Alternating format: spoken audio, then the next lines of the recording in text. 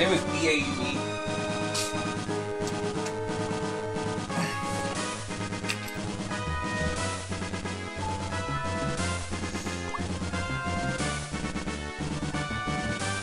Yeah. Yeah, you're welcome.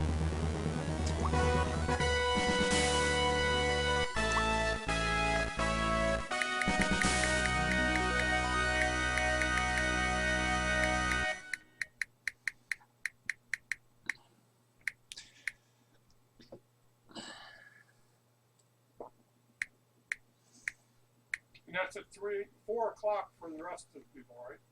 Yes. 4 to 8.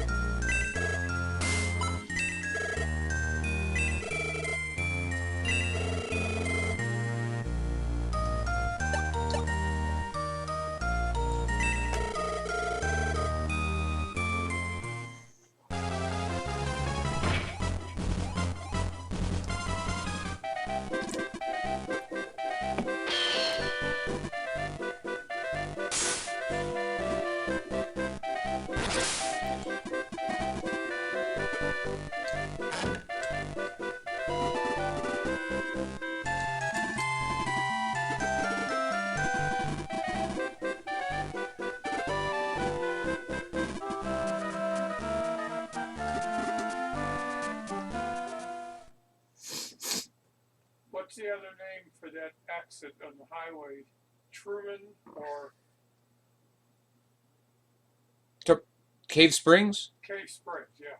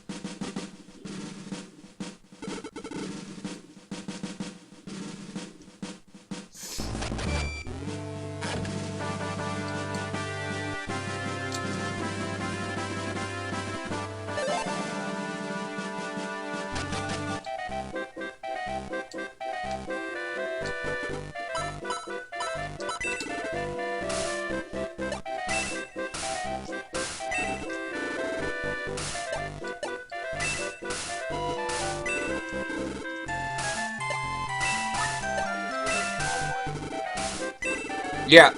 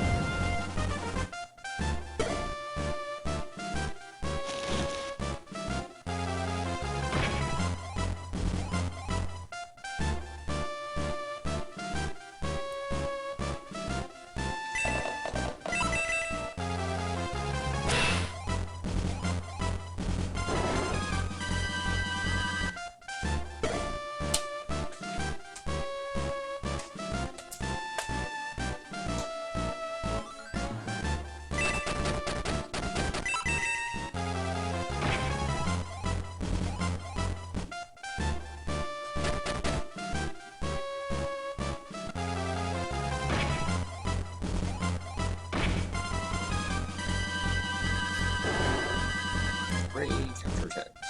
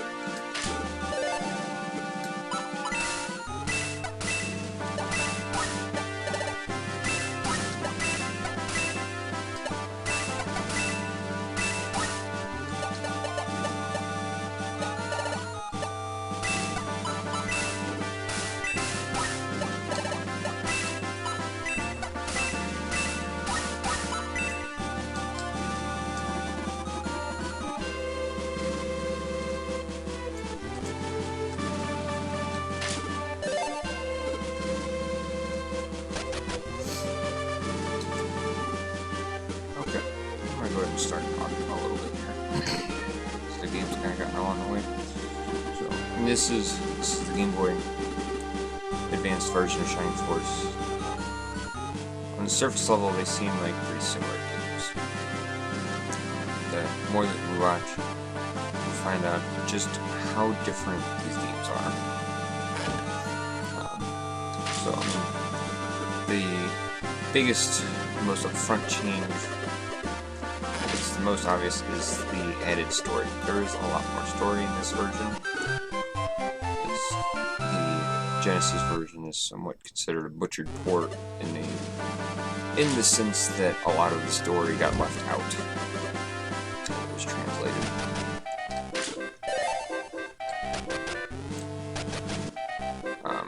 That's the surface. Now, as far as the gameplay goes, there is so much that as I was trying to come up with a rough list of things to talk about, I literally could not come up with a finite list. I came up with over 30 minutes of things to talk about, and I still had more things I wanted to say just regarding the difference in the two games. So we're going to just kind of talk about them as we come along, and as the different things come up. So, like, already, one of the nicest things about this game compared to the other ones is that this one already has a caravan-like feature in it. I have an item box, which just hold items. Similarly, that item box will take items that may drop, but you don't have room for in your inventory. So, like, there's no fear of not having space for an EX or a random item to drop, which a lot more random items do drop in this game as well. So, like, they'll just go to the item box. Similarly, for the caravan feature, there is also a team option, which is just quite literally, it's like the caravan, you just can choose who's in your team. And that is definitely a pretty big time saver as far as this game is concerned, because there's a lot of people that we don't need, don't care about, and we don't even have to use them. We can literally just take them and throw them into our caravan and never look at them again. Another pretty big change, world record day, Ferdo, yeah, absolutely. I mean, I already have played the game a couple times, but this is my first recording of it, so it's world record day, but it could also be world record day. See, it serves two purposes. Like, you may have noticed that the enemies seem to take their turns in the same order every single time. That's because in this version, your speed matters for getting you a good spot in the turn order, but the turn order never changes unless you gain speed. It's a set thing that is formed at the beginning of the battle, and it doesn't change unless you do something to influence that change. So there's a lot to that we can take advantage of.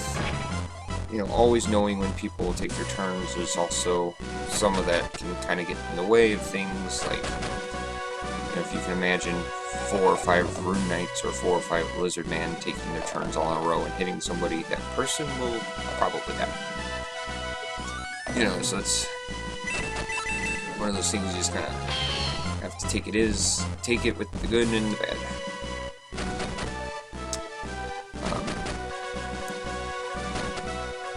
So, before we talk any more about that, I'll just talk briefly about this battle. It's a pretty simple battle, just like it was in the Genesis version. The main difference, as you can see, is that I had to send Luke to the right. That's because to complete the battle the quickest, that's how it has to be done, because those enemies don't move, and we want to get the battles done as quickly as possible, and we don't really need Luke over here. So let's kind of talk a little bit more about the differences. So, like, one of the main differences from this version to the Genesis version is the added number of items in the game. There are just a lot more items. There are more weapons, There are more rings. There's just a lot more to be found, to be had. And many of those items you get through beating a battle in a certain number of turns. Those are basically like battle rewards. You get them. So for this battle, if we beat it in 12 turns or less, we get a Jagged Flash, which is a weapon for Luke. We hope that we get it. It's a nice weapon. We're going to need him to counter a lot more, which is a minor tangent, but in this version, everybody can counter. There's definitely a hidden variable that defaults how much or how little somebody can counter. I'm not really sure, you know, like Luke and Max have much higher values. I don't think I've ever seen Teo do it, ever. Most bosses counter a lot. Are the levels more consistent? So, I'm glad that you asked that. So, in this game, the levels are more consistent, but there is still a fairly high variable to the levels.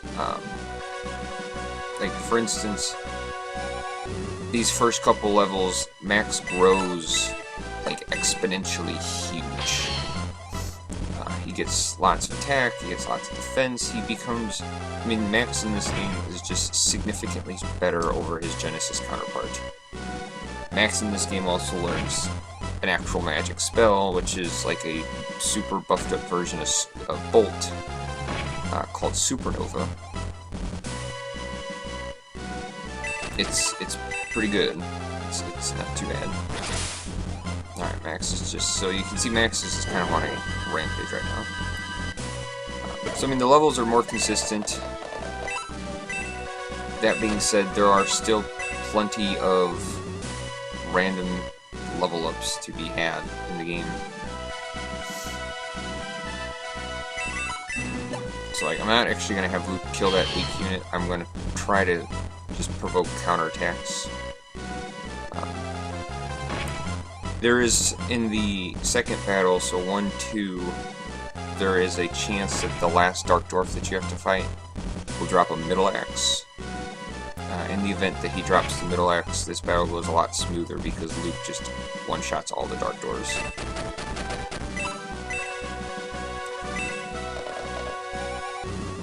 Yeah, they can't actually go up there. Too dangerous. Keep a save state every time you beat the game. Oh yeah, because of the increased difficulty. So that's okay. So I can mention that. So like,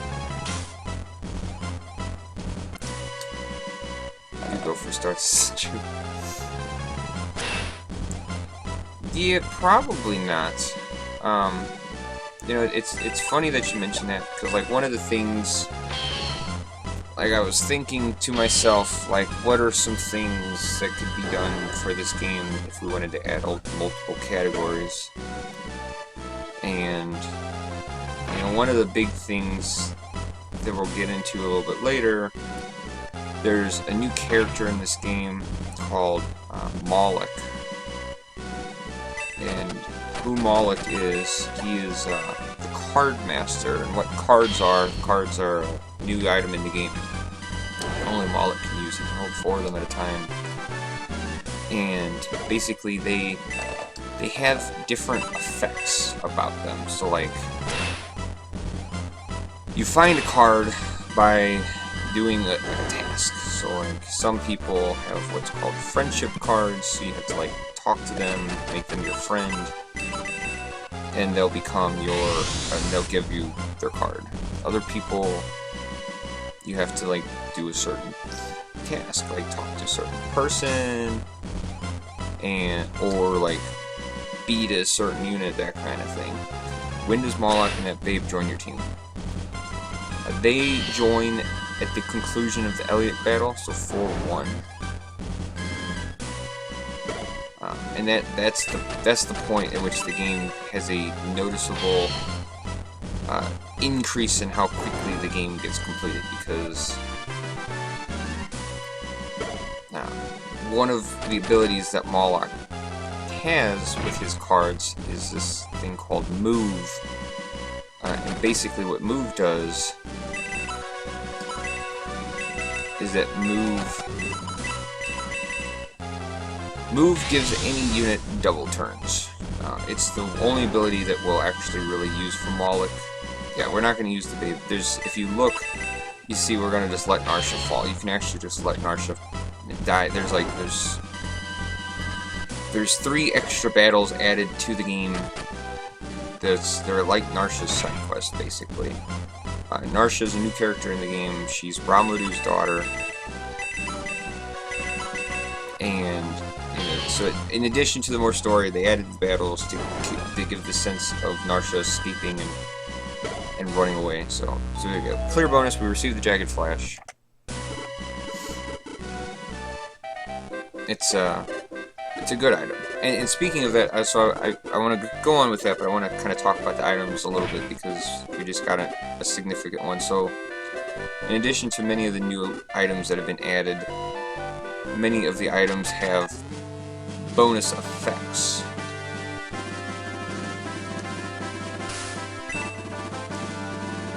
Alright, we can actually skip the text a little bit, so. Sierra says, I want to do a run of this, but I hate how it looks. I will be completely honest, Cirrus, and I will tell you that the looks don't bother me nearly as much. You just kind of have to play through it, and you get used to it. Is it me, or are you moving quicker? No, I am moving quicker. In this version, you can hold the B button, and you will sprint when you're not in battle.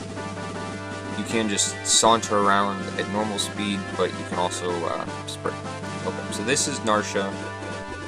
This is Ramludu's daughter. She is easily the best character in the game if you're just playing through generally. She levels like mad. And she also learns some ridiculously good spells. She learns Aura. She learns Attack, which is the new boost in this game. That's because Boost was actually changed to a completely new spell that's exclusive to Narsha. Boost boosts a caster's magic power. So, like, you see, all these things are connected, and there's so many changes in the game. It's like it's hard to keep going in a straight line. Magic in this game has been changed. So, like, the rank 4 of the spell is now the rank 3 of the spell, and the rank 3 is now the rank 4. So, like, the single target Strong Blaze 4 is actually Blaze 3.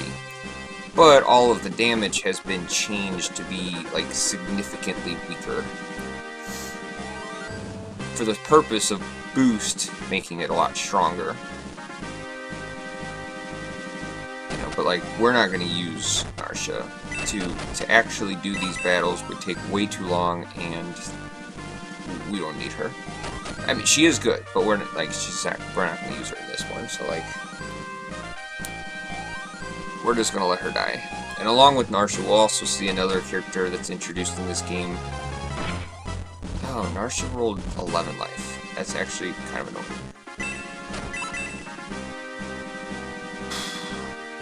Yeah, Narsha's going to die here. It'll just end the battle. It's similar to the Bowie escape, or the Bowie death. But we're going to do this 3 times. Alright, so this is Suika. This is another new character added in the game. Suika is actually pretty cool. He's an assassin. He's an insect.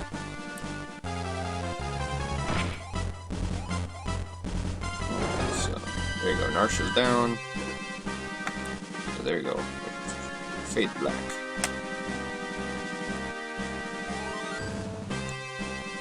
So, that's Moloch, the dude on the right there. There's a lot of good items if you complete all of this nonsense, but it's totally unnecessary. Is this some tribute to Vidret? It probably is. Similarly to how you've got giant bats, you know, they have giant rats. Would be my guess. Yeah.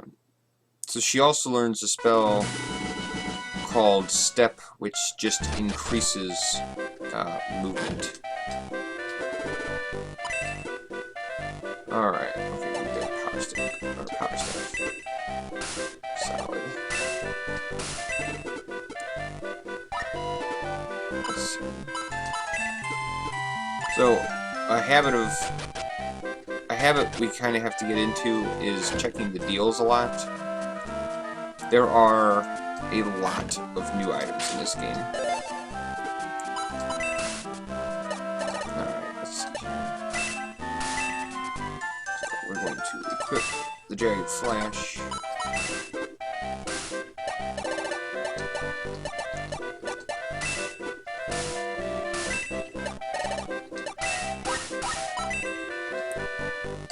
Alright. Do I have 2 power rings? Okay, no, that's a great question. No, I do not have 2 power rings. They are 2 steel rings.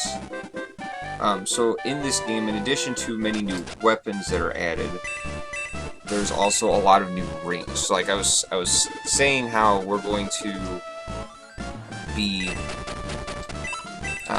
checking the deals a lot and checking the item shops a lot more in this game as opposed to the other one.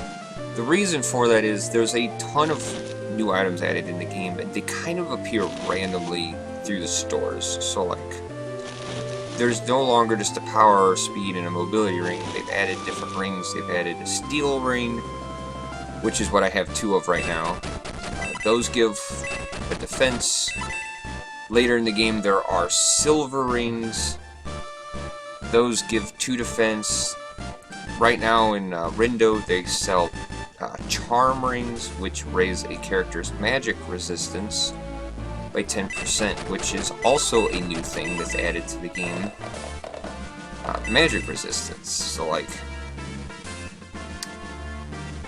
a lot of enemies now have magic resistance, much more so than they did in the Genesis version, but a lot of your people also will have magic resistance. So like Domingo, whom we'll still pick up along the way here, is like completely ridiculous. Domingo takes no damage from magic. His magic resistance is extremely high. So that's something that we're going to just kind of see as we go along. And we'll buy quite a few of the magic reduction rings because they're quite good. And it's honestly, it's how we deal with Marionette, because her magic kind of hurts and counters also kind of hurt. So we'll deal with that. I know I'm rambling, but this is the problem. There's so much to talk about this game because it's such a different game that I could have just sat here for 35 minutes talking about it and not even had started playing it and still wouldn't be done yet. So there's lots of different rings. The most important ring, well, there are 2 most important rings that we can buy from shops that we're gonna have to hope that they will show up. I like rambling, but I'm making so many typos. It's okay. I mean that's part of the problem. I'm rambling. It's really early. I have a lot I have to do this weekend, so like I'm kind of on a time crunch, which is why I had to get started so early. Okay.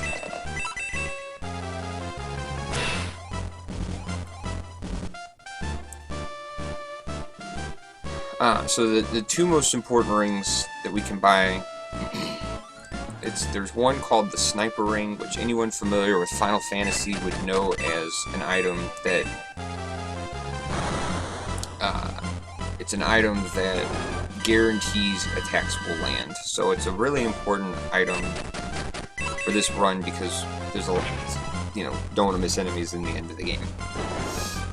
There's another one called a Repel Ring, which blocks an enemy's counterattack, which is also a pretty important one if we are to use Balboroy later against bosses, because bosses will just kill them.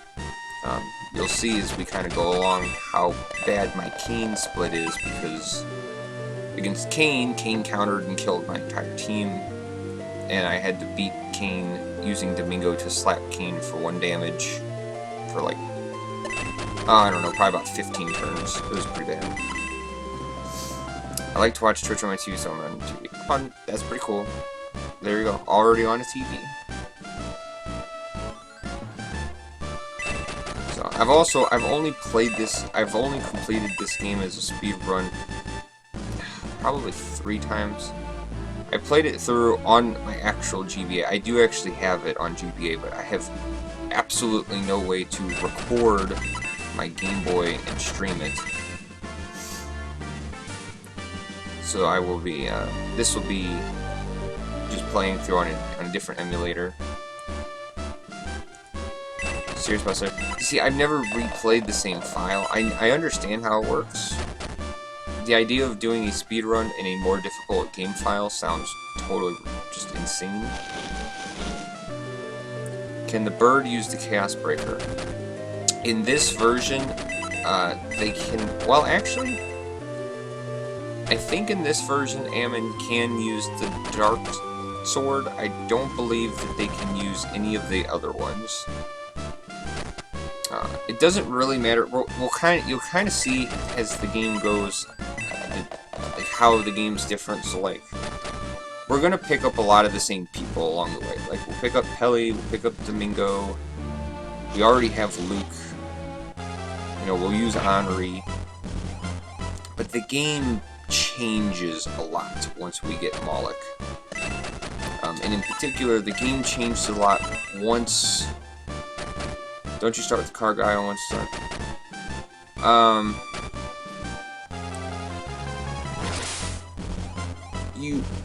You always get Moloch. You don't start with him. You get him at the same time that you get Narsha. Now, if you're talking about just more playthroughs, I don't know, because I've not played through the same file on the game before. Like, even though I'd already beaten this when I started this today, I reset it.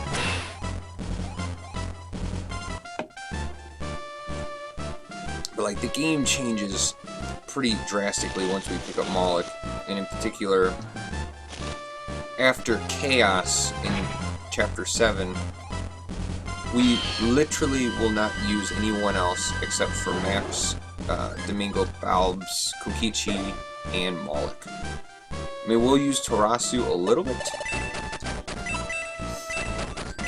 but like Pelly, Teo, and Henri, and all those, like, we're not going to use any of them. It's because they don't do enough damage with how this game's changed, and due to this change in Moloch giving double turns, like, we're just going to fly some flyers around, and they're just going to kill everything on the battlefield. And you'll see kind of how that works. Like, Kokichi, we're going to level Kokichi to level 20, and then he'll probably still get to about level 25 or 30 promoted, because he's just going to get so much experience that it's just kind of laughable.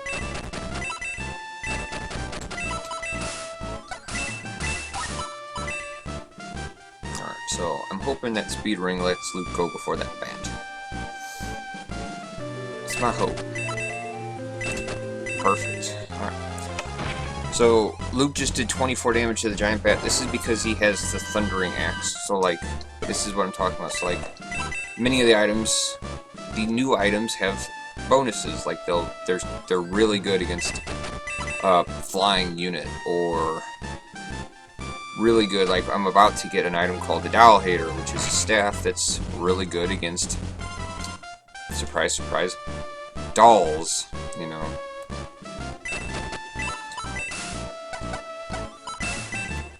So, like, Max, actually, you can see there, Max actually has another ring equipped. This ring is called the Rousing Ring.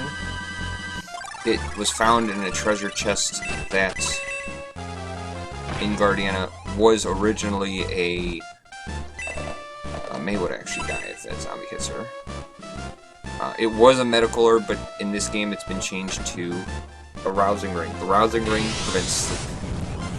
And there's a lot of different items like that. There's a Poison Ring that we'll find later, which basically prevents poison. Max needs to get an extra attack. Oh yeah, the game is super easy. It's like, there's poison in this game, except that poison gets rid of itself at the end of the battle, so it's totally pointless. Alright, so this should just end the battle right here. Alright, we have the doll here. Alright, so here's Henri. So there's more story here, and this kind of changes how a lot of these things go. I would show you guys Henri's and Teo's card, but we're not going to use their cards, so I picked them up in the past, but we're not going to use them this time around. It's because Moloch is going to have 4 cards. I'll let you guess which 4 cards that he's going to have, but they're all flying units. So on the Genesis version, Henri is an optional character, because you don't actually have to go talk to her. But in this version, they go ahead and just make you do all that. Which is kind of neat in how it just kind of walks you around the game for you. Alright, we are going to go get Domingo.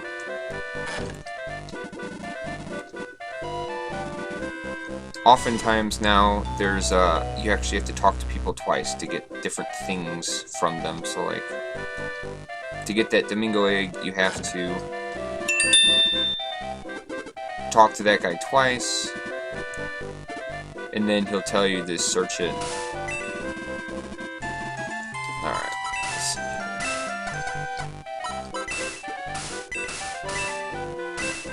So, medical herb. Doll eater.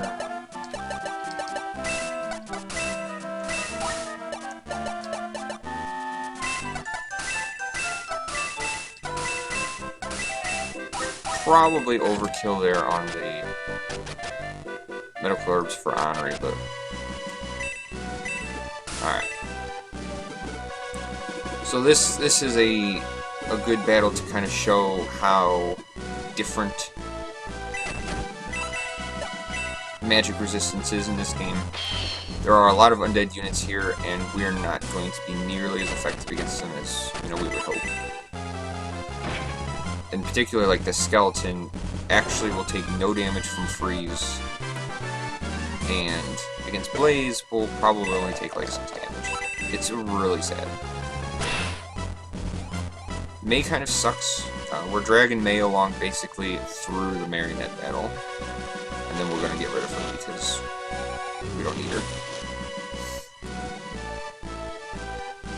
At the end of Chapter 2, we get 2 of our most valuable recruits. The two birdmen, Ammon and Balbs.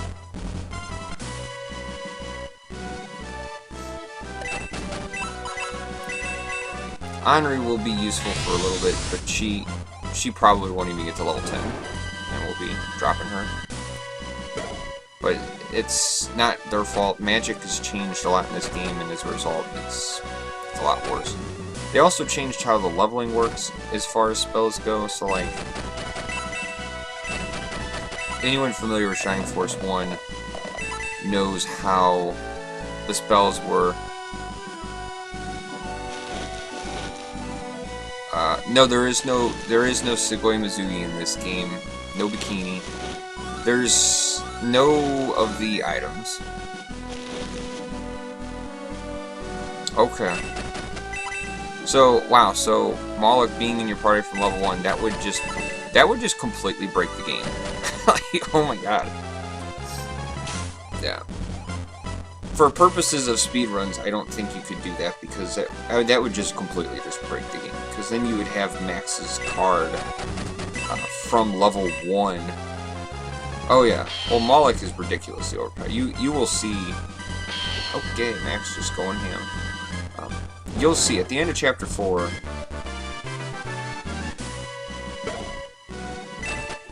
Just how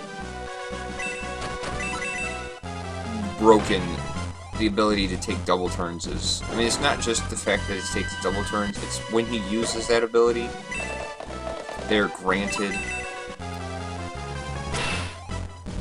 Okay. Once he uses that ability, you get the double turn, but you get the double turn, like, you'll take an extra turn at the end of that battle, so, like, there's a couple times, like you'll see Kokichi will move, I'll use Kokichi's card, so then Kokichi will move, but then he'll move 2 more times as well. So like he'll basically take 3 turns in a row, and like it's really kind of broken.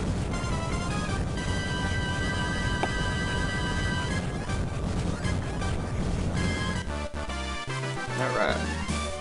Also, whatever you do, do not ever promote Teo before level 12. I learned on my most recent playthrough just how broken the leveling system is in this game. Because Teo normally learns Blaze 4 at level 12. So if you don't promote her before level 12 unpromoted, you know, like promote her at 10 or 11, she will not learn a new spell until she gets to level 12. Promoted. It's a game design flaw that completely breaks the game for your spellcasters if you promote them too soon. Alright, look up, yay! Yay, she's so strong. So much damage she takes. Yeah, she probably wouldn't take so much. So I gave her. Oh, I mean, it is terrible. I mean, that's what I'm talking about. It's like when I promoted her and then leveled her. Well, like, so she normally learns Blaze 4 at 20. So if you get her to level 20 unpromoted, she'll learn it. If you promote her before that, you have to get her to level 20 promoted. There's this huge, you know, they changed a lot of the experience in the leveling system to mimic that of the Shining Force 2 game. The problem is that it was poorly implemented. You'll notice when we promote people that once you promote, they won't gain a lot of... No, we won't promote her this game. She's not going to get to a high enough level to matter, and like many of the other characters, we'll actually just drop her after Chaos. Okay, good, she woke up.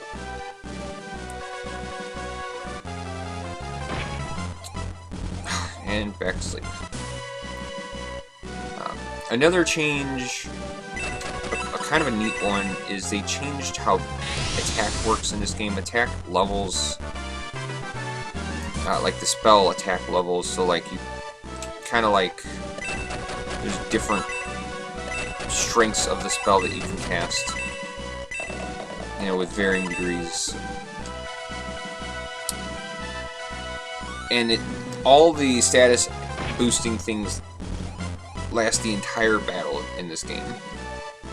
So like if I use the power ring and boost someone, that power ring stays, that, you know, they get that boosted effect for the entire battle. So there's a lot of spots where we'll take advantage of that. Okay. This battle kind of sucks. Just stand there. In this game, you can open up treasure chests and keep moving. So that's what I'm setting up May there for.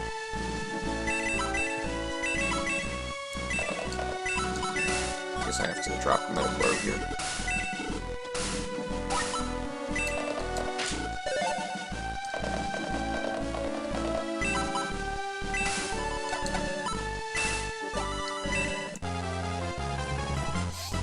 You also get experience for using these items, so.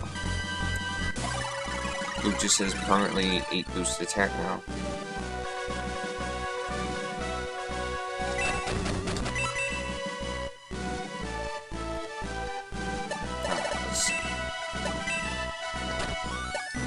Far can Luke move? So Luke can actually okay.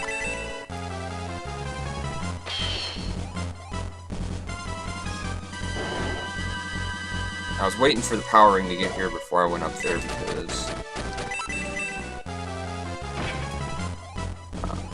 it's how we kill the skeletons. We have to boost it.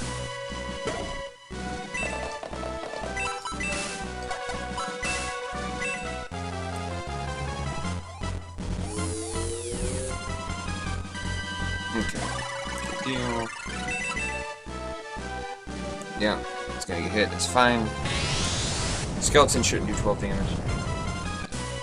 I guess we'll move her over, it doesn't really matter. Skeleton's gonna come down, we'll just kill him this round.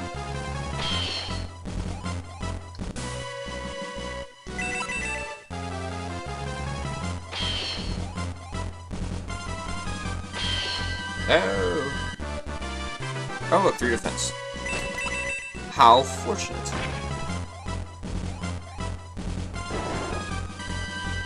Yeah, so that skeleton level 17, so a lot of experience from that.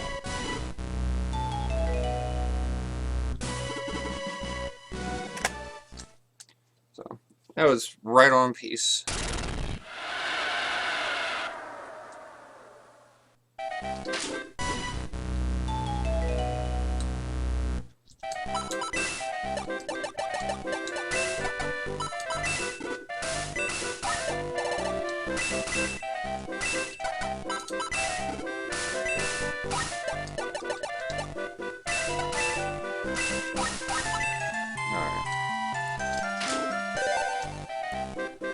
You're going to see me pick up a lot more items.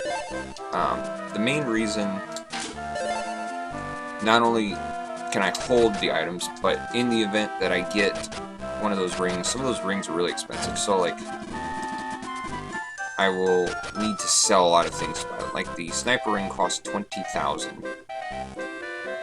And even with all this extra money in the game, you know, it can really help. Yeah, so interesting factoid, you don't actually ever have to use the overlight in this game. You find it, and that's all you have to do. You don't even have to have it on a character. It's just sitting in my item box.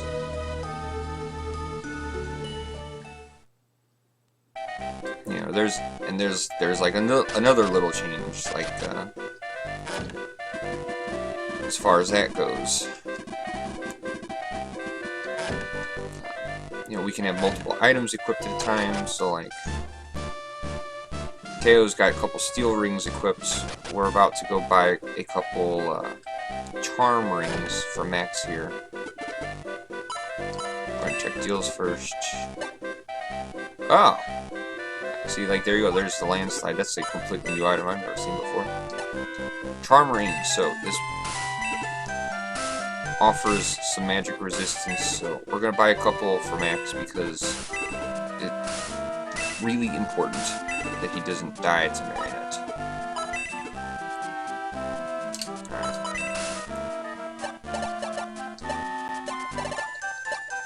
I think, and then we are good. Okay.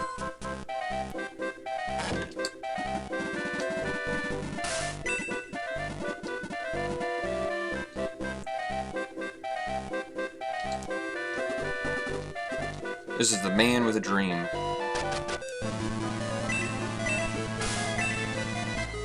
If you are rooting for a goblin, you prefer a thick, unsharpened sword or a big blade club.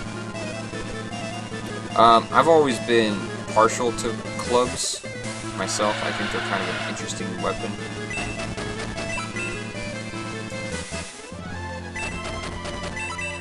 This is May's last hurrah. She's going to serve as a really important face tank for those mannequins over there.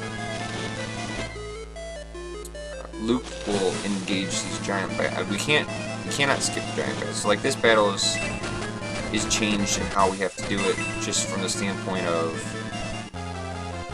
the enemies won't let us just waltz around.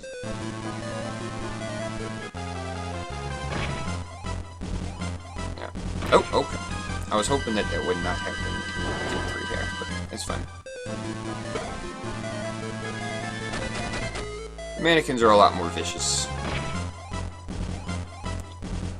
Oh, the poison's annoying.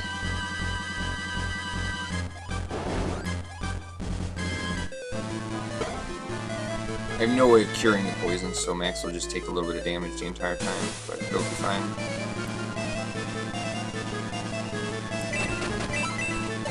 This is a battle that's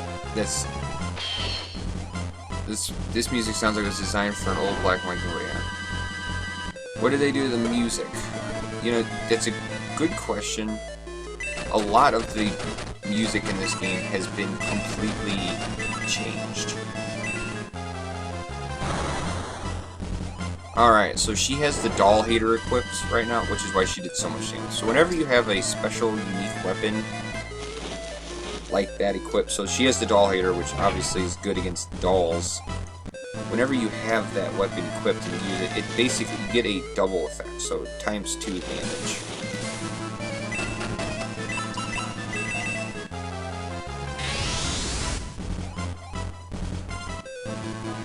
Like, she would not normally just annihilate a mannequin like that, but it's because of the Doll Hater. Which is good, because all these dolls have really good magic resistance. Okay, so yeah, Luke just did 72 damage. Yep, you can just see he just crit with a 2x weapon, so that was times 4 damage against the poor giant bat.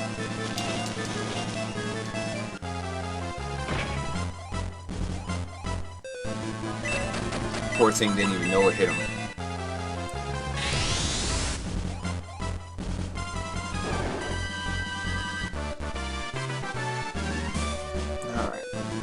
Freeze, that's a really important spell. Alright. In this game, there is no devastating attack from the evil puppets. They pretty much exclusively use freeze. They make this game crazy. Alright, so the power ring's got cracked, so that I can't use the power ring anymore for the rest of the battle. Oh, I was totally gonna have Luke attack that giant bat. I totally forgot.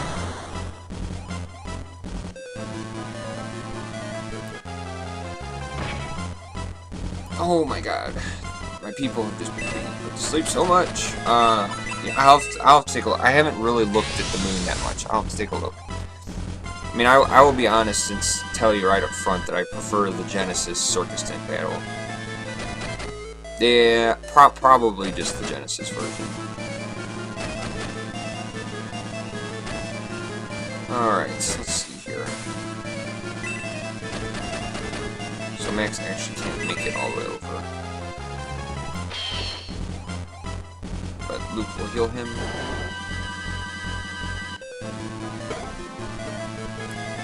Lest he dies from the freeze.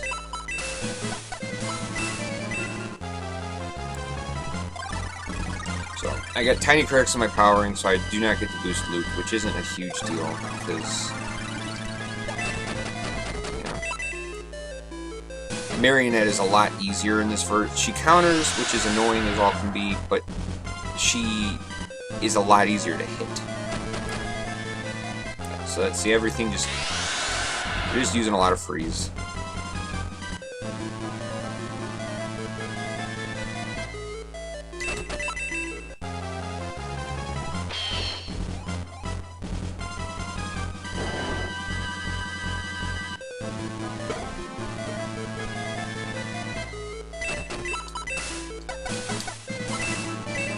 This is why we have so many medical herbs. The poison is annoying, but I mean, Max just got whacked with 2 freezes. So as you notice, you also gain a lot of stats off of using healing items. Yeah, so there's that magic reduction going. Luckily, Max has some. That's why he only takes 7 damage.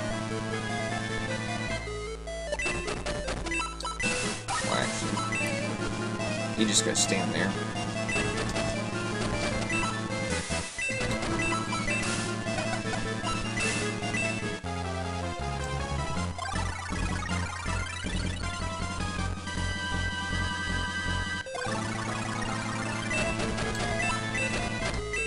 Yeah. I need her to be up further. The evil puppets, they have so much reduction. Luckily, she's got the power staff, so there you go. Wham bam.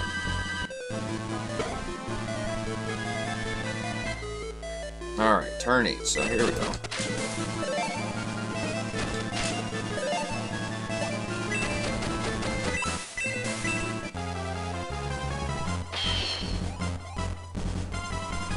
Okay, she did not counter. That's really good.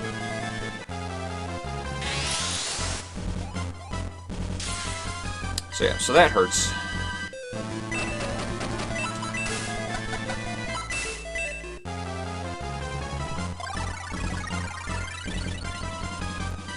So you can see how the change in this battle here. And we're basically just gonna let Max get off a couple attacks against Marionette. Well, that'll be the battle. So Luke just countered super attacks, just annihilated that Dire Clown. That was interesting.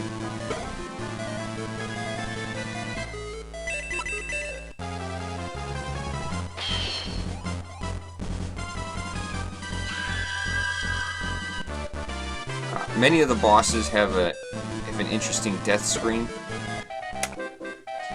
So I did not finish the battle in time, so I don't get the zombie charm, which is like not a big deal at all. Alright. Found defense potion. Alright. I need to repair my power ring. See, this game is so nice. Not only does it tell you, it won't even let you go into the repair option if it's not anything's broken, but it will only pull up characters who have broken equipment.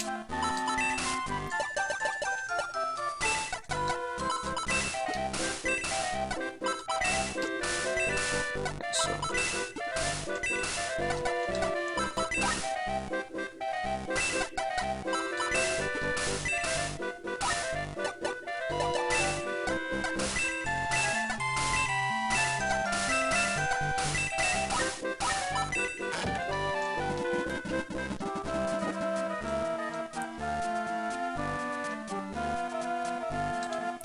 Didn't finish the battle in time, still gets a gold sword. Yeah, well, that's because in the time doesn't reflect the turns, so that's the difference. So like, there's a lot that I did differently for the split to save some time, but the battle itself took longer, and I didn't complete it in the set number of turns because I think you have to beat it in 8 turns, and I think I did 9 turns. I had Luke heal Max as opposed to attack because I wanted to not rip. Yeah, we're going east. Okay.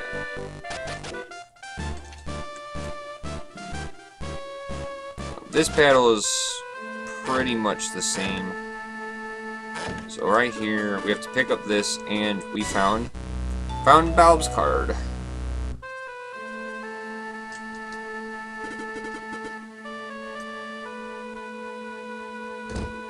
You took a ship in Chapter 5. Yeah, well, that's a different ship. That's an Orambatal ship. But the two boats do look very similar. So you can see Shade Abbey is set up here differently.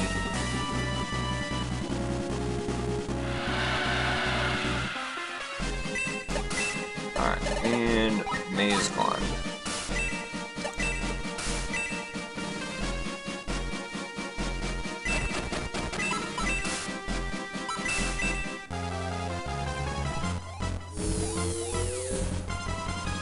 Alright, good deal.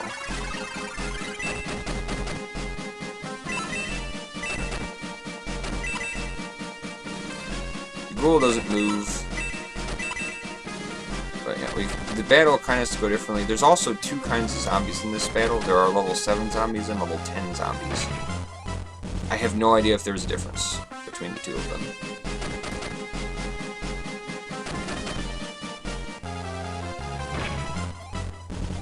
All I know is I got a lot of poison people.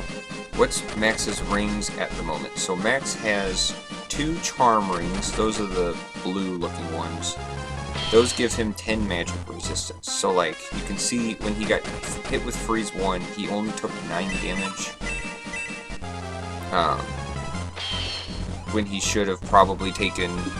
Or, I'm sorry, he took 7 damage instead of taking 9 damage. So, like, basically each 10% lowered how much he would take, you know, by 1 damage.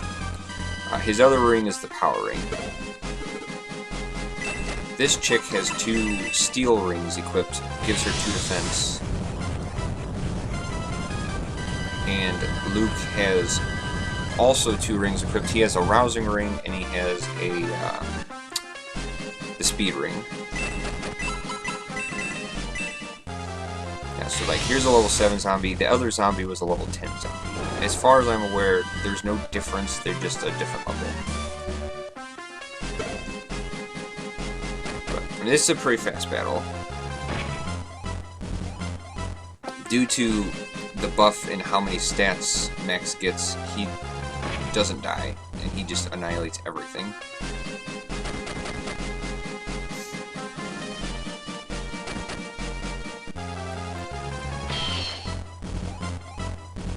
Oh, he just countered, and yeah, that's dead skeleton. Poor guy.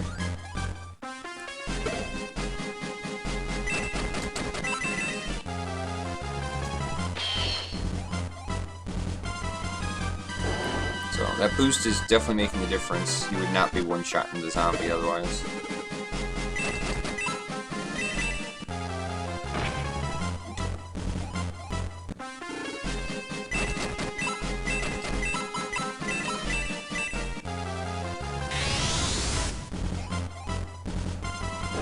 I'm surprised that I'm saving as much time as I am, because I saved so much time the last time that I just did this on Sunday. Saved over an hour on the previous time, and here we are saving 4 minutes. That desert battle was stupidly fast. Does this have a loss of stats on promotion? You know, I think I did check, because on my GBA version I have just a far fun playthrough. I do not believe that there is. I'm definitely going to check this time through. But I don't believe so. It's kind of irrelevant. All the stat items are going to be used on Kokichi. The exception being... Ooh, that's not good.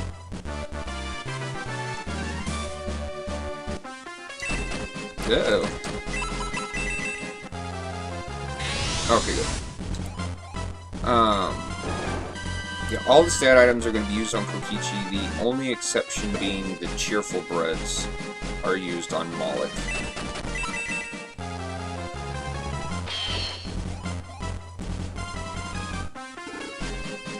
So, interesting that the bosses have not done any countering it. Alright. Clear bonus, 1,000 gold. Much appreciated. We're actually going to use both birds here.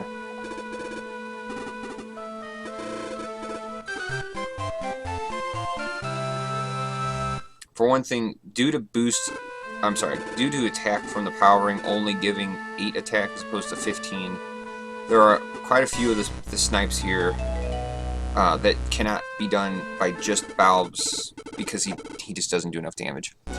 Do bosses heal? Bosses don't heal in this game. They don't heal, they don't dodge as much. In exchange, they move and they counter. And they counter a lot more as the game progresses.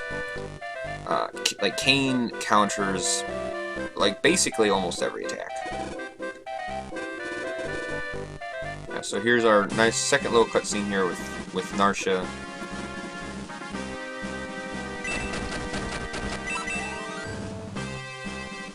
The goal here, beat the Gobdovich, but we're not going to. We're just going to run Narsha out and let her get whacked by some outlaws.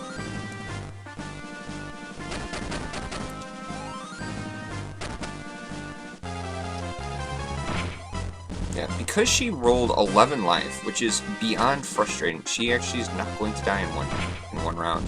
She should be dead. Oh, okay. Well, that's helpful. The outlaw is taking pity on my frustrations. Alright.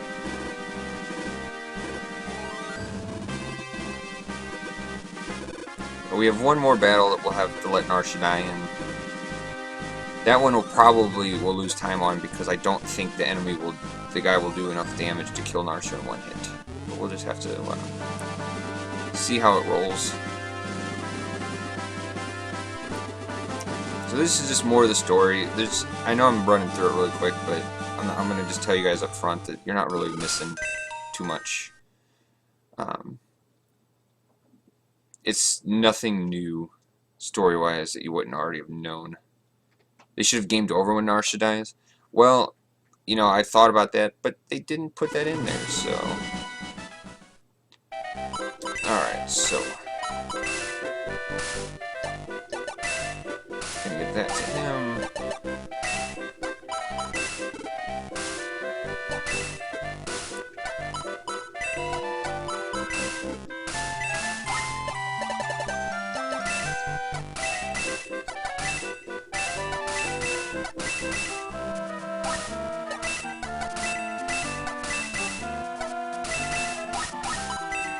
Alright. In this version, Diane is required. The lady won't get out of the way unless you have Diane in your party.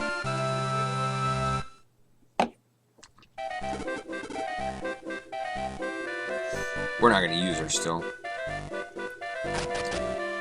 Alright.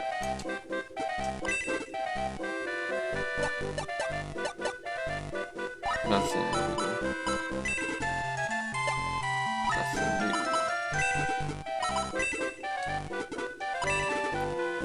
Yeah, so there's silver rings. We're not going to buy any silver rings. Those are extremely expensive. Yeah, so now he's going to explain team as if we've never used it before.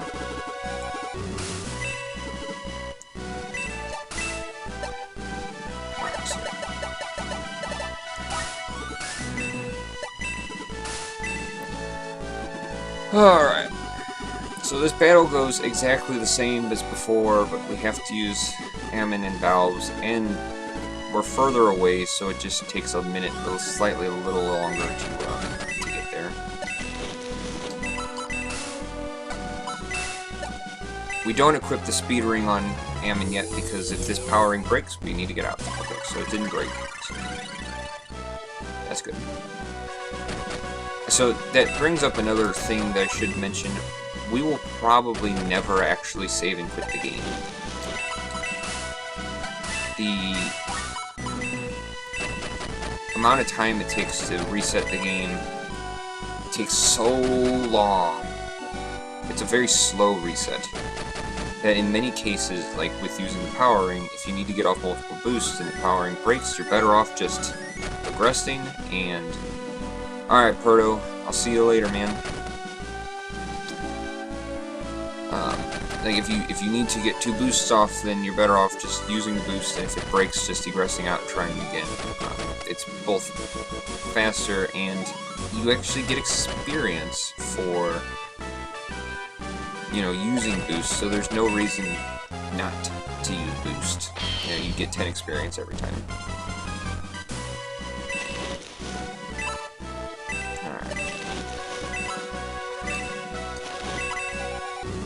Valves is so much better than his wife in this version that even with the speed ring, she still is slower than him. Not a big deal. We have to take these extra setup turns anyway, so it's kind of an irrelevancy. Alright. Yeah, so like Skeleton, 5 damage from Blaze. Like, this is so not fair. Oh, I guess actually, I do think I can actually buy middle axes. The middle axe is better than what Luke is currently using, so I do need to get that. That's why if the Pegasus, or if the Lizard Man drops the middle axe in that 1-2 battle, this game is so much easier, or you know, it's significantly quicker because Luke just does so much more damage. He's got a Chapter 3 weapon in Chapter 1.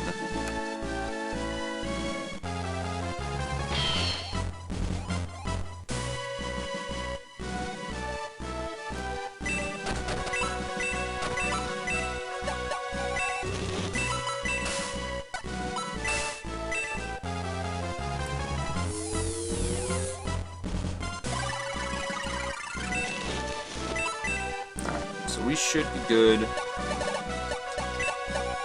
Yep, so we'll be able to... We'll beat the battle next round.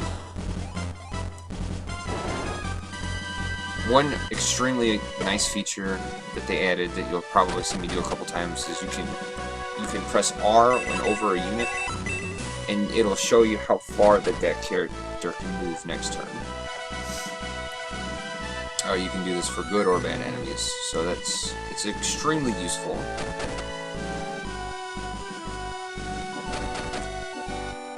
For planning.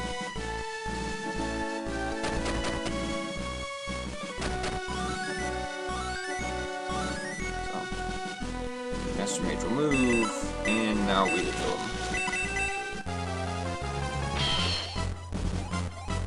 And you can see this is why we needed to boost Ammon as well, because we just don't do enough damage to kill this thing otherwise.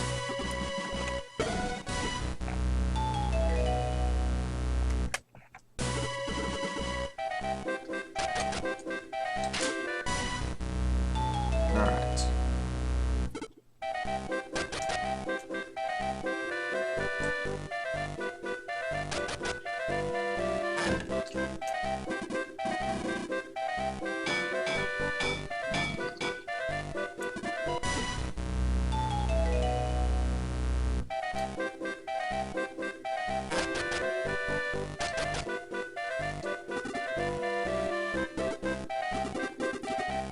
We're gonna go ahead and pick up Kokichi. Well, we're not gonna pick him up, but we're gonna, you know, this is what we have to do to get him. This game is so much more Kokichi-centric than in the Genesis version, but it's, you know, it's due to just 2 turns. So here's another example. So we've gotten 3 of the 4 cards that we need for the game, and that was just another case of having to talk to somebody a second time for them to give you what you want. Alright.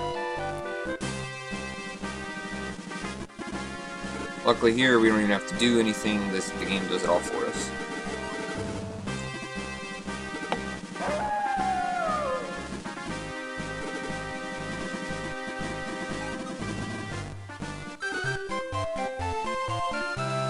We won't actually use Diane with Xylo, but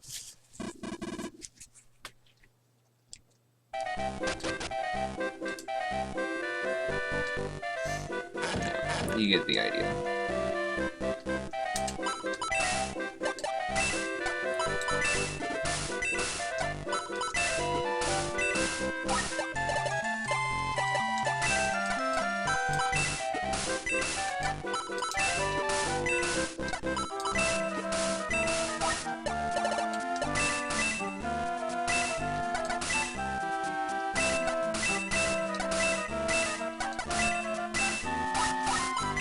Alright.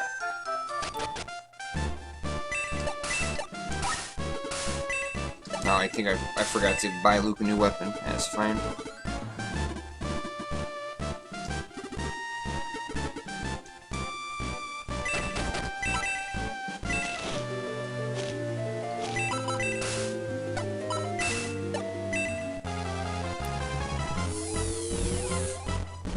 So we're going to be using a lot of boost.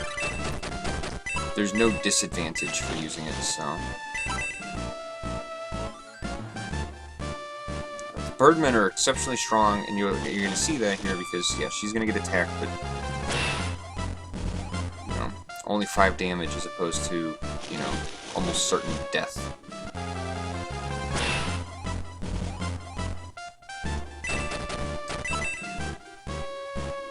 Yeah, like, we're gonna... Balbs will basically boost until... I mean, he'll boost himself, he'll boost Ammon, and possibly boost again, just depends if the ring breaks or not. There's always a chance that we could rip really quickly if the Dark Elves kill Max. This is because the Dark Elves have Elven Arrows, and in this version, Elven Arrows have a chance to instantly KO their targets. It's totally not a fair or balanced thing, but it is what it is. I gave the steel rings over to Xylo. This is largely due to the fact that his defense is significantly lower in this GBA version. Alright, so Max is going to annihilate the Dark Elf. Just kidding, he will miss the Dark Elf.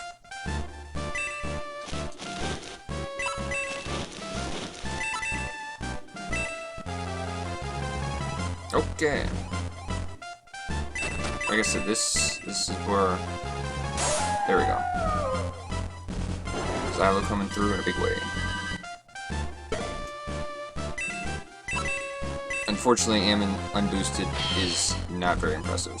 She needs to be boosted, but I was hoping that Valves would hit that damn thing. It's fine.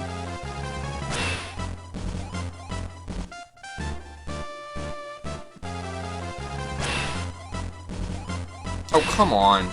That's crap. From 5 damage to 6 damage, and of course with a double attack. It's stuff like that that just drives me nuts.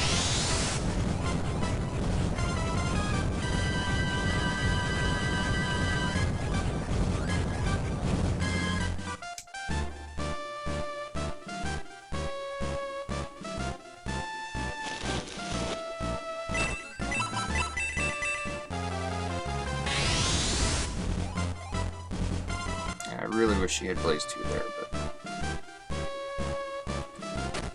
Yeah, so like, if Max dies here, then there's nothing we can do. Alright, he did not die, so that's good.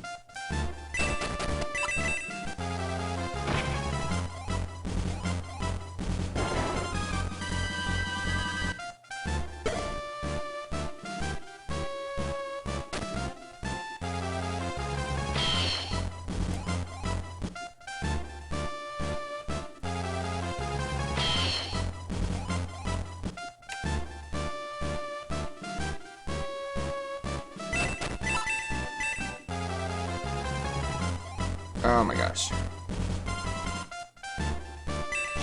Unfortunately, I cannot leave these Pegasus Knights alive over here, so... Wilson and Valves, who will start leveling and start turning into a sexual Tyrannosaur. Alright, well, that's not so good. These Dark Elves are trolling me pretty something fierce right now. These Pegasus Knights are trolling me right now, jeez.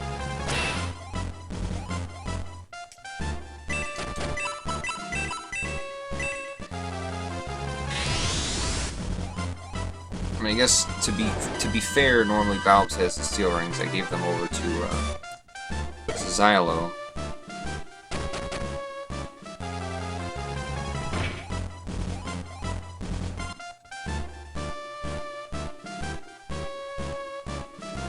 I didn't think it would matter that much.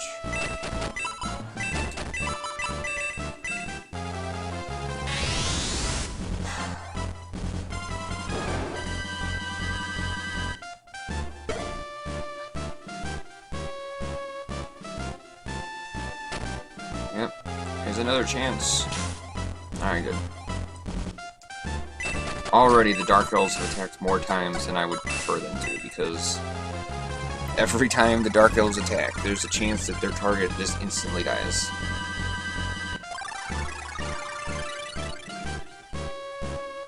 Alright. So maybe we can stop missing this stinking Dark Elf.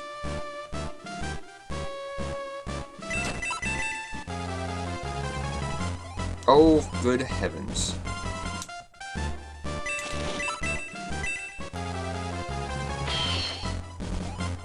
Yeah, boosted Valves is extremely powerful.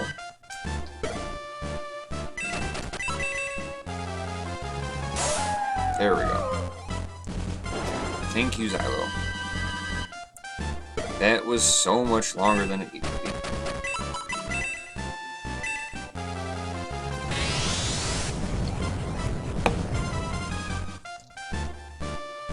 That Pegasus Knight is the boss up there. It's why it's got so much more life.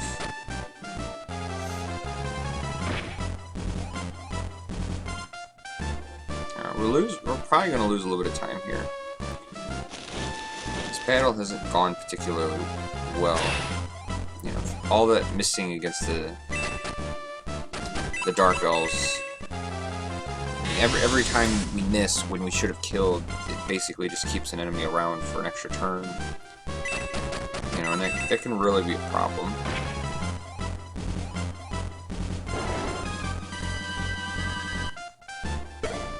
Oh, Luke just keeps finding medical herbs.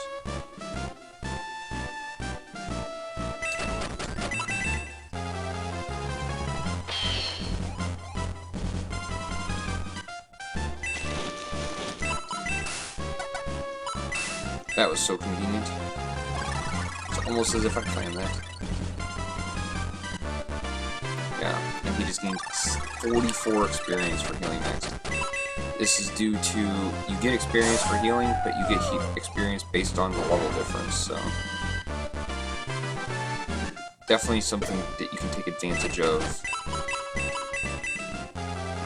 With your lower level characters, you can have them heal wounded. They do have to be wounded. You can't just heal for the sake of healing, otherwise you just get 10 experience. Alright, Mr. Xylo. That's why the steel rings are very important. This is just about the end of Henri. Like, she'll still be a little useful, but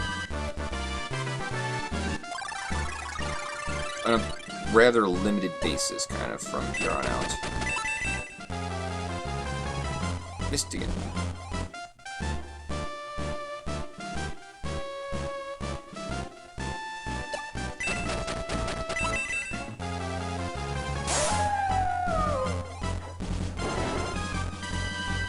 Xylo does start off quite a bit stronger in this version. As you can see, he one-shots skeletons unboosted.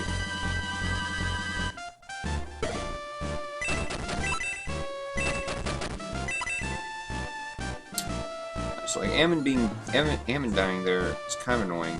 Not a huge deal, but.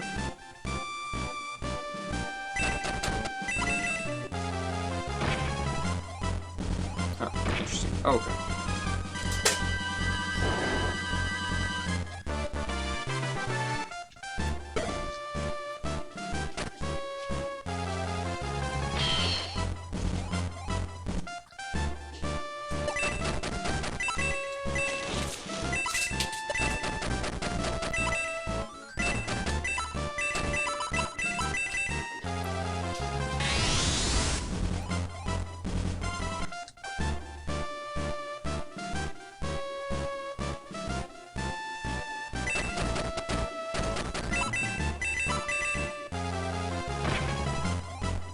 Oh, that's better.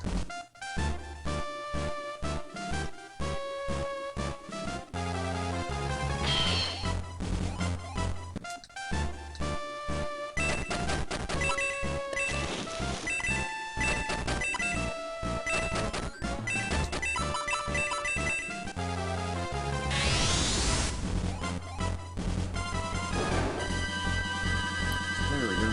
Alright.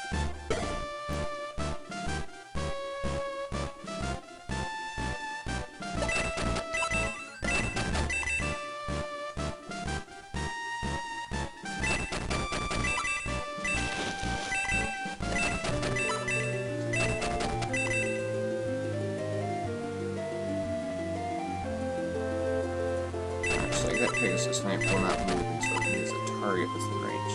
And we're already starting to lose time. It's not really a surprise.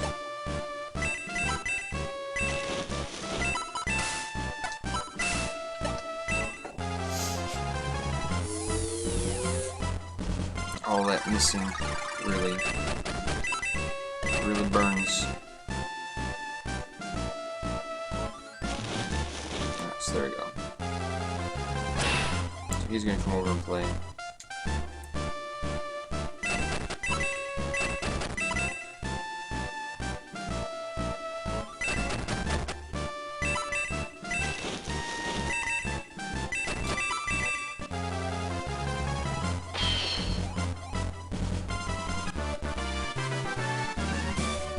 Alright, so there's Supernova.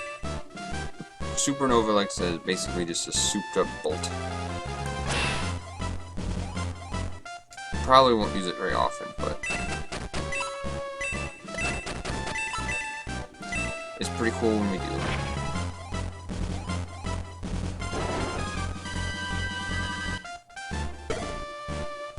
You can see we're really losing some time here, but this is, like I said, all those times that we missed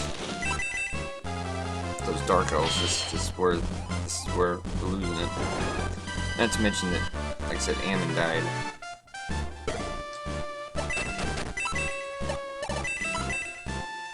Alright, so that thing should move over here. Yeah.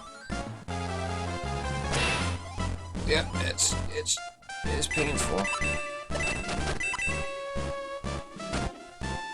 That's not good. Alright, good deal.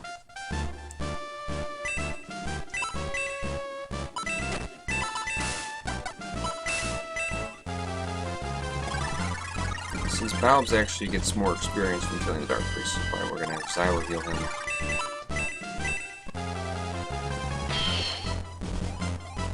I would have had him fight the Pegasus Knight, but obviously we can't even reach.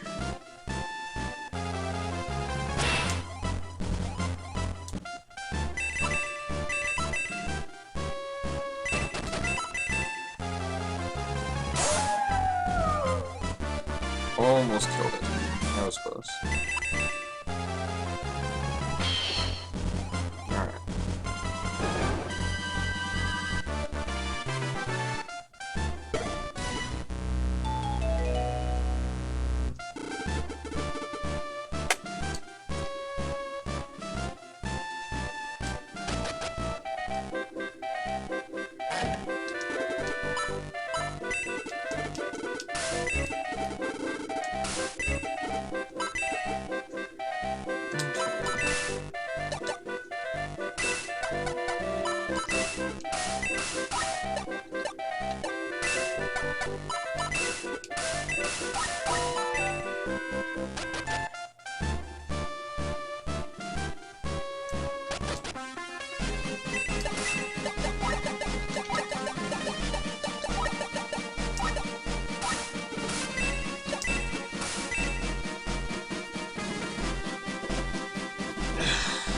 Battle is like exactly the same.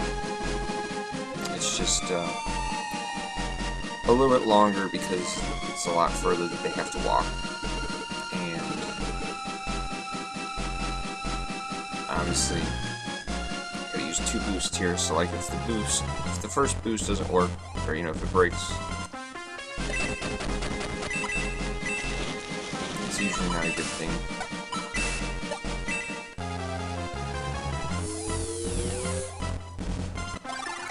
But it did break, so we're good.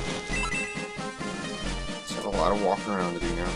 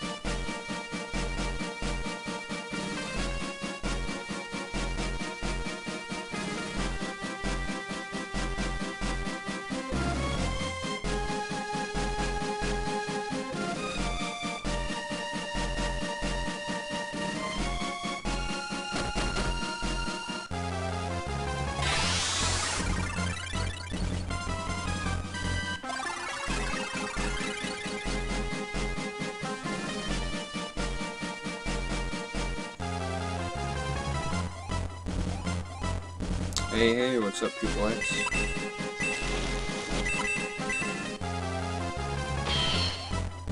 So there you go. So doesn't one shot it. Why we need the chicken.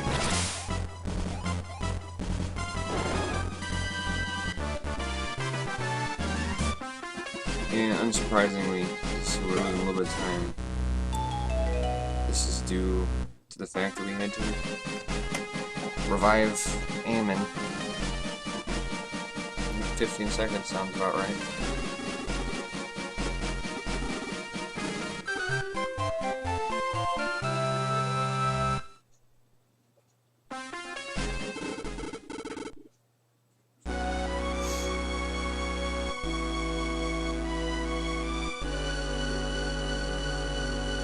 I used to play through this behind the trip.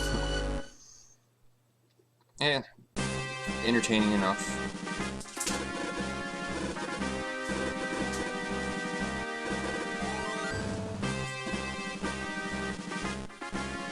Alright, so this is where we see if Narsha starting with so much life is a problem. If this ghost still will do enough damage. Good deal. The ghost still did enough damage.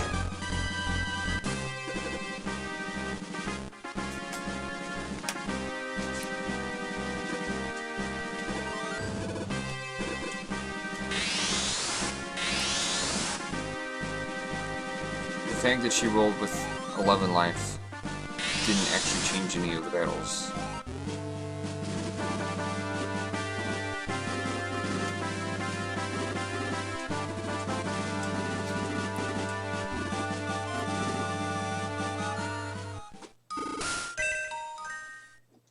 Alright.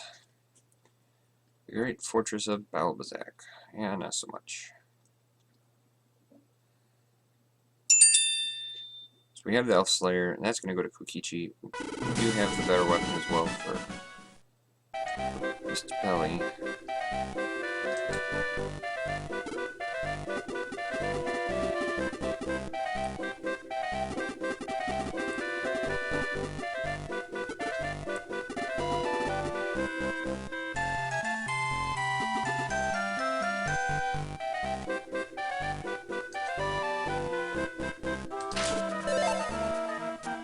Inventory full, that's fine. Yeah, just empty.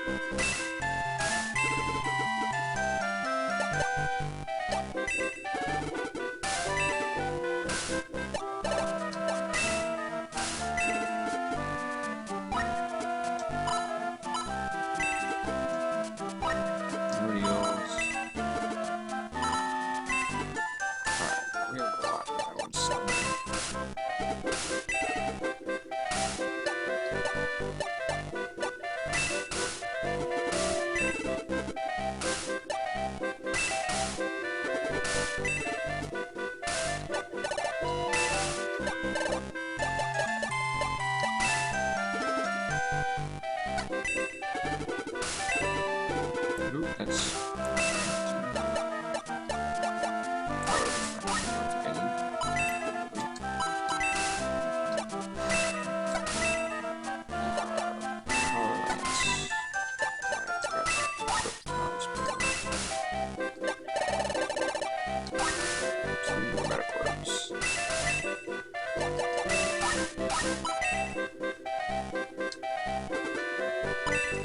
it was developed, I think it was developed by Camelot in cooperation.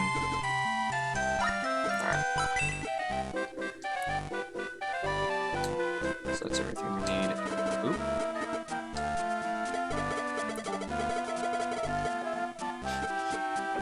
No, it's, as I was saying earlier, it's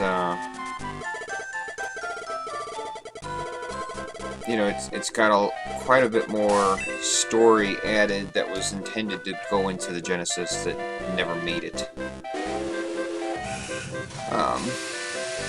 You know, so it's a very much a mixed bag. I do not consider this a serious game. It's easy to the point of being insulting.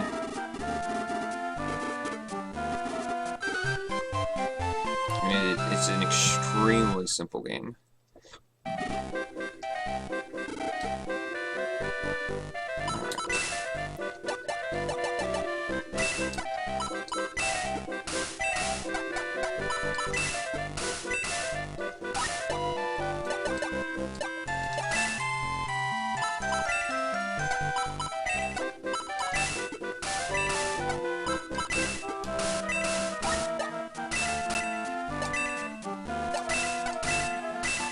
Oop.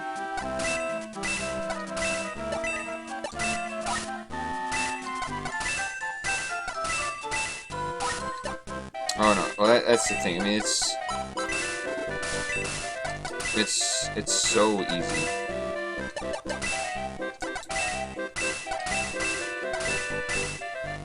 Yeah, they added counterattacks. They added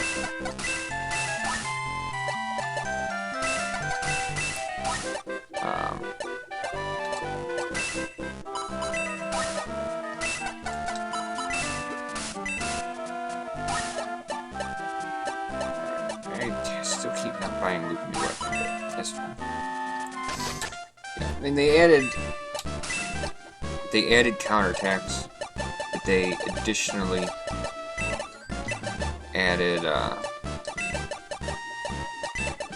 like a lot of rings. They added a lot of new items. You know, so the game is just in general is just really easy. You know, so I mean the counterattacks work both ways. Pele is a lot weaker in this version. This battle can kind of be a little overwhelming due to the turn orders. You know, so like if all of the lizardmen go at the same time and hit somebody, they're probably gonna die. All these Pegasus Knights are equipped with power lances, so they do quite a bit more damage this time around. We're gonna see if we can stop the bleeding here on our time. We've been losing some time. I mean, the Force battle was due to so many misses against the snipers. And then we lost a little bit of time because we had to revive Hammond. Because the whole reason that we're using Ammon is because she... Did I actually... I hope I gave Val... I think I did give him a new sword, but if I didn't, that's going to be awkward.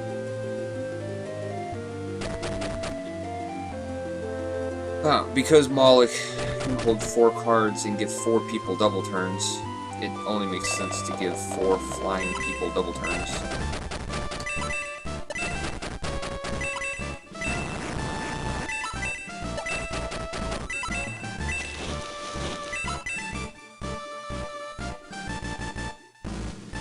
I gave Pele the steel rings for extra defense because it's a combination of he's more fragile, but the enemies do souped up damage.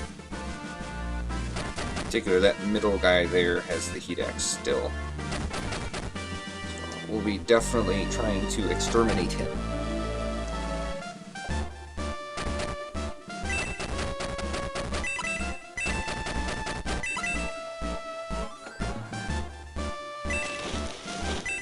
Ammon's a little bit lower level than I would have hoped. I would have hoped she would have leveled, but you know, she died. It happens.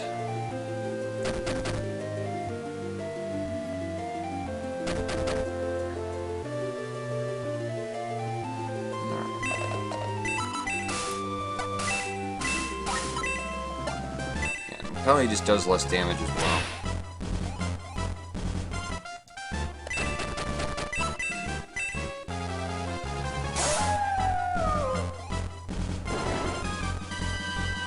Nope, he did not drop the heat axe.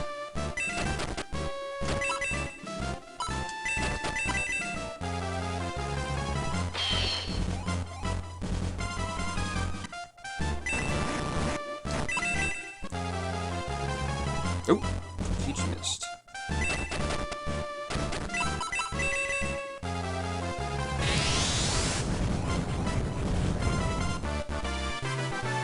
Alright, 2 more levels for her. Yeah, Balb's strong.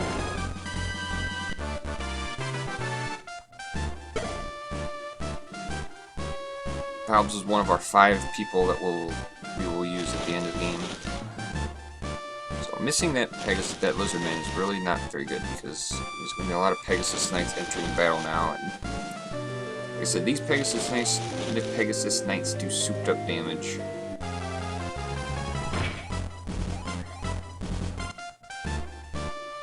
Thanks for the host.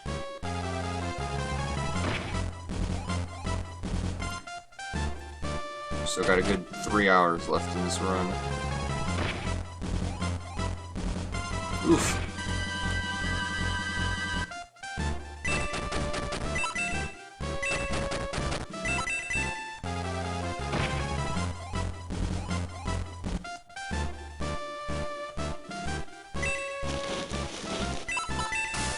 I will just have her heal her husband.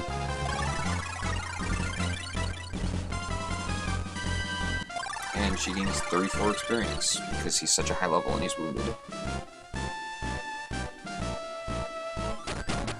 Now, Silver Knights in this game aren't roll over and die either. They're quite a bit better.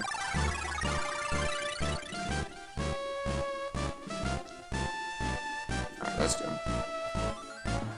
So, the general goal here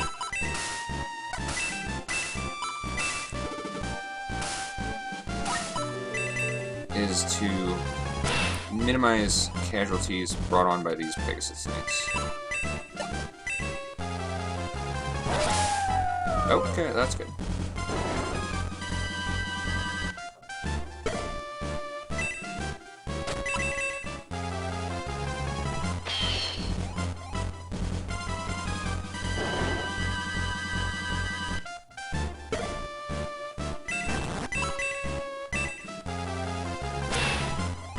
Alright, thank you for not missing there, Peachy.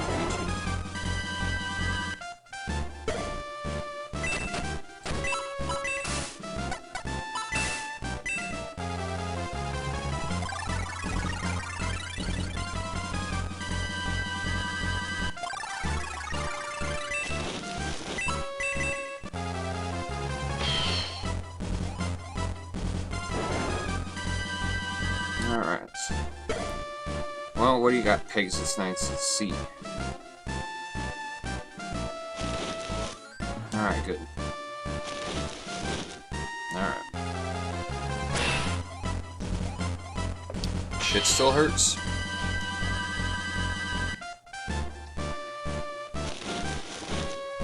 Yep. Yeah.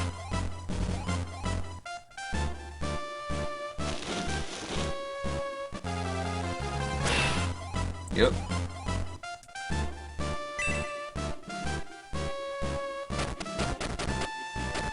No, so all the Pegasus Knights actually moved.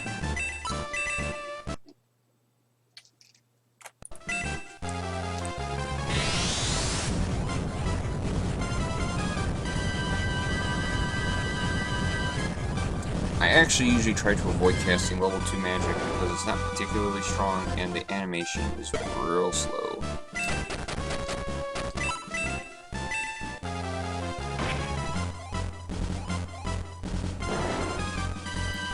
And all the Pegasus Knights have moved, so we're pretty much like safe.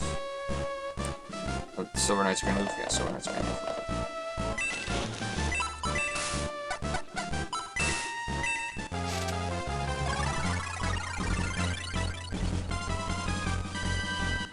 42 experience for doing hits.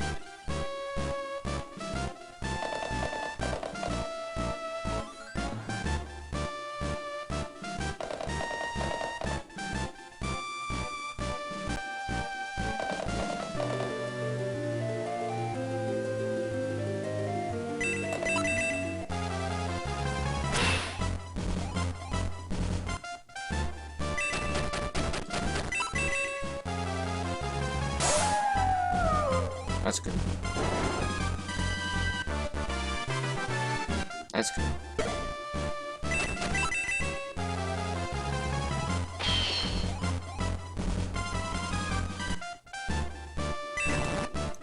Do we kill all the enemies in this fight? Or just grinding space right? We have to kill all the enemies in this fight, mostly because they will not leave us alone and they do a lot of damage.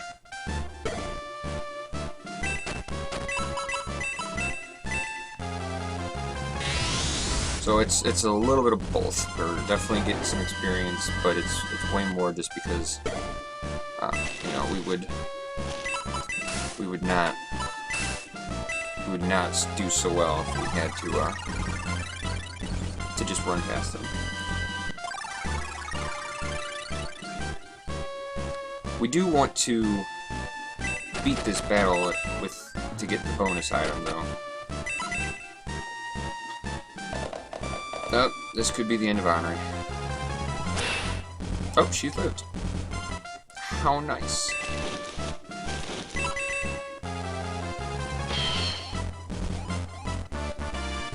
Ah, good. That was a pretty key level up there. Oof. Oh, that wasn't that bad.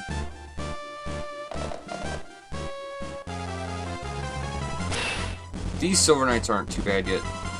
In the next battle, the Silver Knights are souped up. And they will do considerable damage.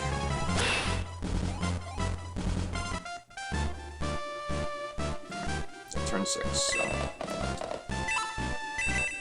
time is short. And all these Silver Knights counterattacking. You can see how weak Pele is. I mean, even with 2 steel rings, he still took that much damage.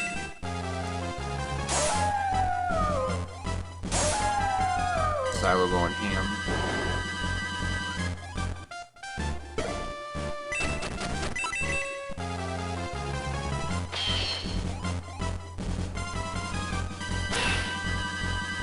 It's fine.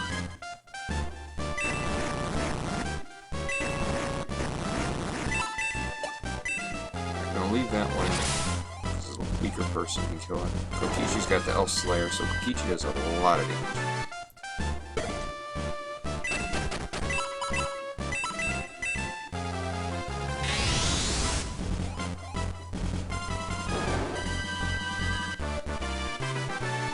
One more level for KO.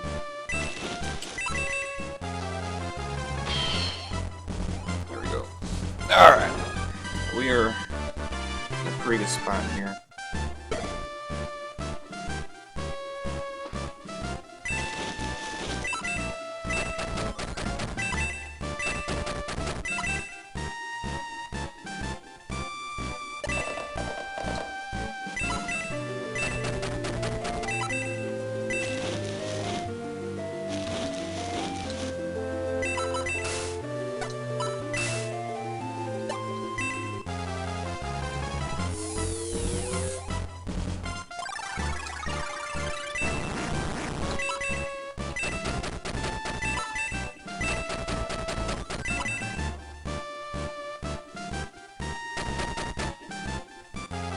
That's fine.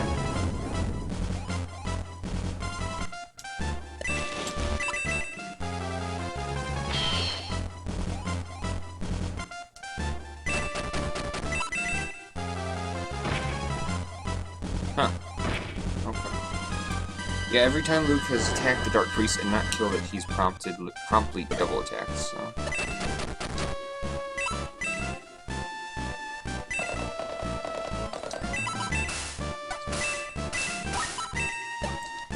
I don't really want to attack Elliot at melee range because of the all of the counterattacks. Now Xylo will because he has really no other option. Yep. Xylo will be we'll go ahead and just heal.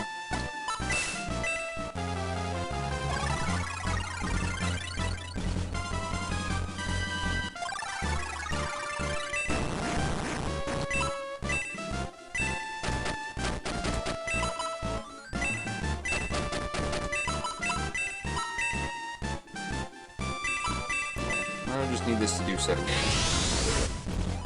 So if this puts her up a level, that would be really Dang it. Okay.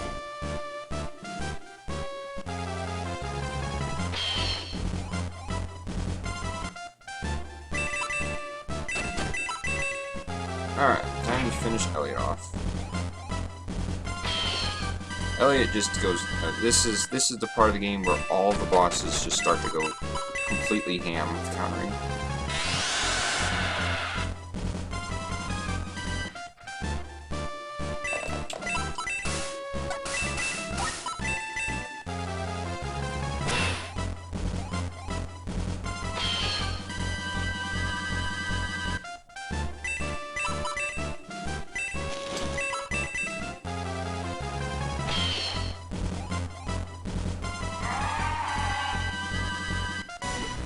Alright, Raging Drum, that's good.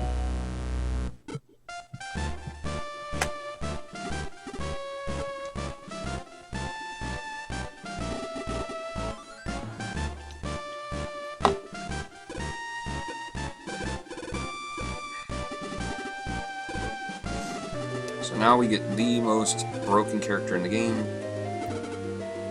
We get Moloch. Yeah, he counters a lot. All of the bosses from here on out counter a lot. That's what makes them more difficult in exchange for the evasion and the HP regen no longer being a thing.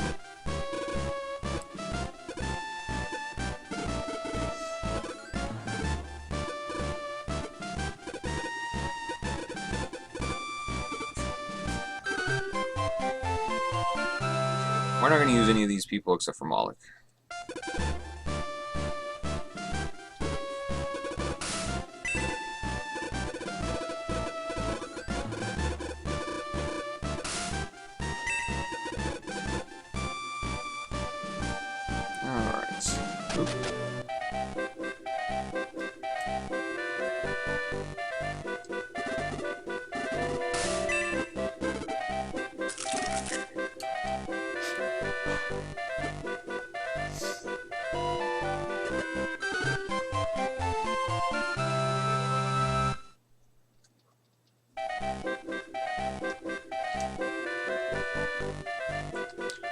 And now we're gonna get Domingo's card.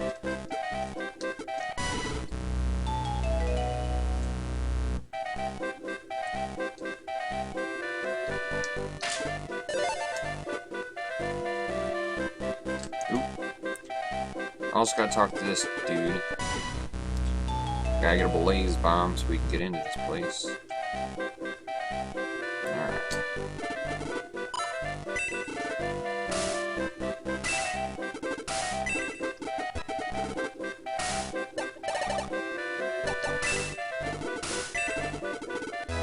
Yeah, cards are new.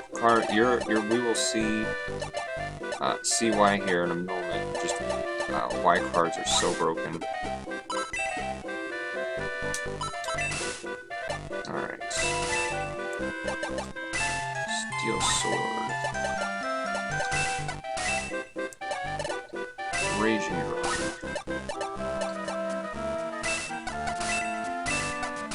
More metal herbs. More metal herbs. We're good, we're good, we're good.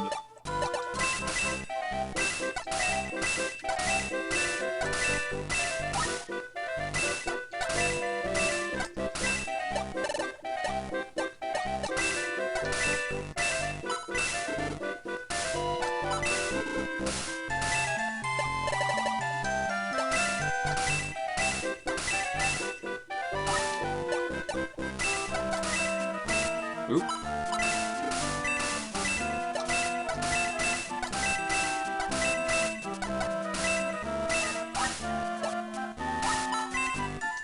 Alright.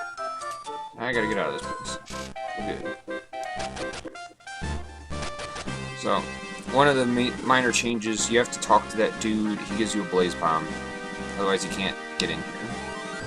It's a thematic thing. It would explain why in the Genesis version it looks blown up like that. So, okay, so now we actually have too many people, so we're going to dump Henri, as well as Narsha and Zuika, and now we're good.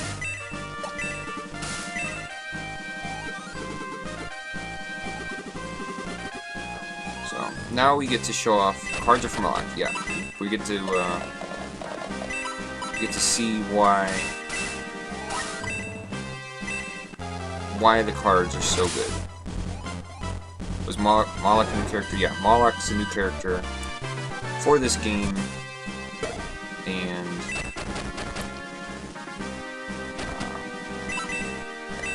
he's ridiculously broken.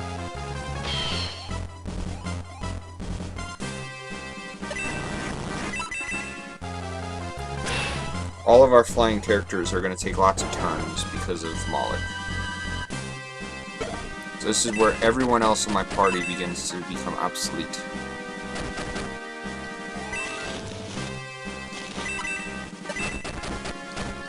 Really? So we dumped Henri because she basically serves no purpose now.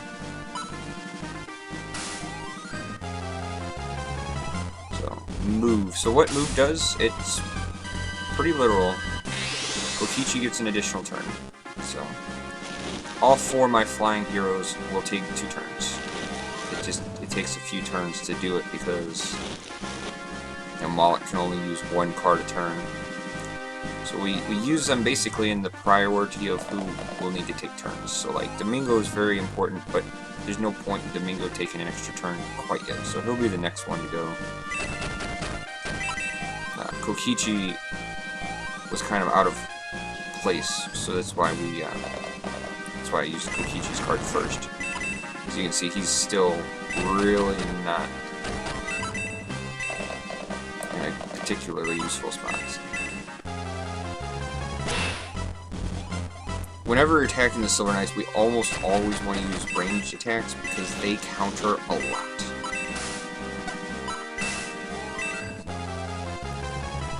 Go ahead and boost himself.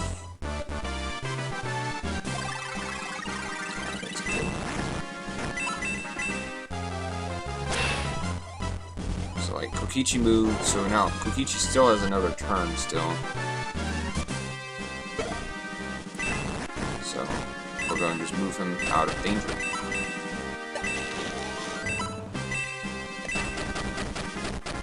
And that's how the whole game goes.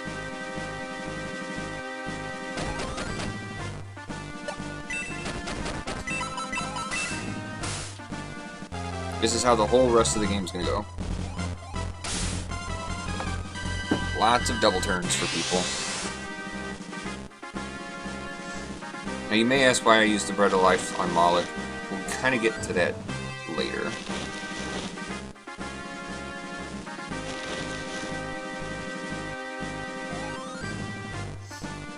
No, it's very cool. It's extremely broken. It literally breaks this game. Because it's so easy. And that is a Rune Knight. I'm not sure why it's in this game. It does way too much damage.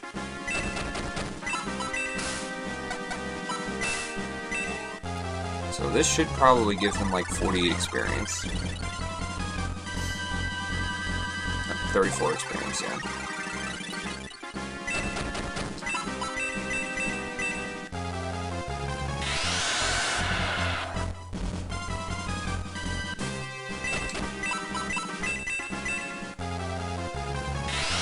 So you can see, like, look at what Domingo he just took 3 turns in a row, healed Peli, and now killed Pegasus Knight, and leveled up.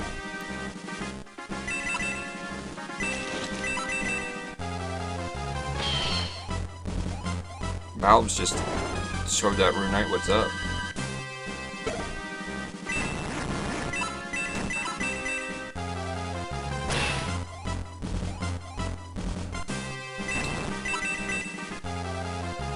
No, yeah, I mean, it's totally insane, and this is how the whole rest of the game goes. These guys just fly around, just annihilating everything.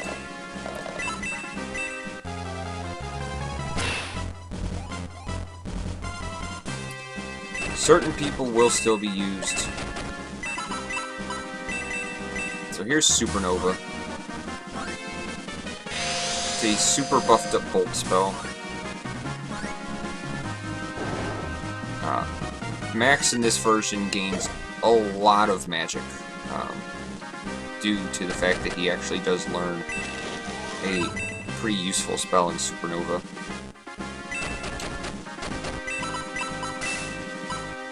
Now we'll move Bounce. Ammon is important, but she is the least important because she will not actually be used in the final party. We more or less use her because she serves a minor purpose throughout most of the run, and then later she becomes useful due to her ability to use some good swords, but then, you know, that's pretty much the end of it. So we're just gonna move out right there so we can boost Kokichi.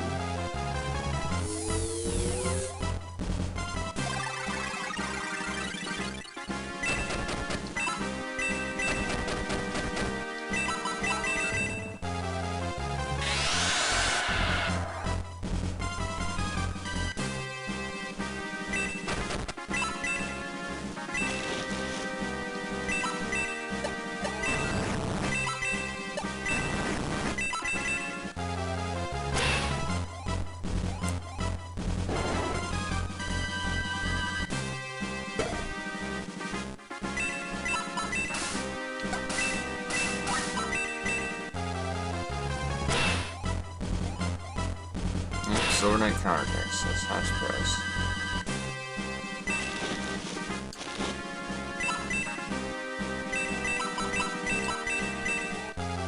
Now this should put her up to 12, so this is why she's still not 12, but damn. She's gotta be like right there.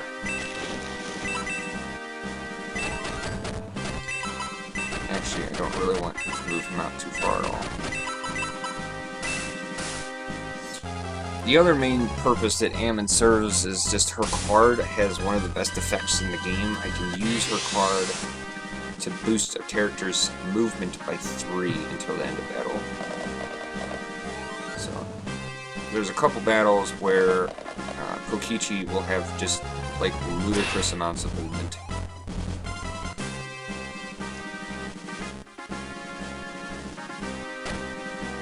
Bring it, Dark Priest.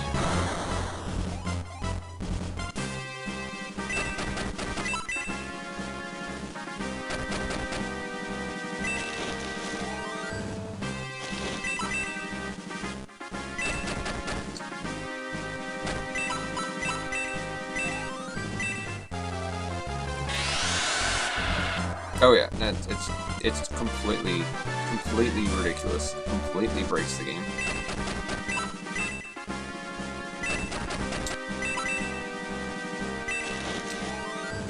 Yeah, we're gonna leave that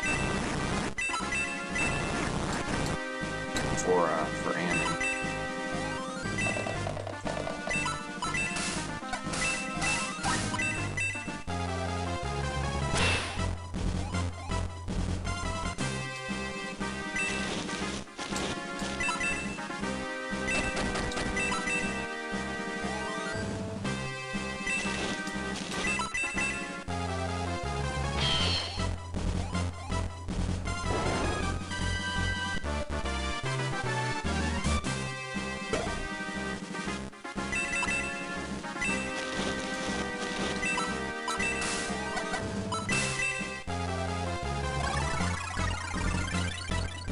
The reason that this split is so bad is because I'm pretty sure I ripped.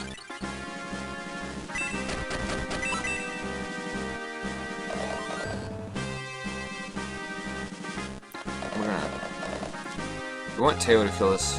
I want her to get Blaze 3. Yeah, that hurts. Slap him with that.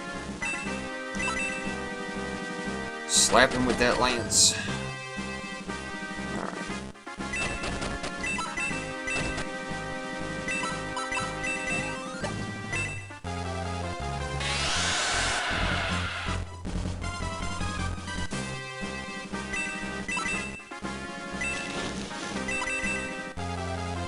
Mingo just levels like mad. Well, that's helpful.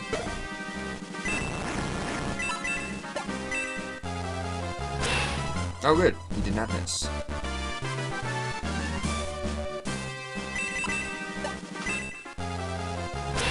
Oh, good. He did not miss. Alright. I'll take it.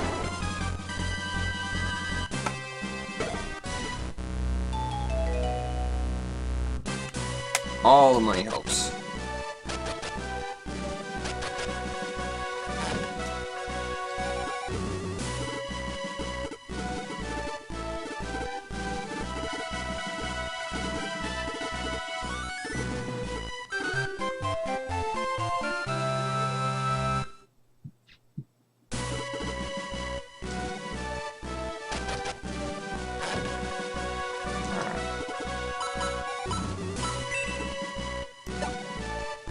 Still nothing new.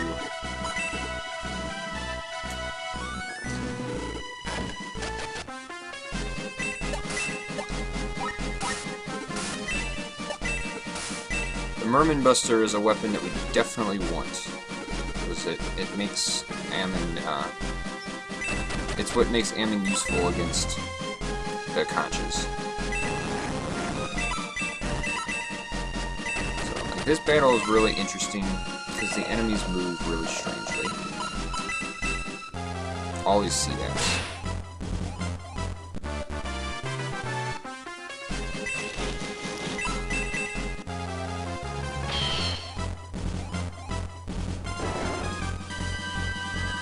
So we're going to promote Balbs at the end of this battle.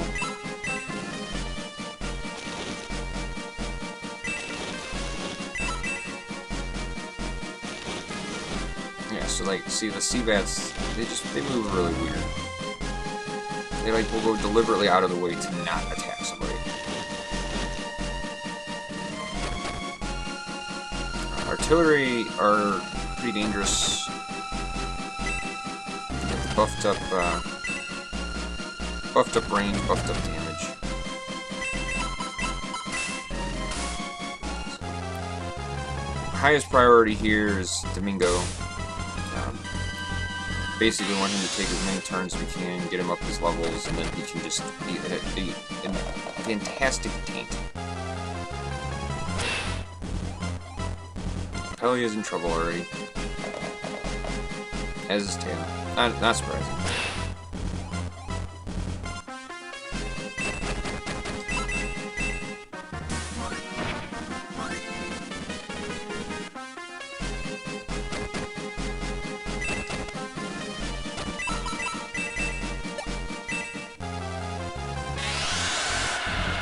It's alright, Ty.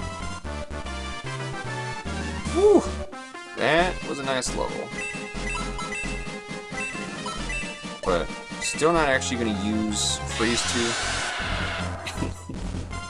That was the point. I mean, I've done this before. It's definitely goofy as all can be. But it's still fun. There's a certain charm to it. Alright. So we're gonna... Alright, good deal.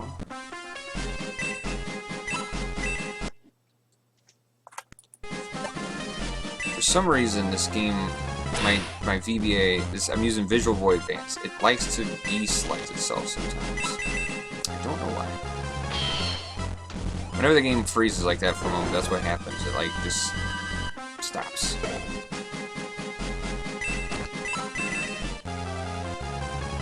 Nope, silenced.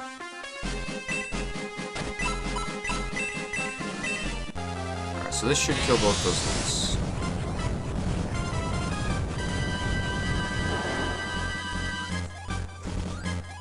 Let's see, it's long cast animation.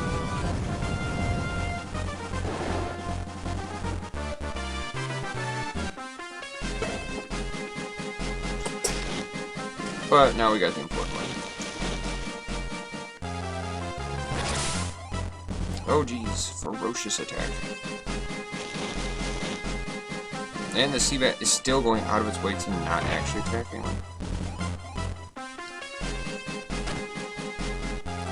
if they choose to attack Xylo, that could be bad.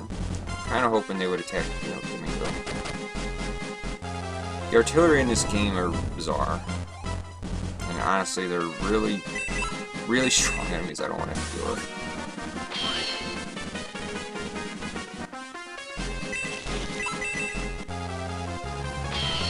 All right, there we go.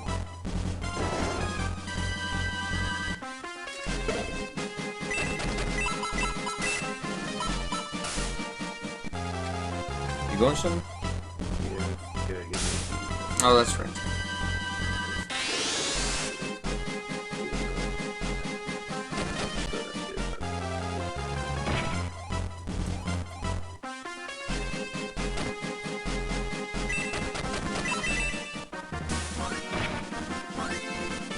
All this 19 damage enemies.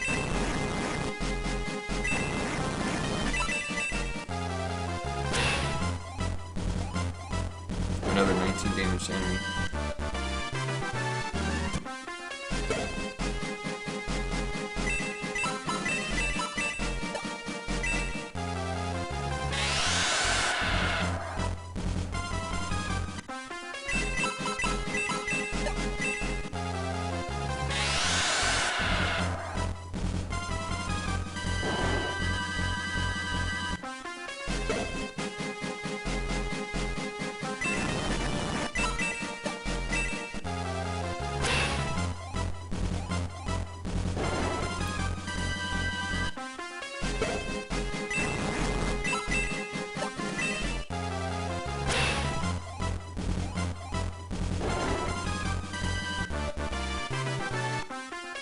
Alright, well done.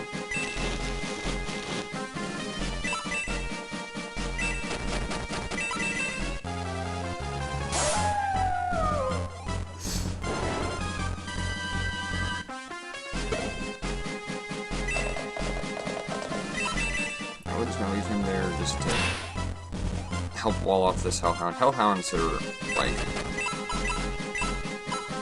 major buffed in this version.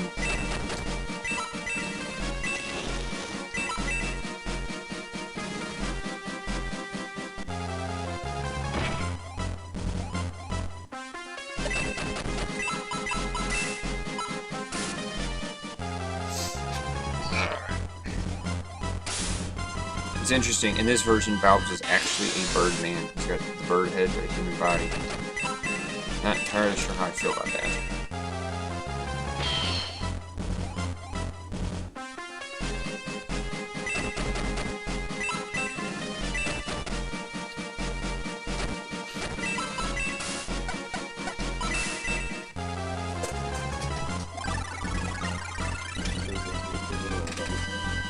Oh yeah.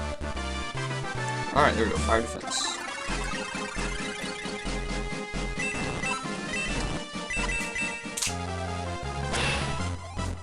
So pretty much all the experience in this game goes to the main flyers because they're literally the only people that matter.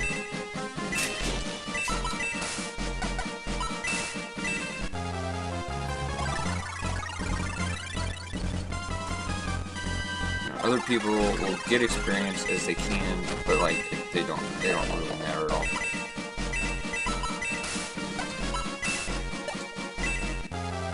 Yeah. I generally keep the powering on Balbs just to help him out.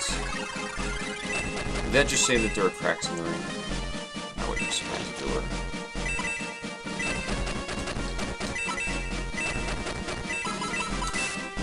there were. Alright.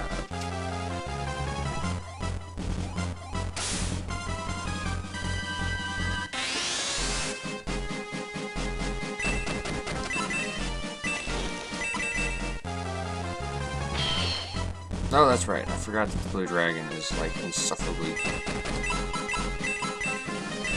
ridiculously strong.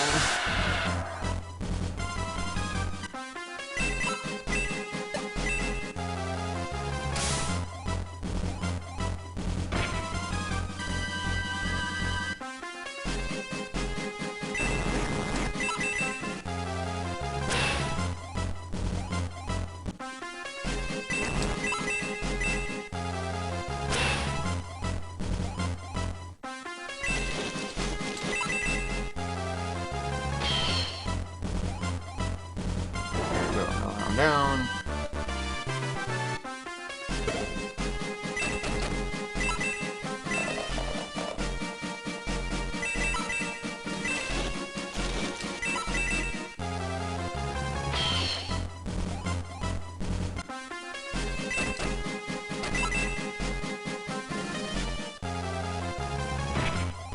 Oof.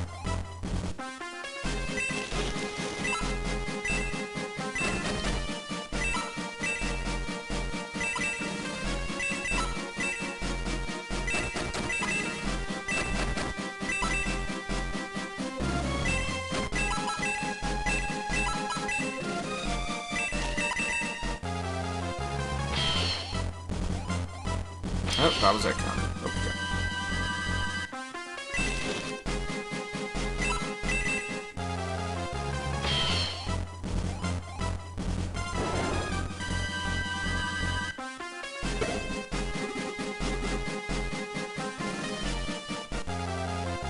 Yeah, he'll get me for this. I'll start counting on Domingo for, oh, 1 damage.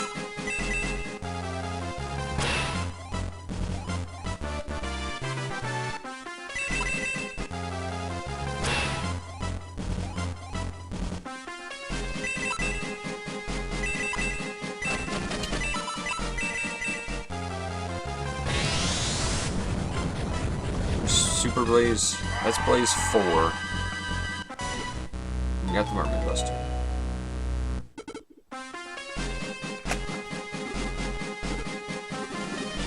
Unfortunately, Ammon isn't even 10 yet. It's kind of a problem.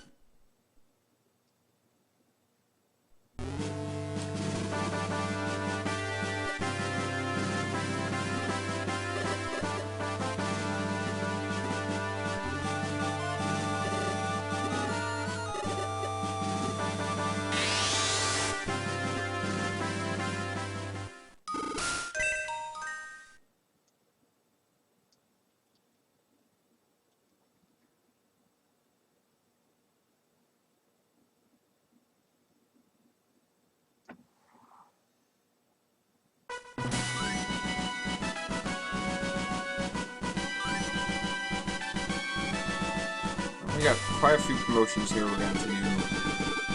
We're going to hold off on promoting Kokichi a little bit longer.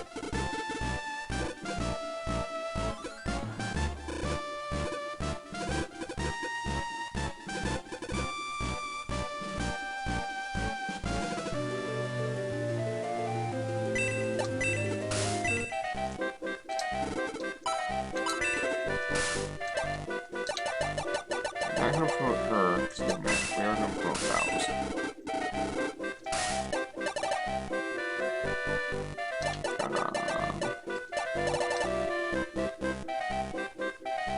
I guess we'll actually hold off on promoting her as well.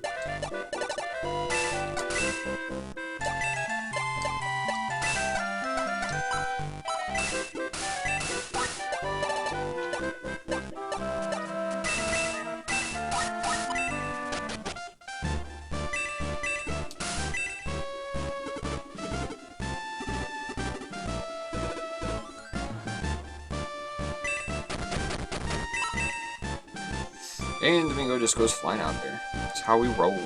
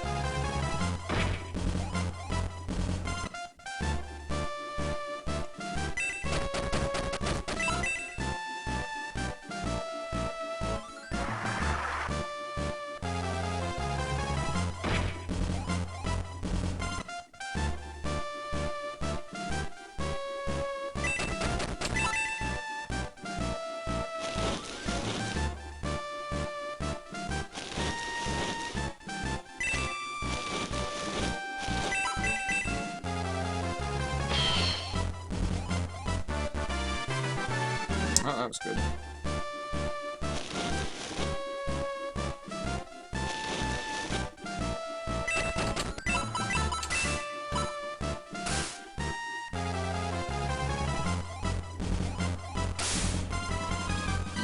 It's time for Valve to go on a murderous rampage.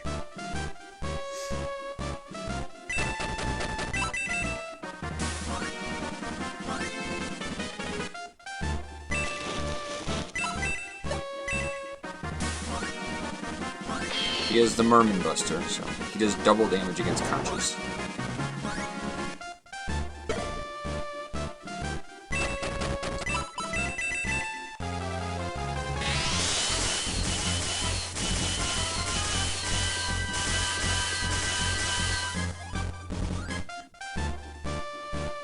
And I guess double damage against Shellfish also.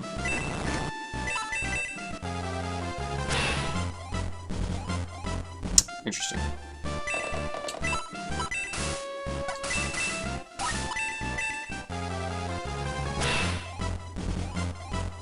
Well done, Clay. Like, he stays useful for a little bit.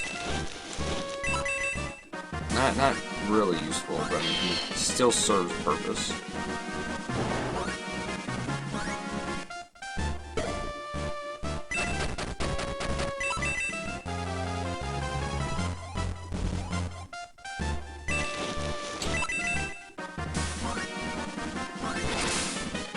Woo! So one thing that's significant about these games is that the promoted levels are pretty terrible for the first couple levels. Contrary to the Genesis version, whose levels are pretty much really good the moment you promote, this game kind of takes its time getting around to it.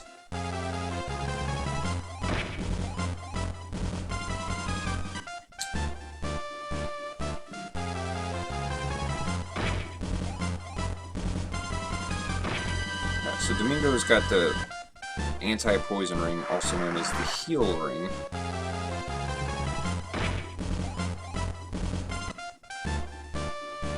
Alright, see that just out trying max, no big deal.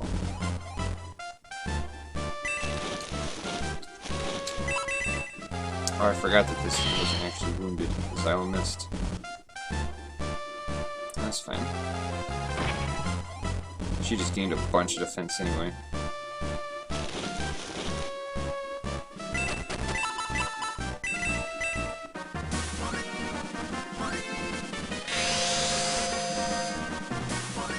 And Supernova.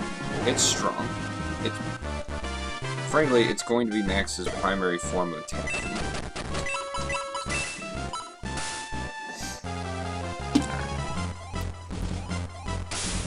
I need Kokichi to kill those Pegasus snakes faster, so... Oh, especially if they're going to start moving. Well, that's not good.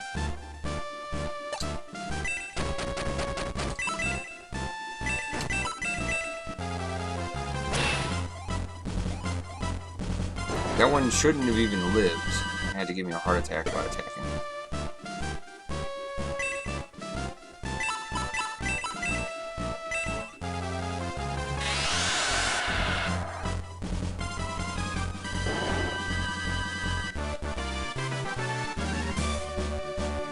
Elude is what was Muddle. Elude is actually really good. It actually works. And is, simply put, an amazing spell.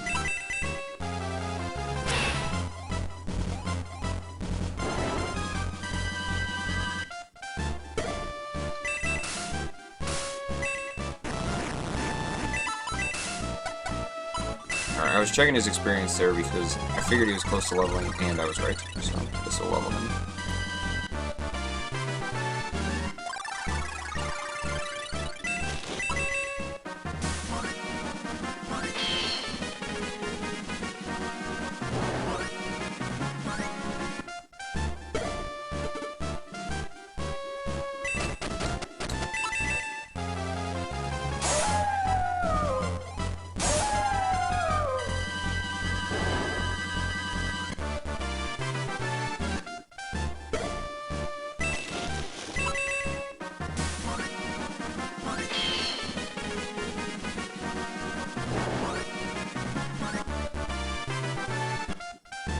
Usually around level 5 is when they actually start to get, like, some stats.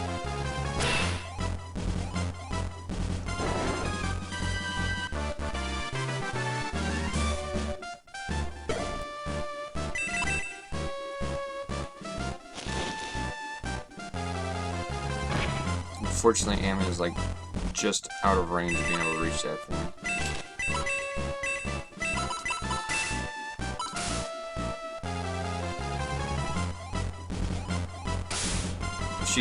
If she kills it, she kills it, otherwise.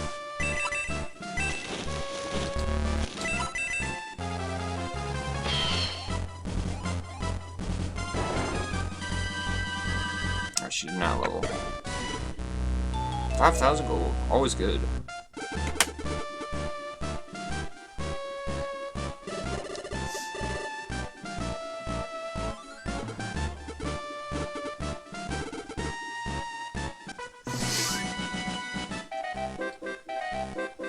Alright, so. The power ring did break.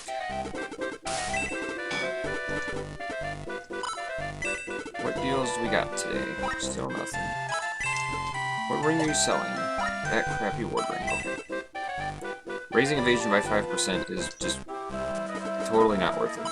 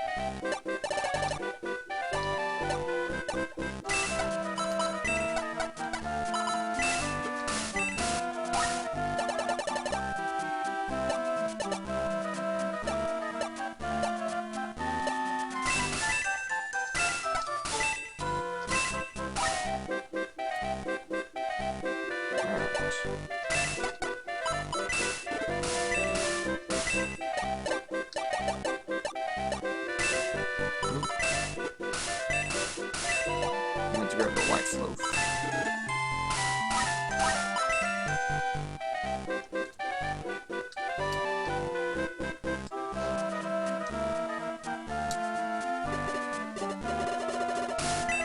Oop.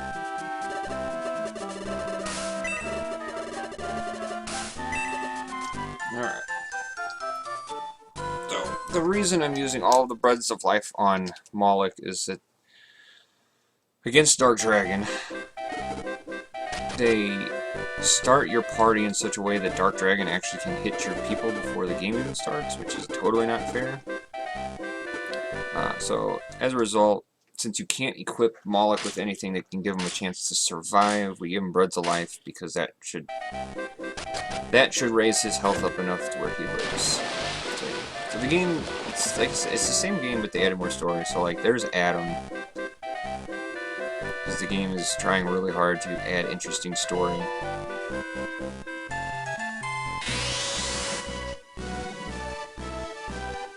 We're also going to show off just how much move we can put on Kokichi for this battle.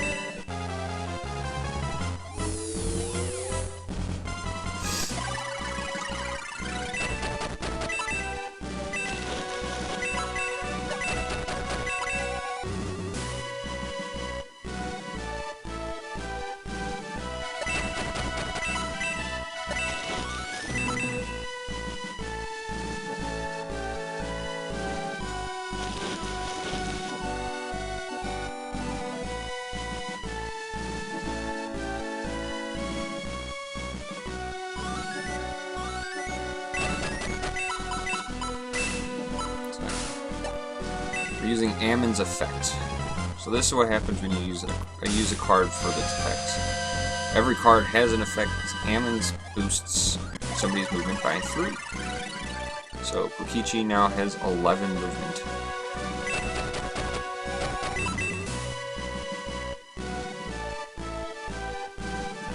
Totally balanced.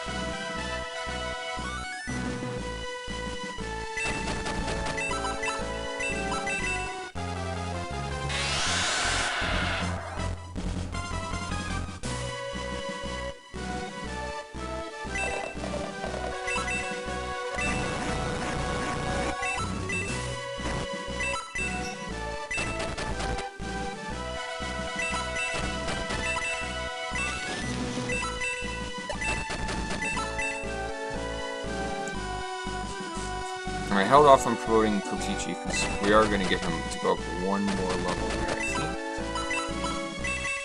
I think you can reach this, actually.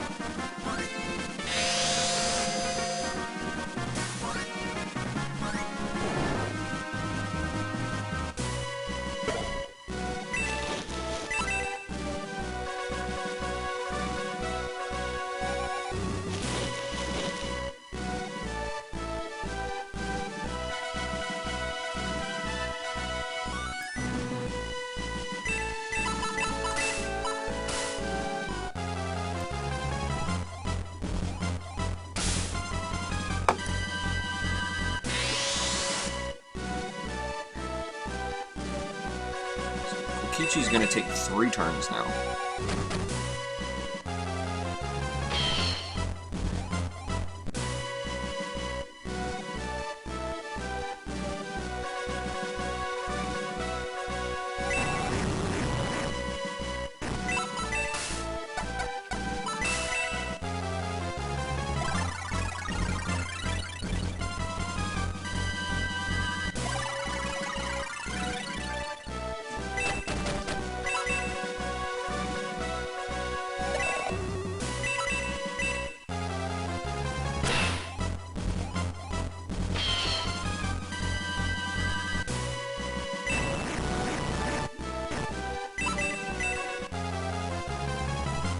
Of course he misses.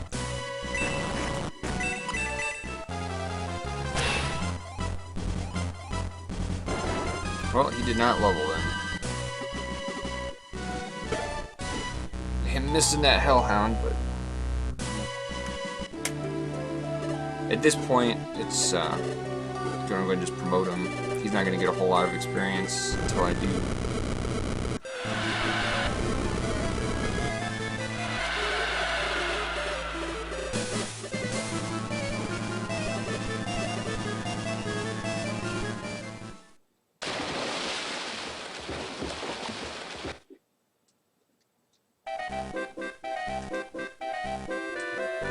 So, alright, so now we're going to take a little detour here. We're going to recruit Hanzu. So, like, Hanzu and Musashi, where you find them has changed. They're also terrible. The only reason to bring them, or to pick them up, is because they have some of the best weapons in the game.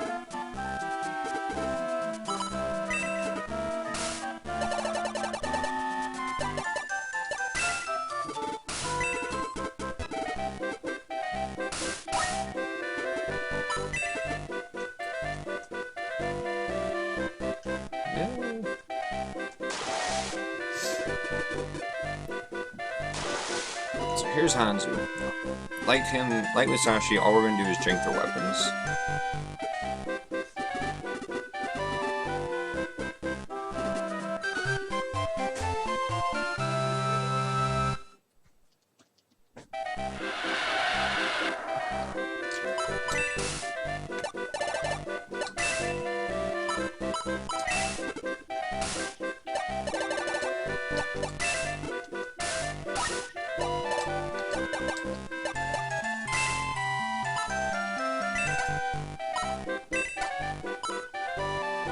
Yeah, I think I should just keep the agility on.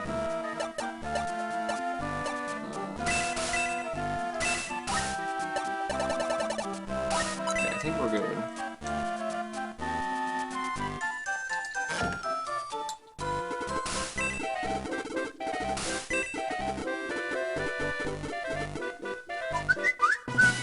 Alright. The Soul Buster is an extremely important item that we really want to get. I mean, it's not as important, but it's really powerful. So, like, this is... both the boat battles have changed quite a bit. Kind of just see them.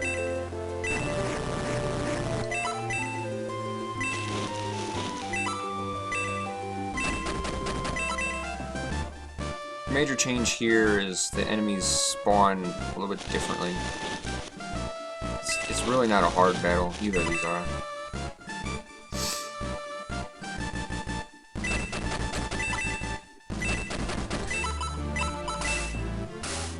So, we moved Domingo first here because we really just kind of want him to get into position to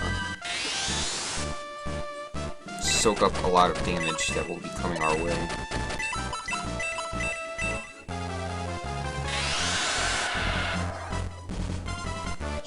Not to mention, we still are wanting to more and more levels.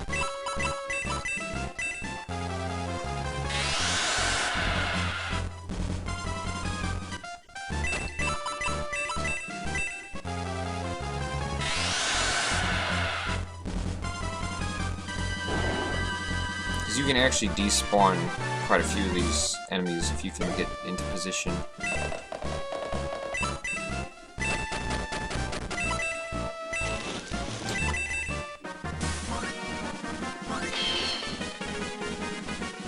So Bounce has the Doom Blade, he'll get the Katana here once we get Musashi.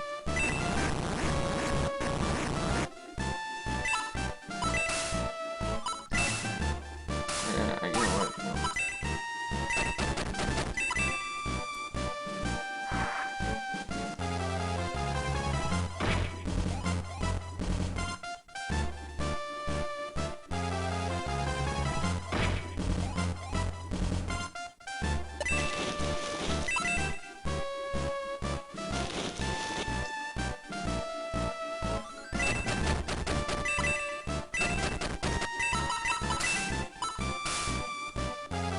It's time for Kotichi to start moving.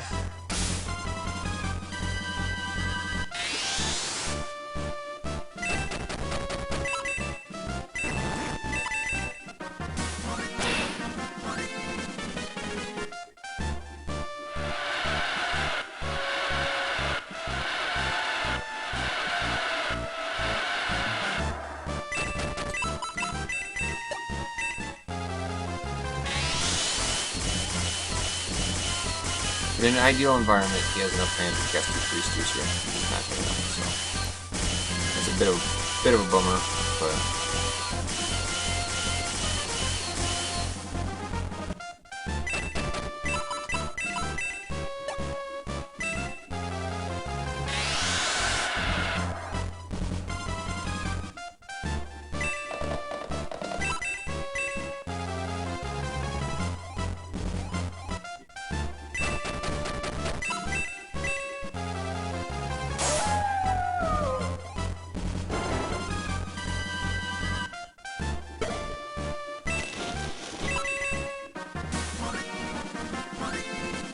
come on. These dodges.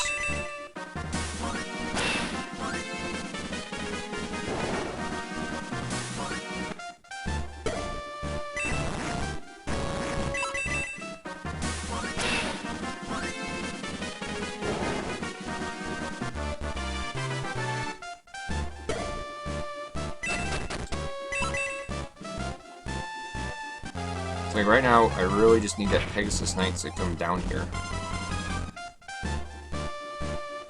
Alright.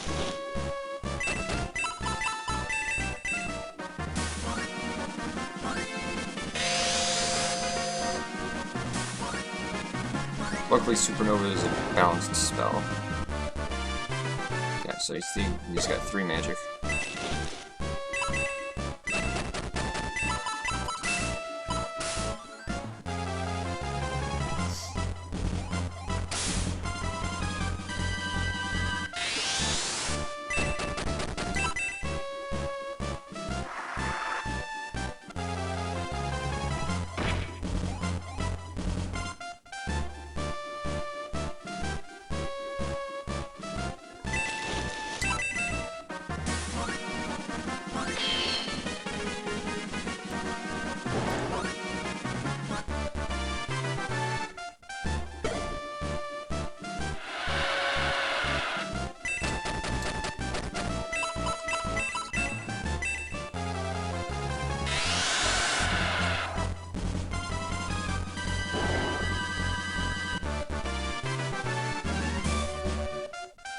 Well, it's handy that he gained 2 attack, because he's actually going to attack this Seabat.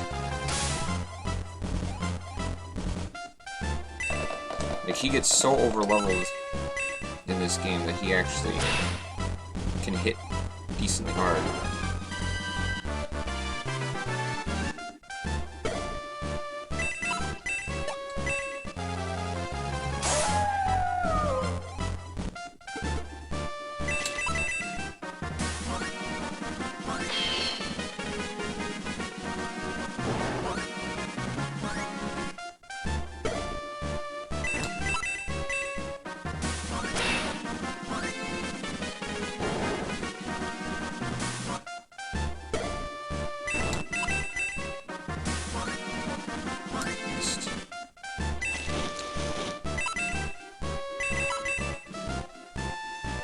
Well, Ammon still hasn't moved yet, so luckily we still have somebody who can kill this thing.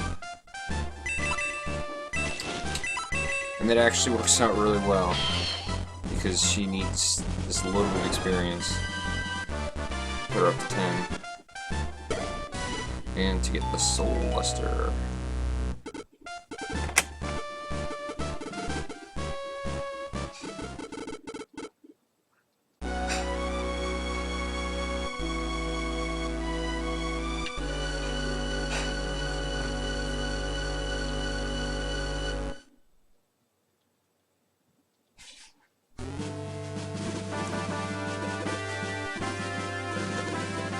More story. Like, the game goes out of its way to paint Ramaду as not that bad of a guy. He's just under Dark Souls control.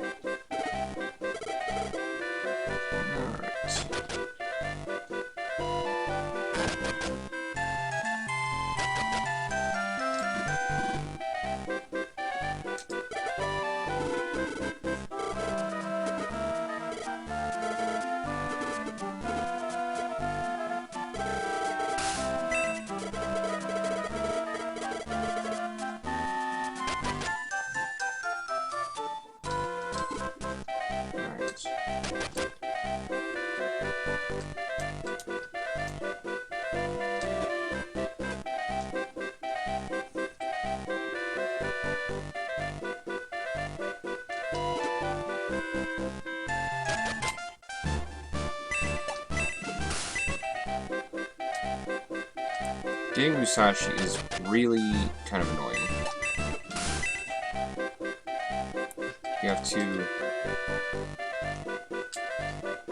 carefully hug the outside of this wall here. Walk around Rudo so we can read that sign, which doesn't tell me anything important because I already know how to get him.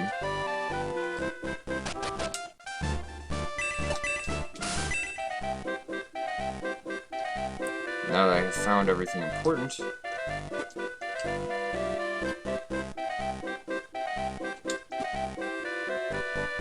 we can recruit Musashi.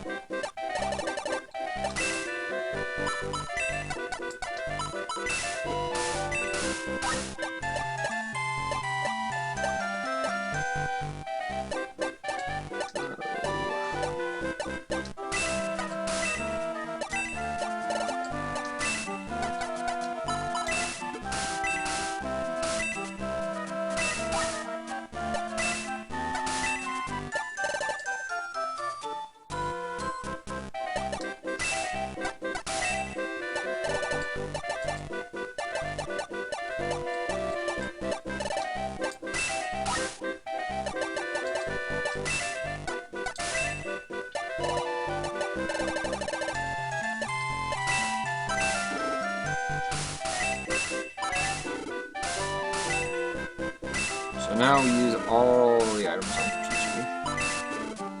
He is really important.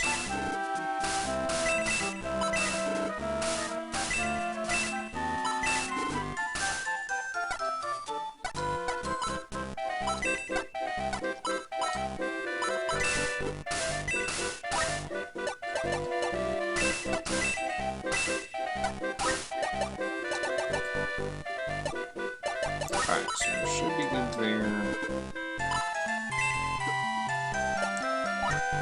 Still not selling anything.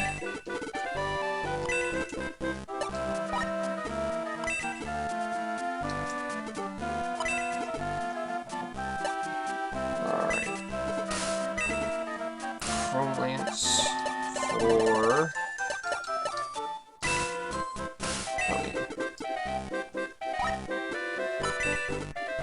Alright.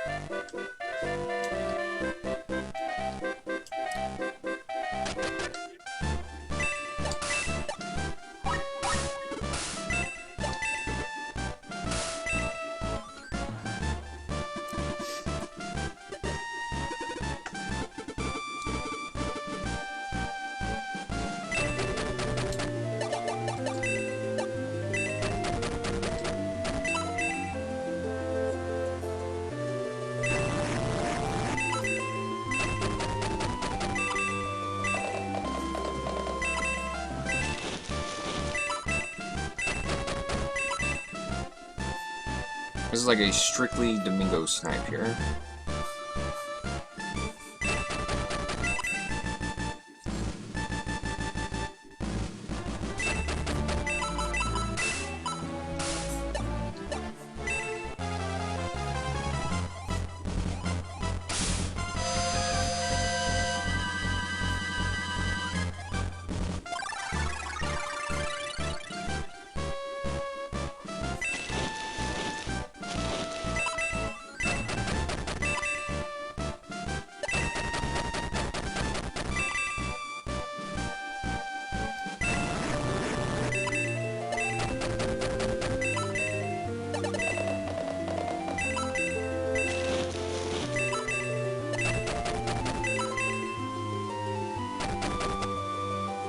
Luckily, these artillery are really smart.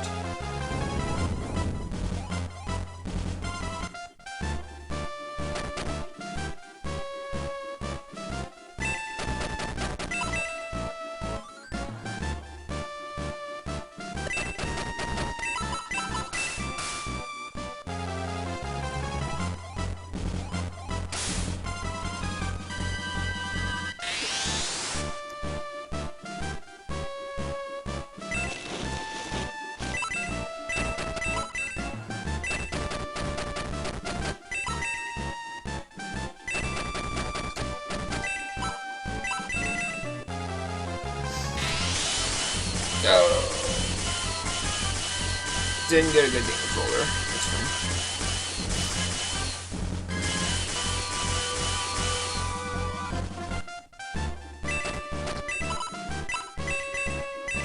fine. In an ideal world, Domingo actually knows freeze 3 at this point, which is actually freeze 4.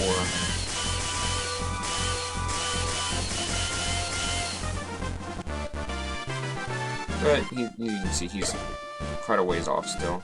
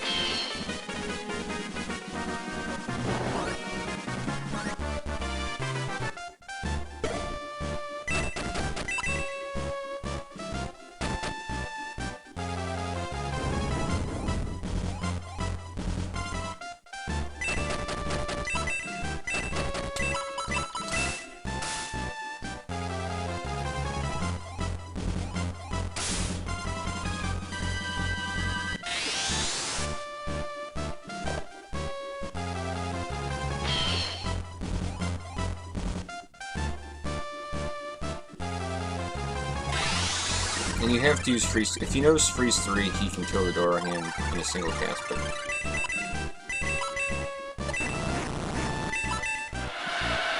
he has to use freeze 2 there twice because it makes the High Priest heal himself.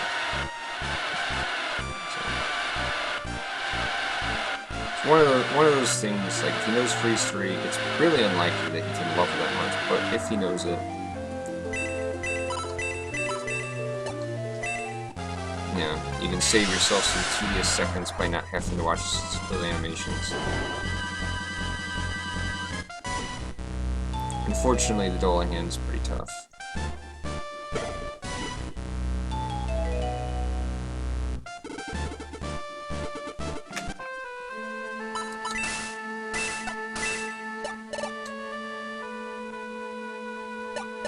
Oh, that's right. Domingo, actually.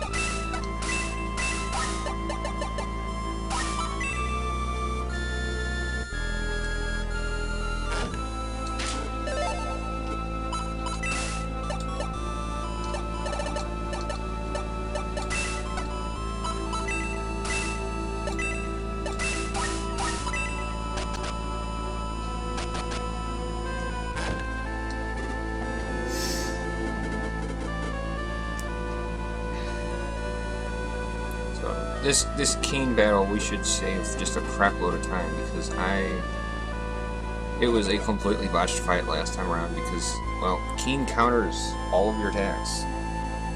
And if Kane is allowed to counter, that person dies.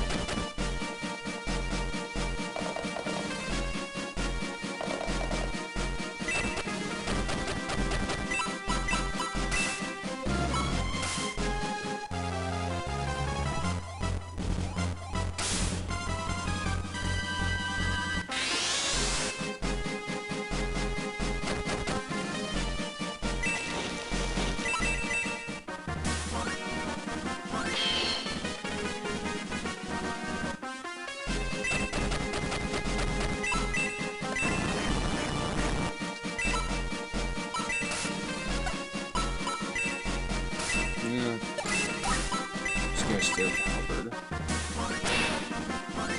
Unboosted, he may not kill the Master Mage, the Elf Slayer.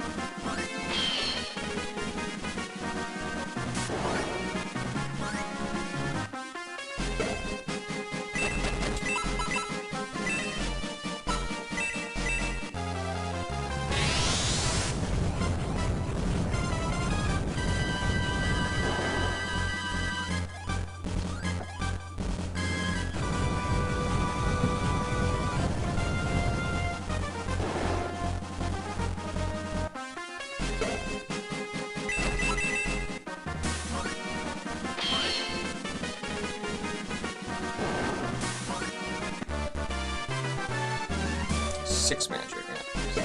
He gets so much magic, and it's all for supernovas.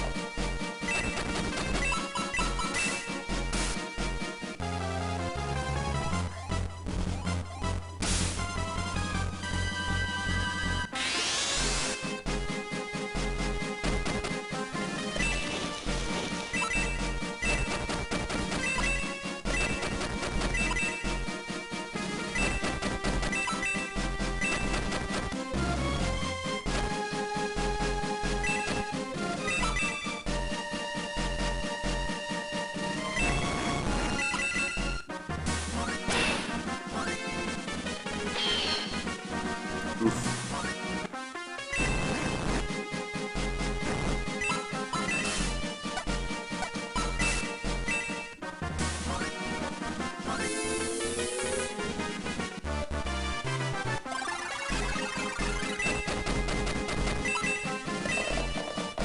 The enemy counterattacks so much. Actually, the enemy comes to him.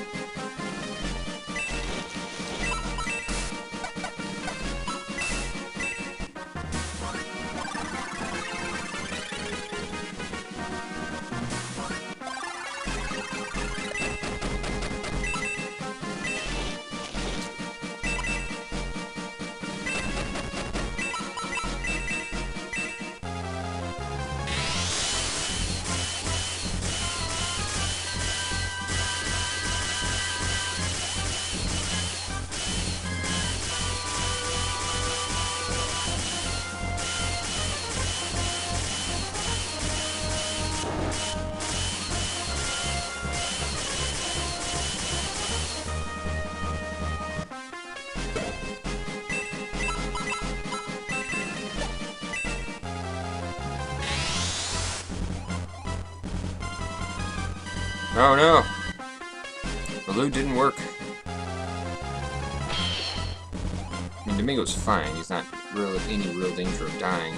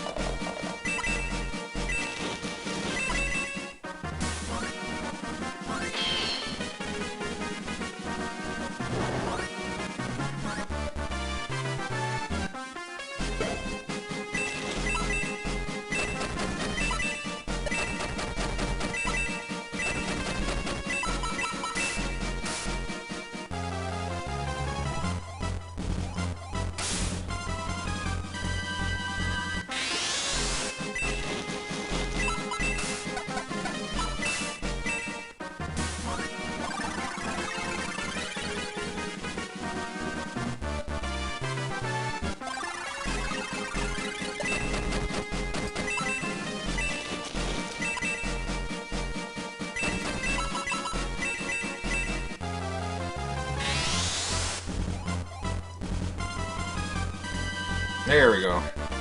Kane is enveloped in a deep fog.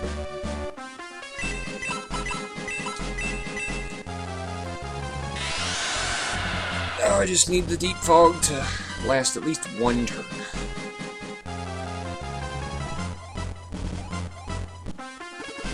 Oh, that's not good.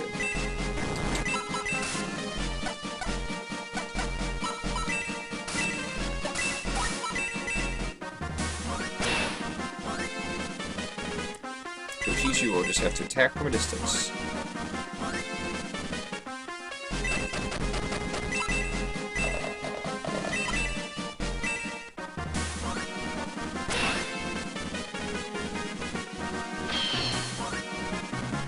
Yup.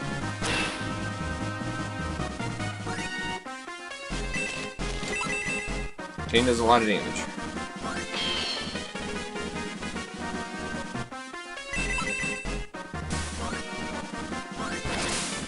Nicely done there, Valves. Yup. Kane still does a lot of damage.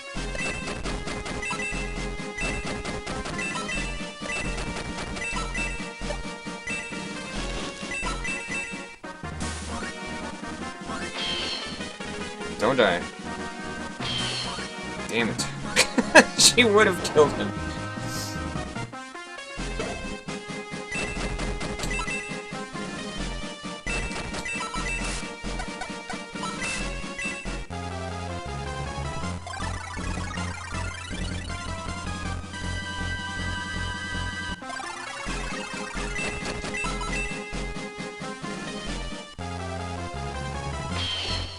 Woo!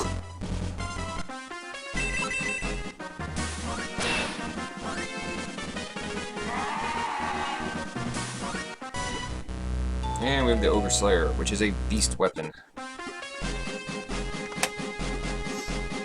Alright. Yeah, so you can see we saved so much time. So I didn't have to finish that battle with Domingo whacking one damage at a time.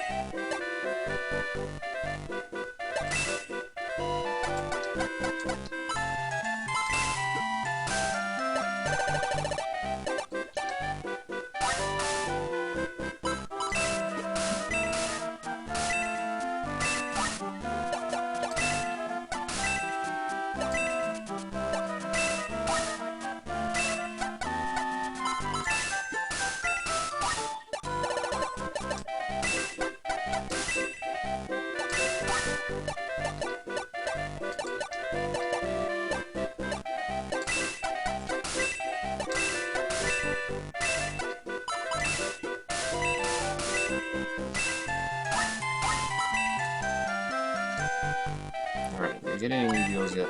Nope. There we go, the sniper ring. This is the ring.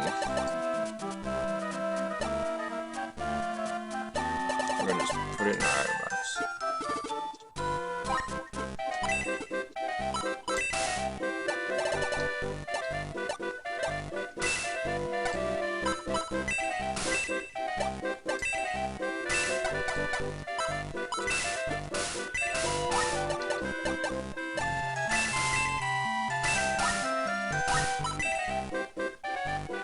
That's a big one, the sniper ring.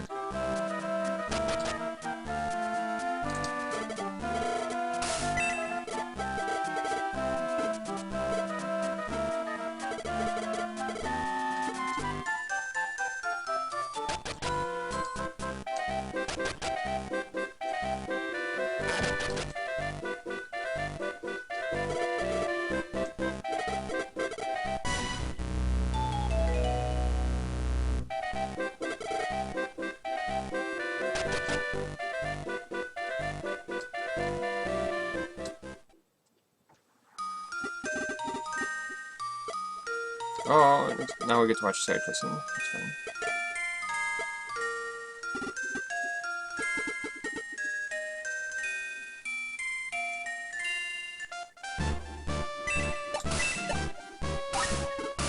Yeah, seems fine.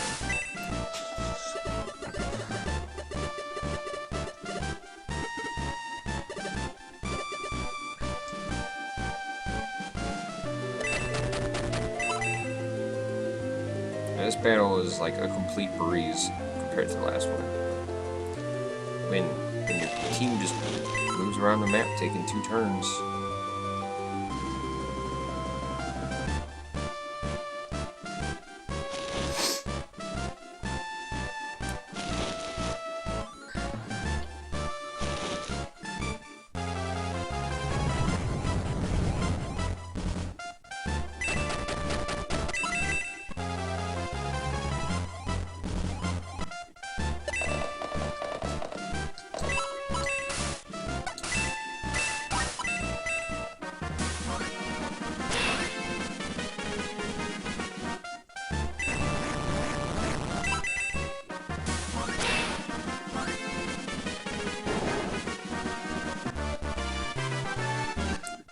Kokichi is about to explode into some levels.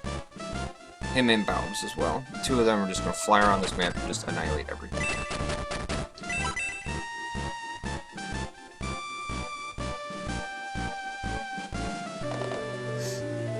It almost makes me feel bad for the enemy.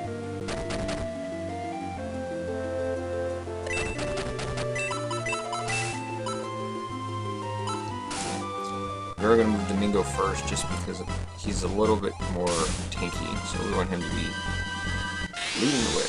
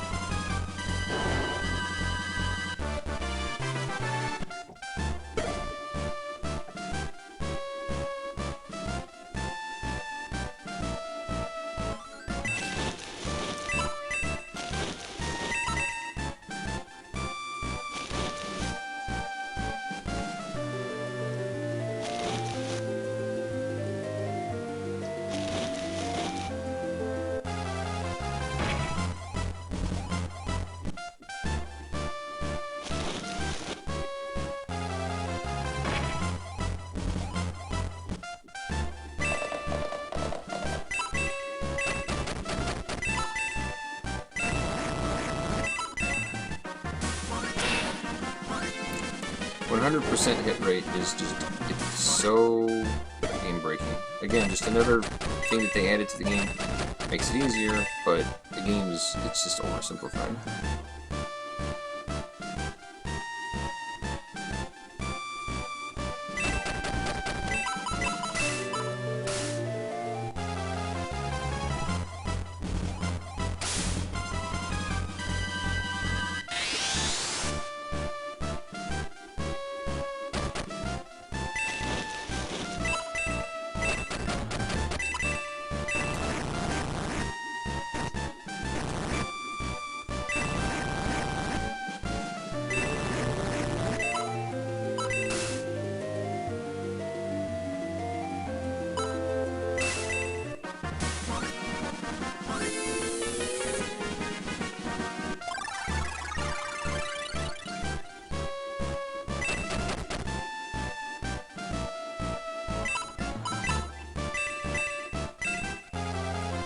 Belials actually have really magic resistance. 2 freeze ones will not kill it.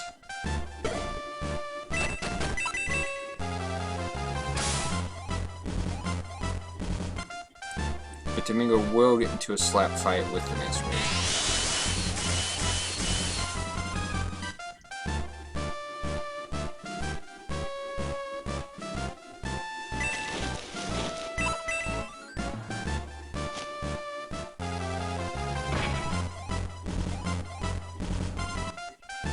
Huh, I didn't even know Belials can poison.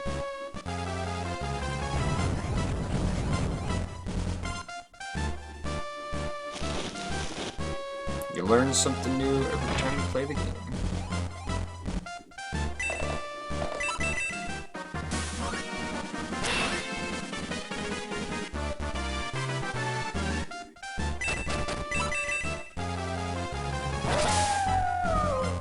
Well, that was a well-timed critical hit.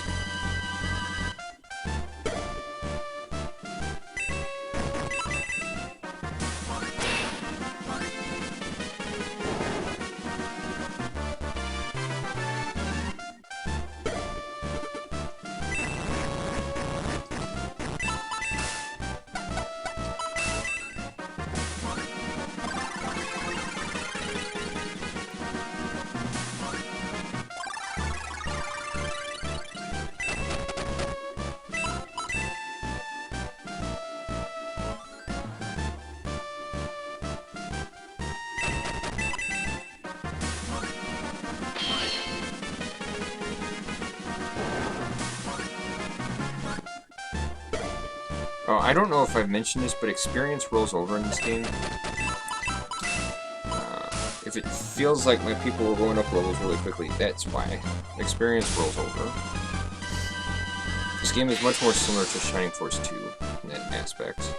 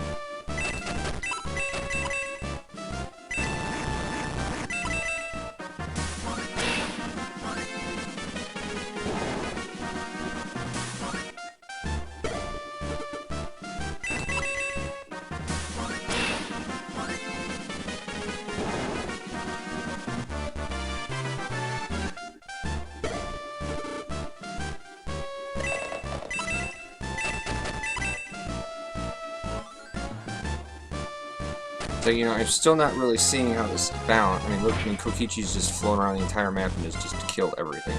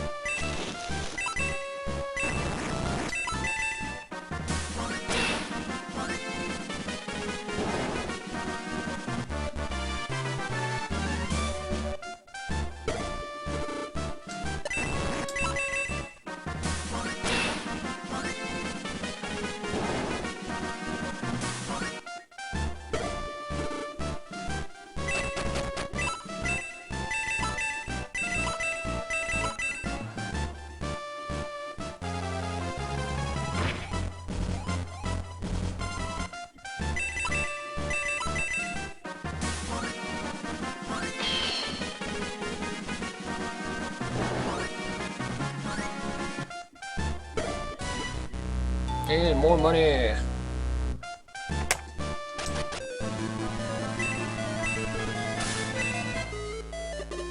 Which is actually important, because there are some pretty expensive items we gotta buy later in the game.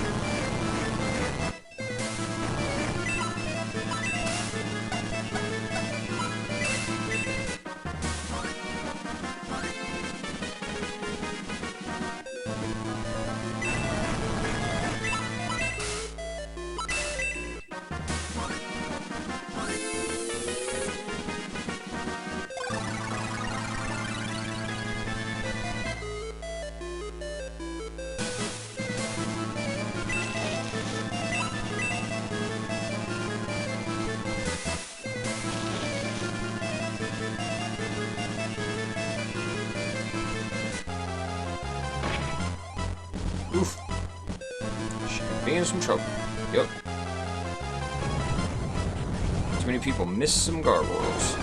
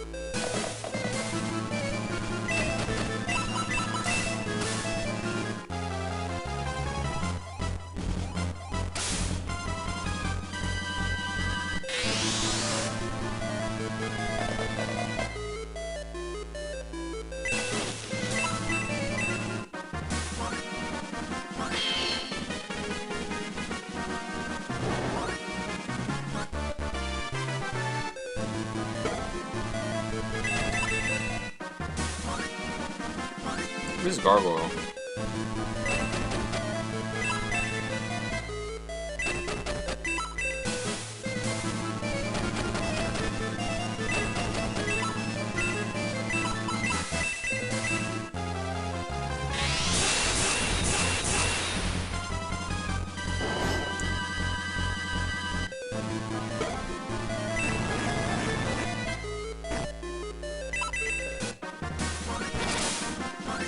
Oh, Jesus.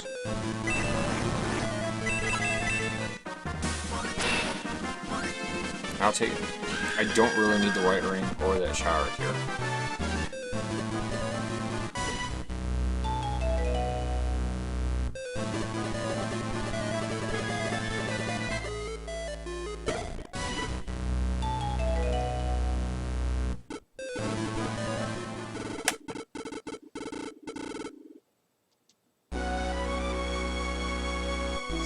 The Destroyer is a useless bow weapon. Get quite a few useless bow weapons. Wiring isn't terrible, but we don't really need it, and the shower cures are just awful. Shower cure has just been, all it does is heal for 20 life. It's terrible. You frankly are better off with healing seeds, which is what we'll be using.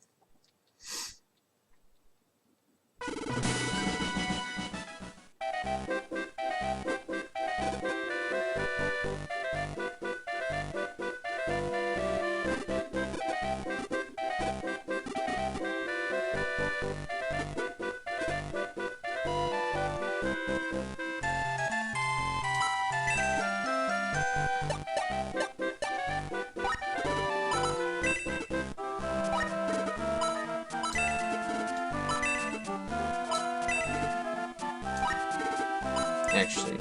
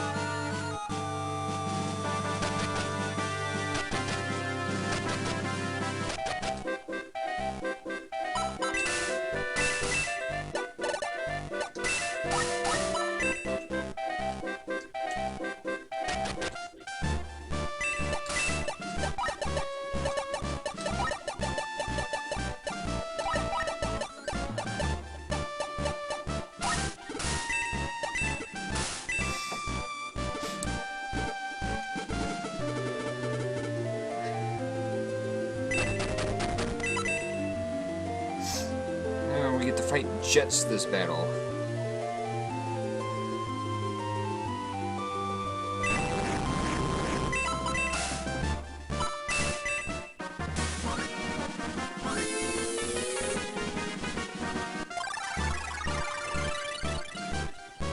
And torch eyes. Torch eyes actually aren't too scary. they actually have a regular attack that they will use, and it's quite weak. They still can laser, but you know, there's a chance, you know.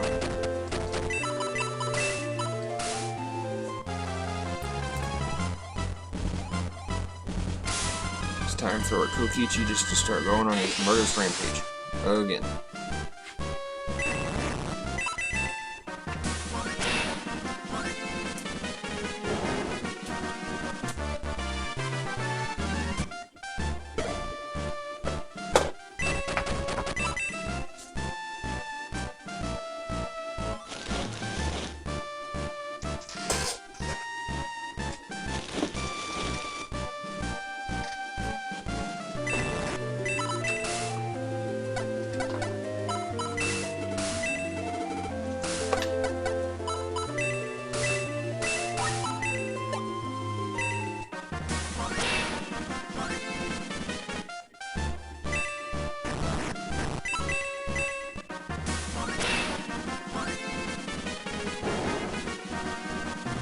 So I had to unequip that and attack with the Gale Slayer there because Jets counter a lot.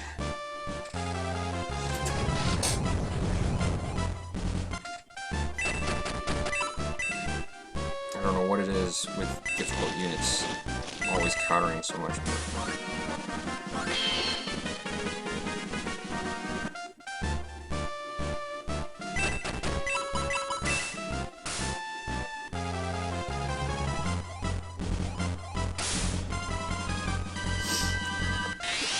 Move Domingo now.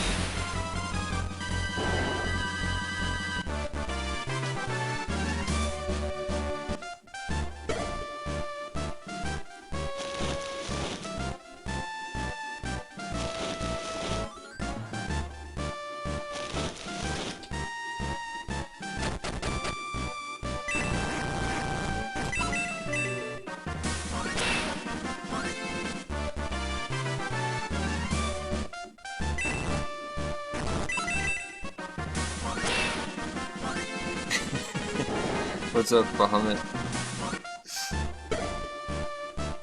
More like you go, Kokichi.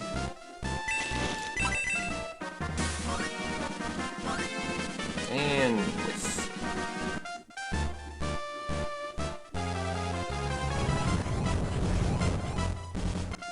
I think Max can reach that. No target within range. Well, let's see if Amy can throw it. Nope, missed again.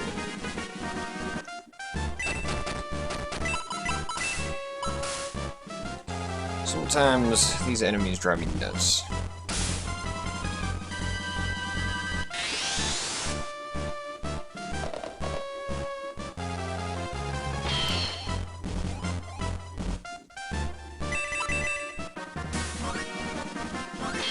There we go.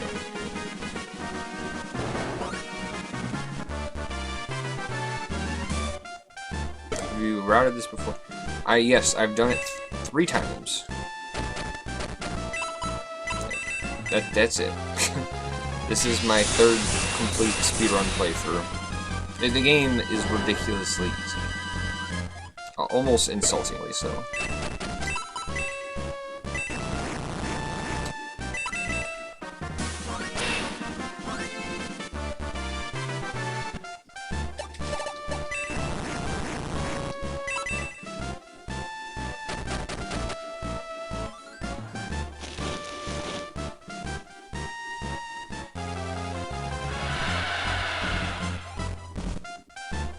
Yeah, yeah. Like I said, it's ridiculously easy. Yeah, 5:39, and I'm 16 minutes ahead of that time.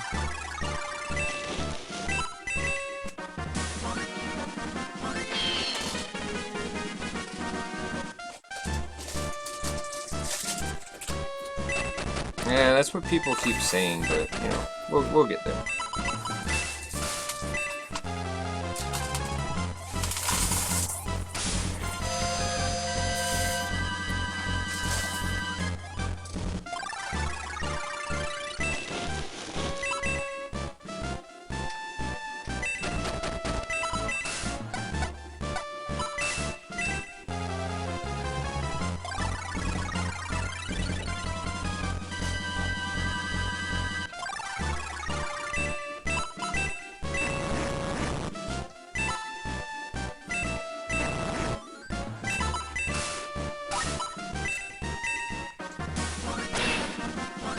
Oh, that's not good.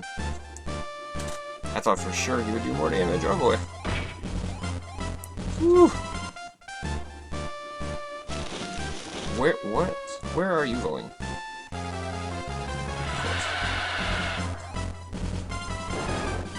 Yeah, Kokichi has not done a whole lot of attack gaining so far.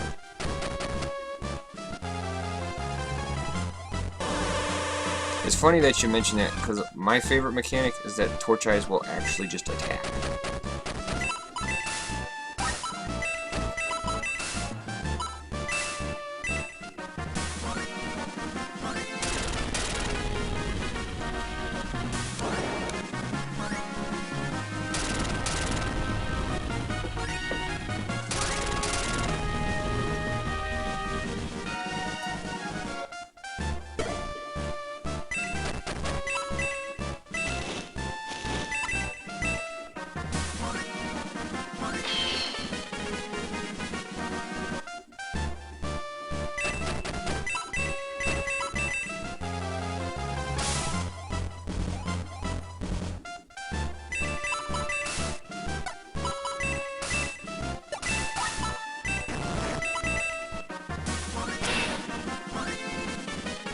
Yeah. Yeah, I've always thought that. Definitely looks really weird.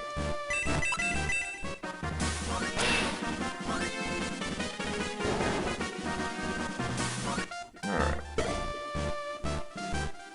We're about to get a much better weapon here for Kokichi.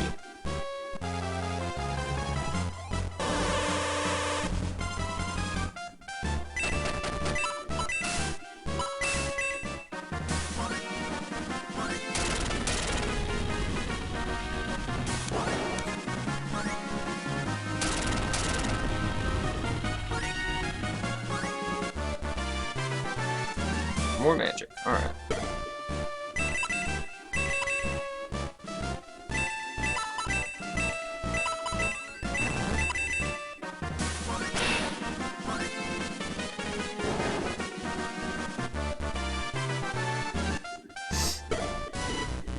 Oh, more money. Yay.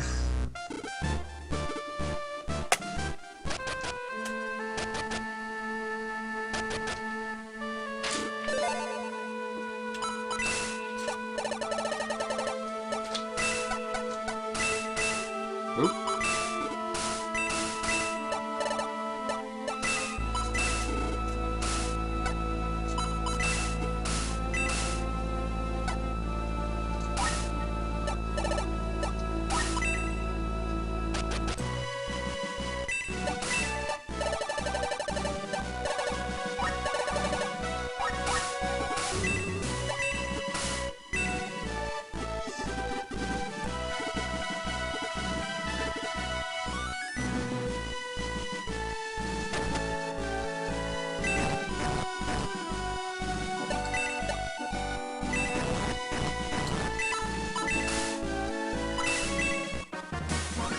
We're gonna have Kokichi with about a bajillion move. He will literally have 13 movement.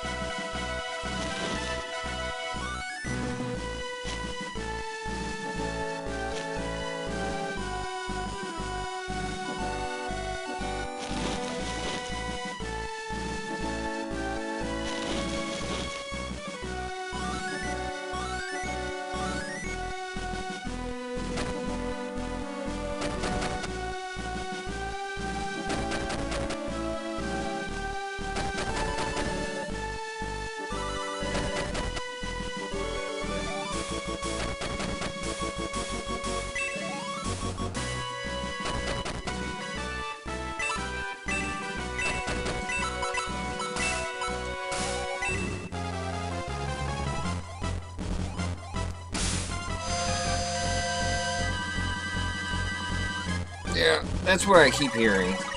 I'm not sure how I feel about, you know, playing a, doing a speed run, and, you know, playing from a file.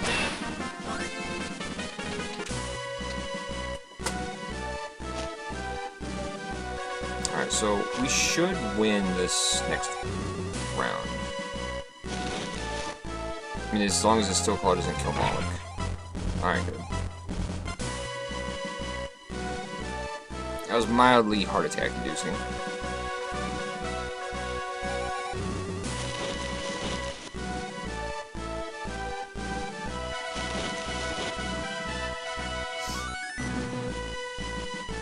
Of course.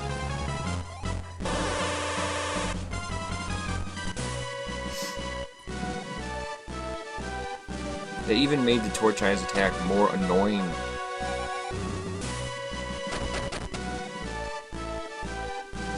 Are the stat-ups different in this game?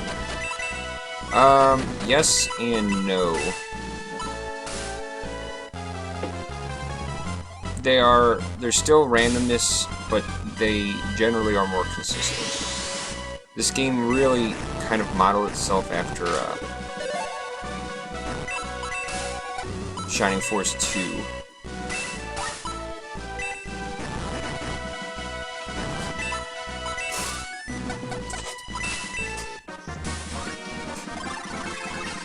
So, like, the level ups are more consistent, the way the spells are learned, all that jazz. Oh, holy hell sauce. Okay, that was a good level.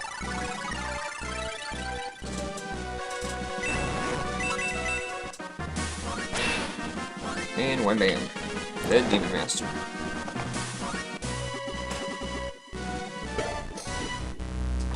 Sniper is yet another useless bow.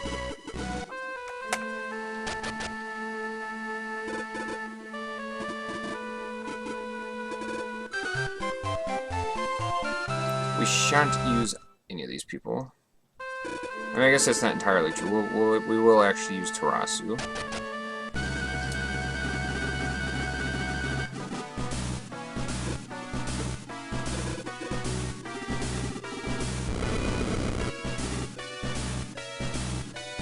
Oh, I would totally recommend it, Garrick. It's you know, it's fun. It's extremely easy. I mean, my first speedrun of the game was 6 hours, 40 minutes. The second one was 5 hours, 39 minutes. So, like, literally, it saved like an hour. And right now, I'm almost 20 minutes ahead of that one.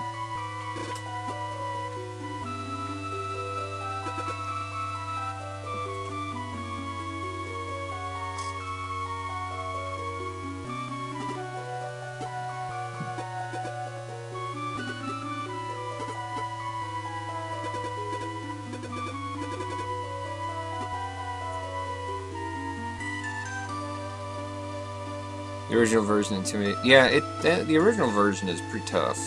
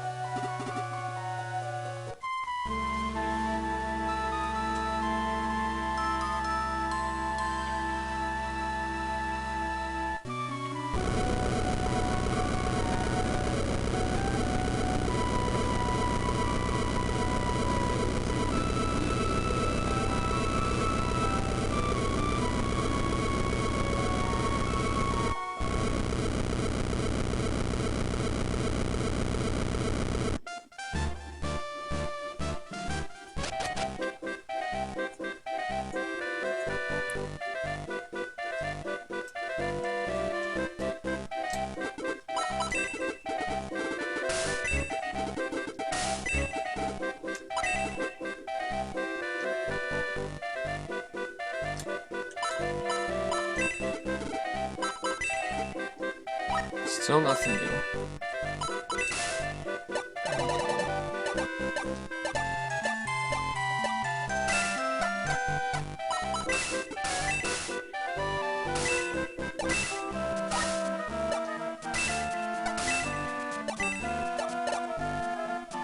Huh, the halberd's actually better.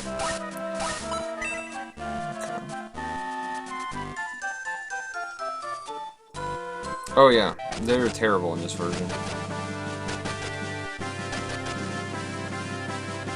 Their sole point is to be brought along. You pick them up just for their weapon.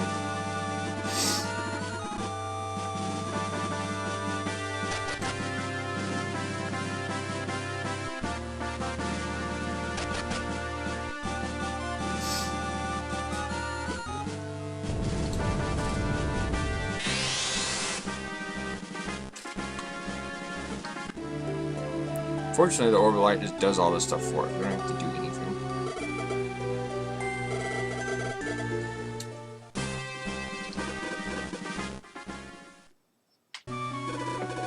So much story.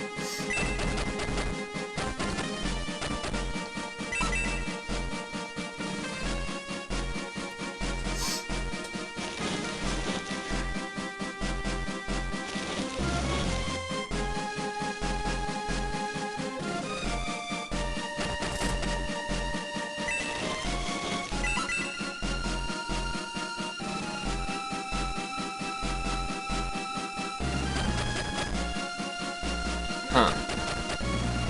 Huh. Nice worms.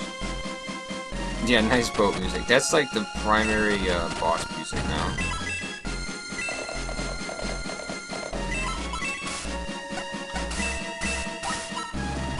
It's probably not going to do any damage.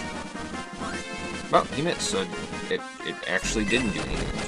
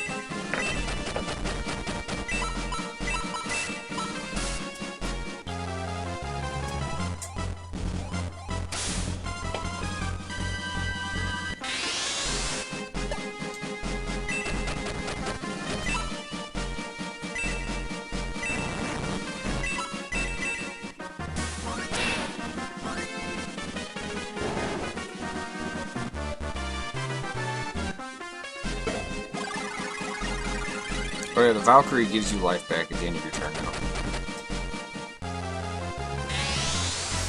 Oh no, elude! It doesn't work because Kokichi has the sniper ring. He always hits. It's a nice gesture.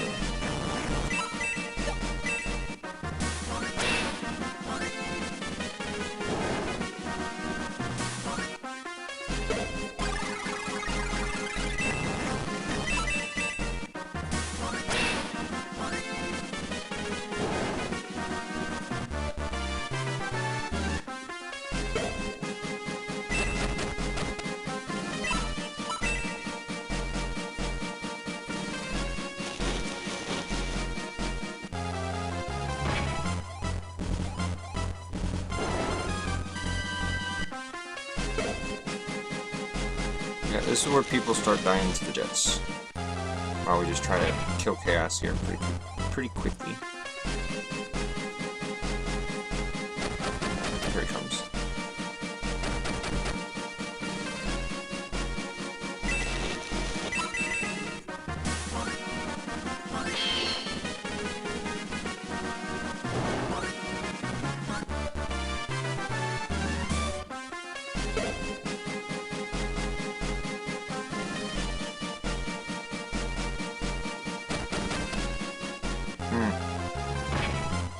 Ooh. Oh, and he's asleep.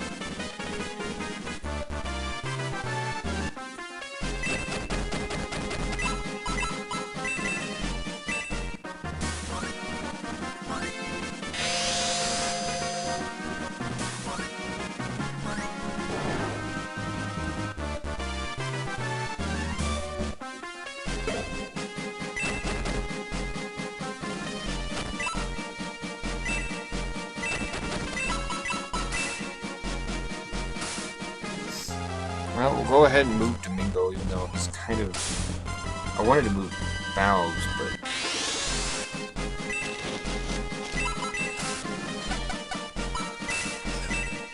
he's kind of asleep right now.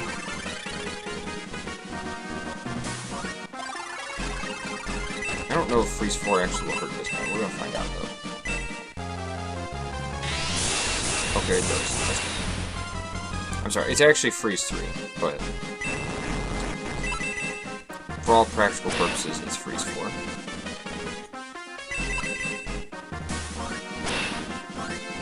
Wow, that was a really hard boss.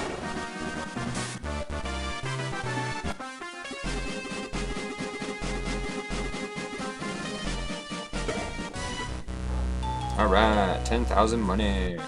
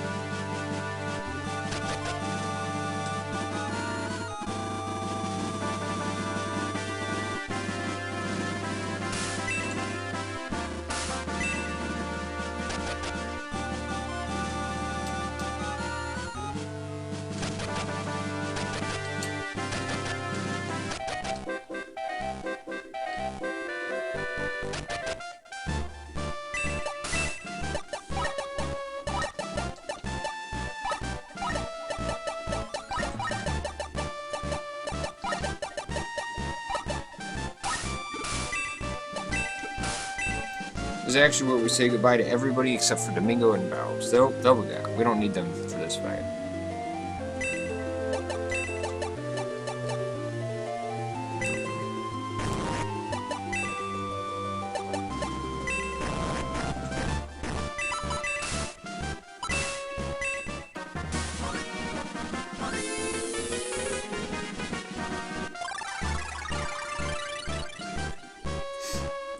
The enemy is souped up. We have to kill a Chimera and 7-armed skeleton. Not that it matters.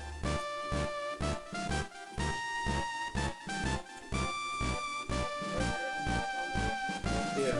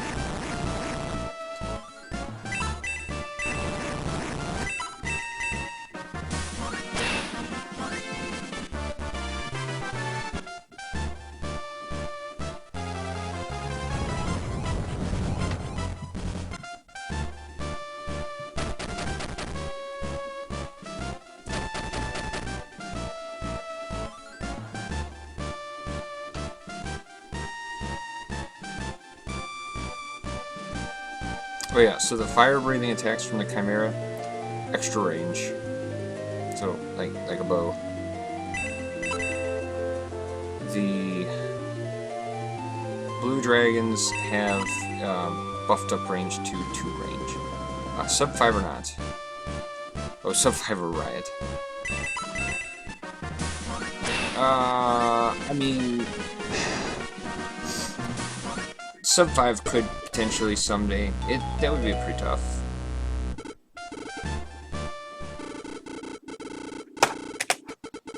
Yeah. It's pretty fast. This chapter is pretty fast.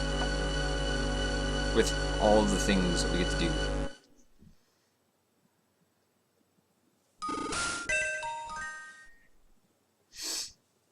Alright.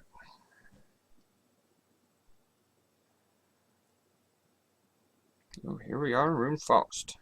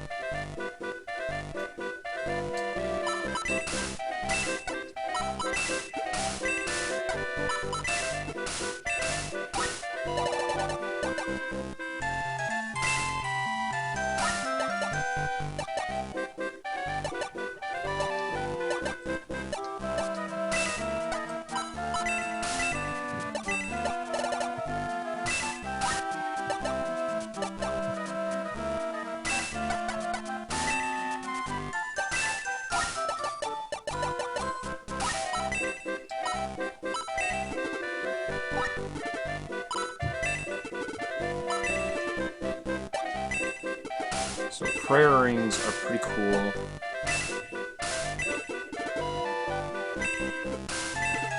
They raise magic resistance by 20%. This is basically what we've been saving all our money for.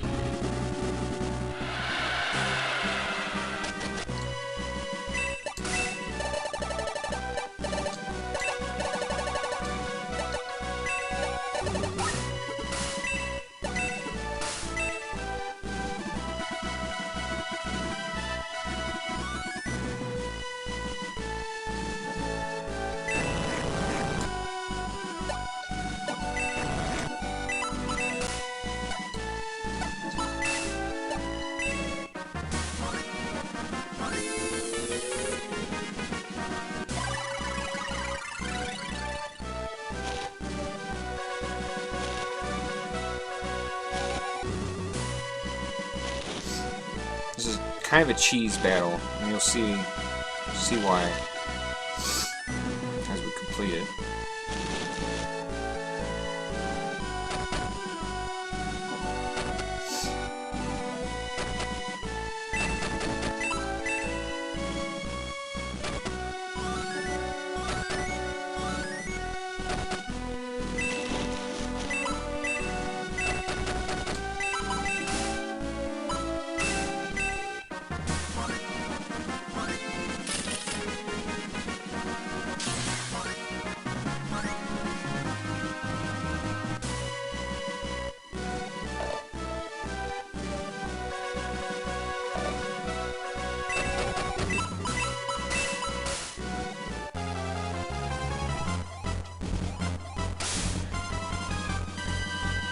Hopefully that little bit of damage did just enough that Kokichi can one-shot this thing.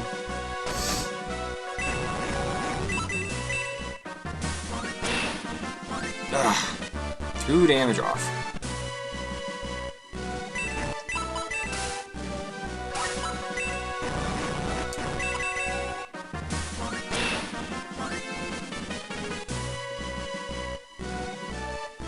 Oh, he better take his turn before these other units come up.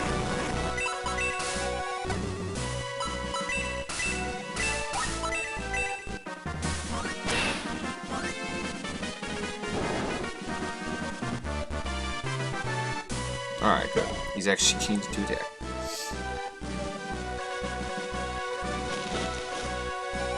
The strategy here is honestly, it's pretty simple. We will move up, attack, and then move back out. It's almost insultingly simple.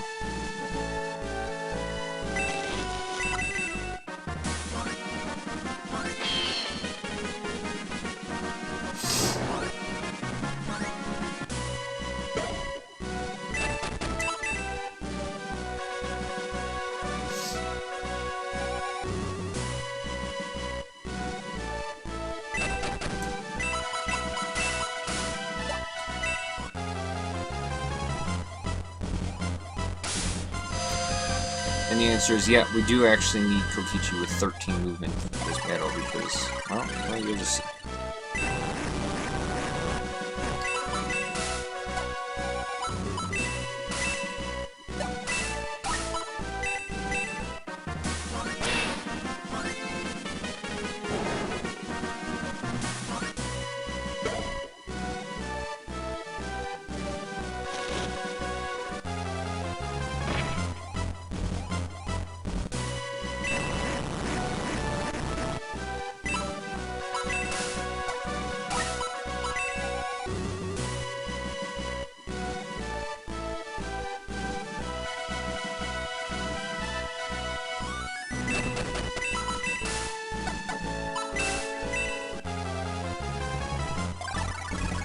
I need Domingo to learn Boost. He's not quite high enough level yet.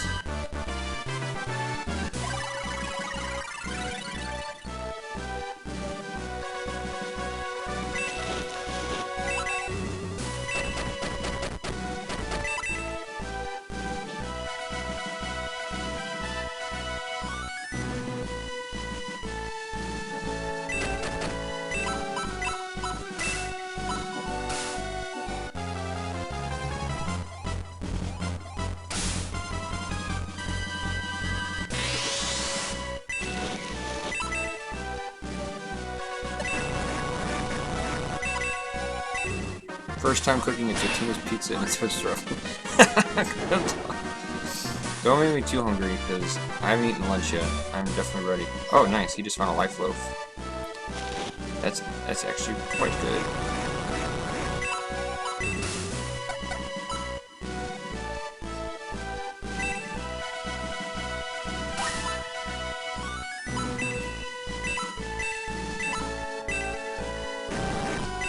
Weird, he can't move because... Alright. Oh, that's your breakfast.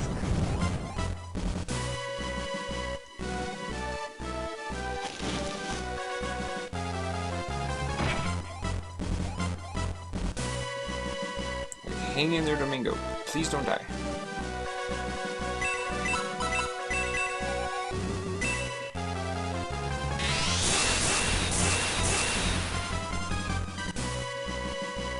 I mean, he'll be good.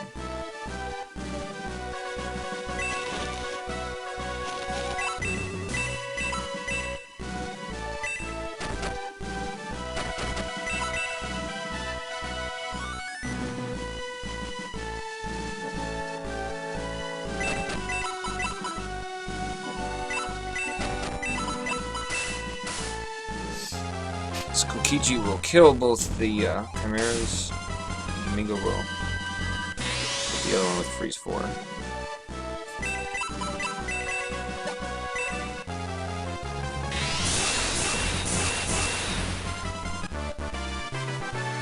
Five attack. Okay.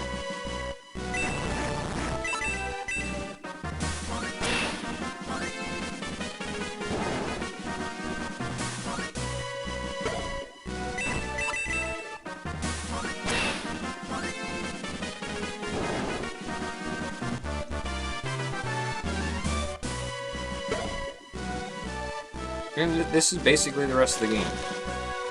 Kokichi runs up, attacks, and then runs away.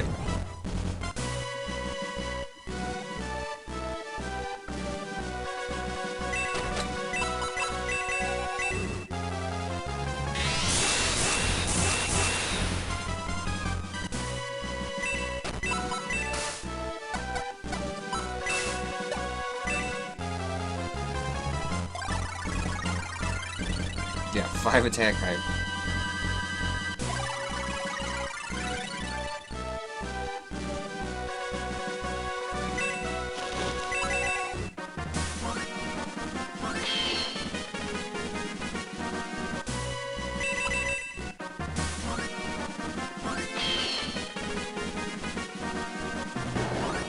I haven't even boosted him yet, so he's a little bit on the low side. Whoa, 6 speed.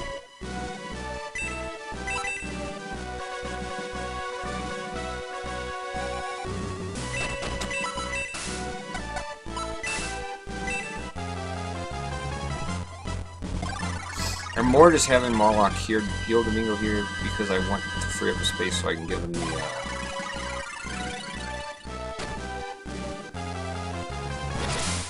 Oh, you gotta be joking. Seriously? Ferocious attack? God damn, well that sucks. That's gonna burn up some time.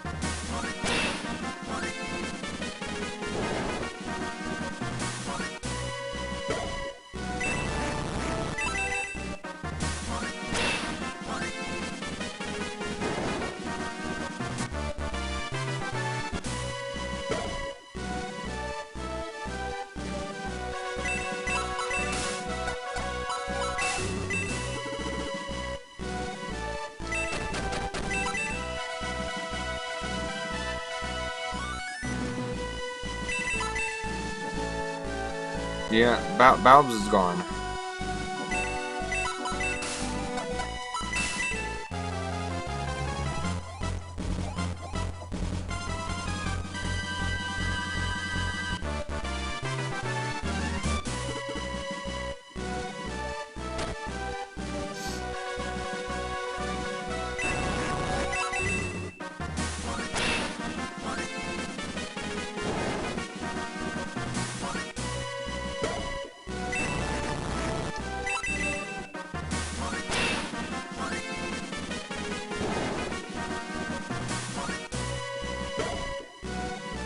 Yeah, Domingo is kind of capped out right now. Or, I'm sorry, Kokichi is kind of capped out on experience.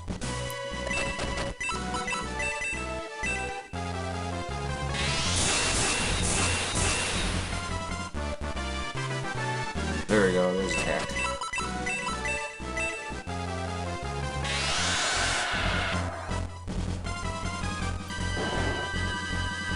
Domingo will still be useful. The Centaurs and the High Priests, they have low enough attack that he should still actually be useful.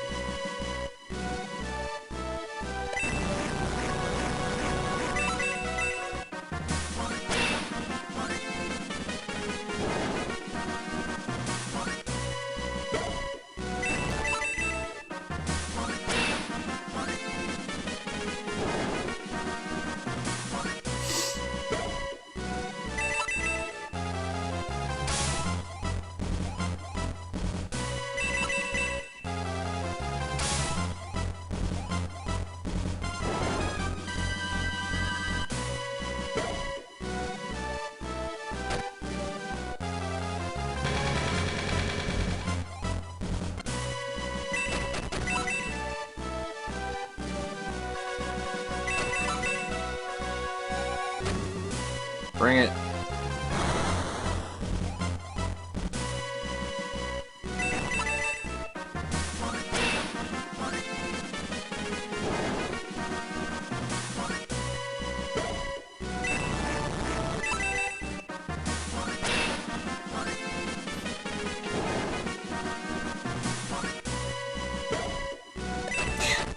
That 5 attack. And there you go, look, he's gonna slap this bow rider into another grave.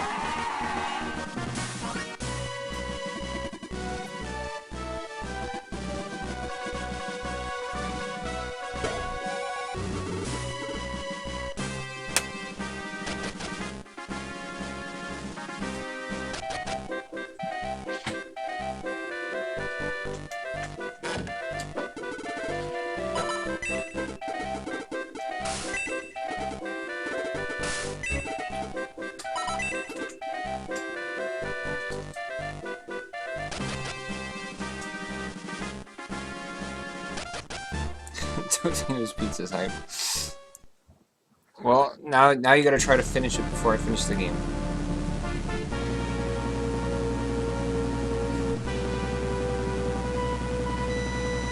Yeah, toaster ovens are actually really nice. I used to have one back in the day.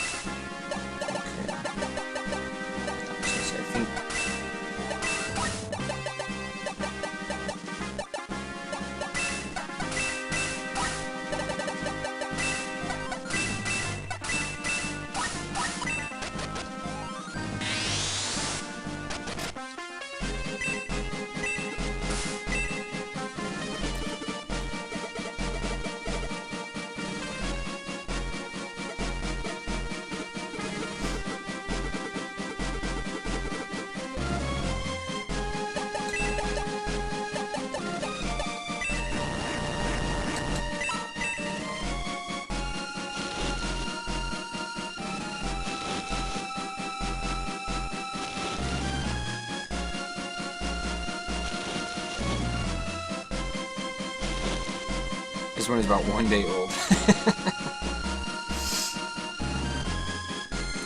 So this is a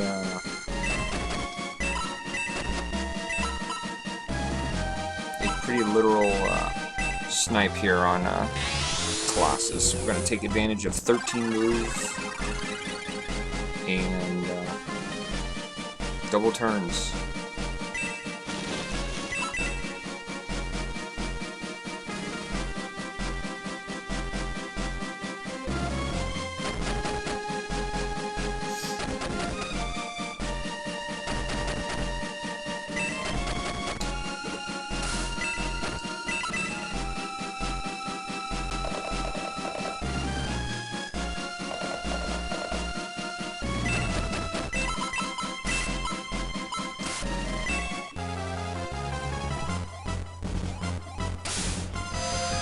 You know what makes this game not as good as the original? What?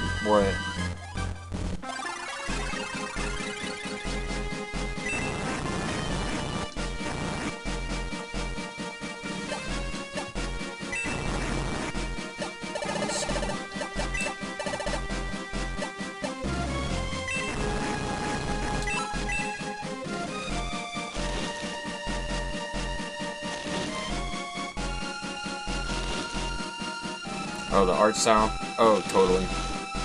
The game feels like a cartoon. And it looks like a cartoon.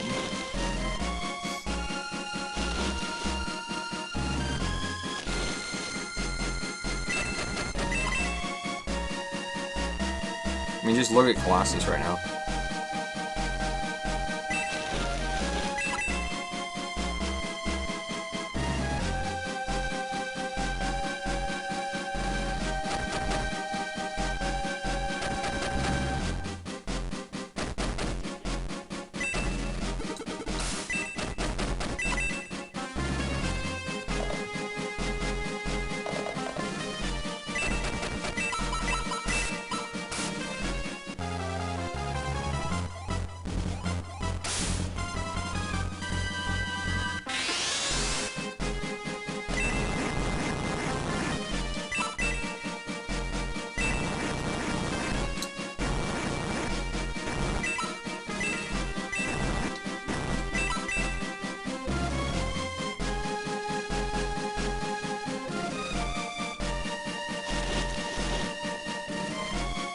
It takes a couple turns to get Kokichi up there. And this is why we use everything on him, because, like, Kokichi has to two-shot Colossus. It's kind of like we have no other endgame. He's gained quite a bit of attack. He should.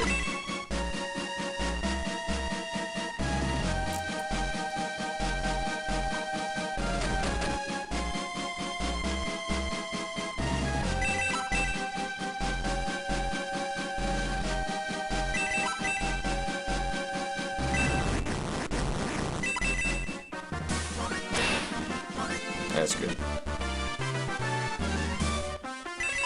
That's always a good sign when his first attack goes over half the enemy's life.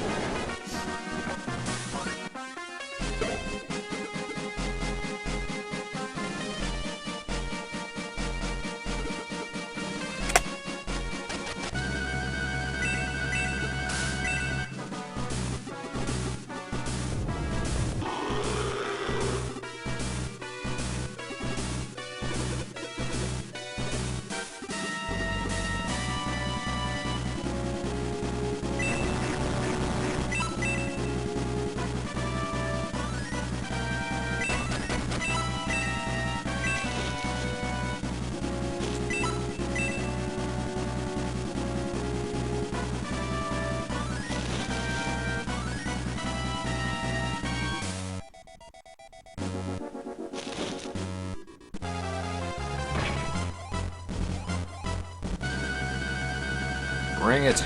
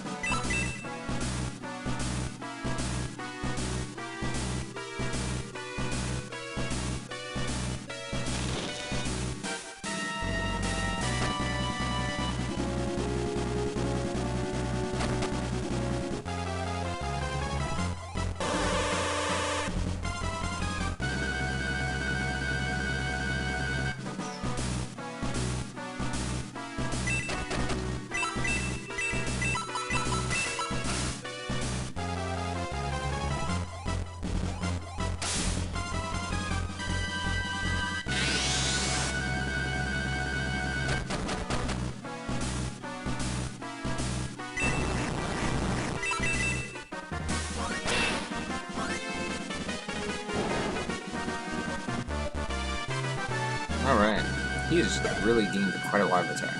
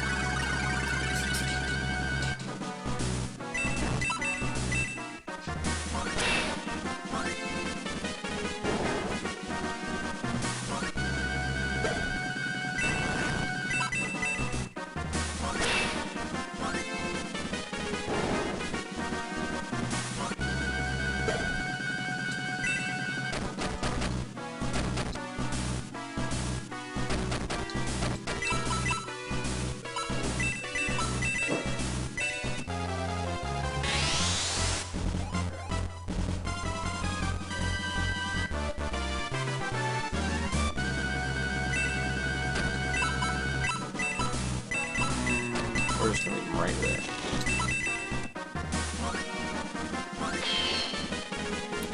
He will take a double turn, Bounce will.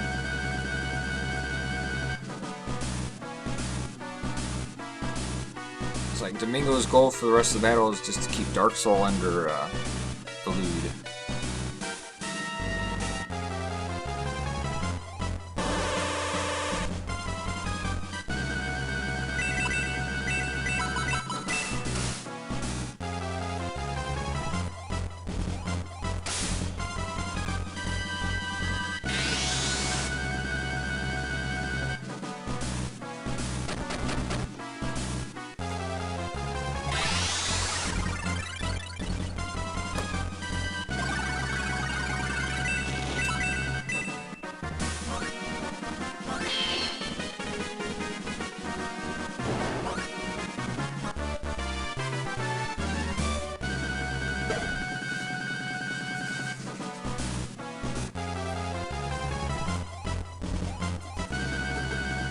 Alright, elude, we're off.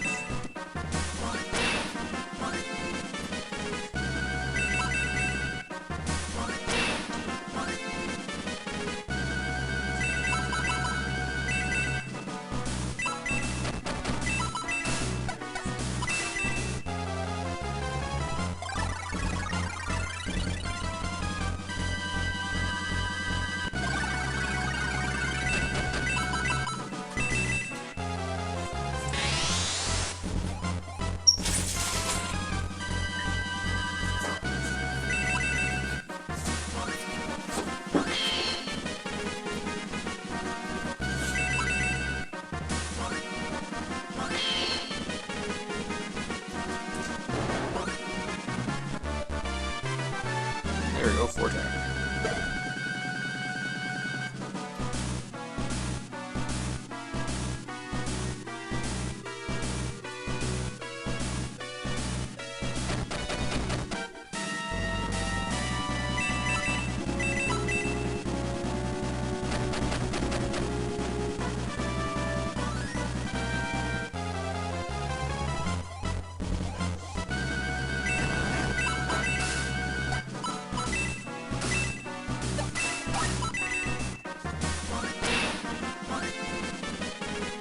What was amazing?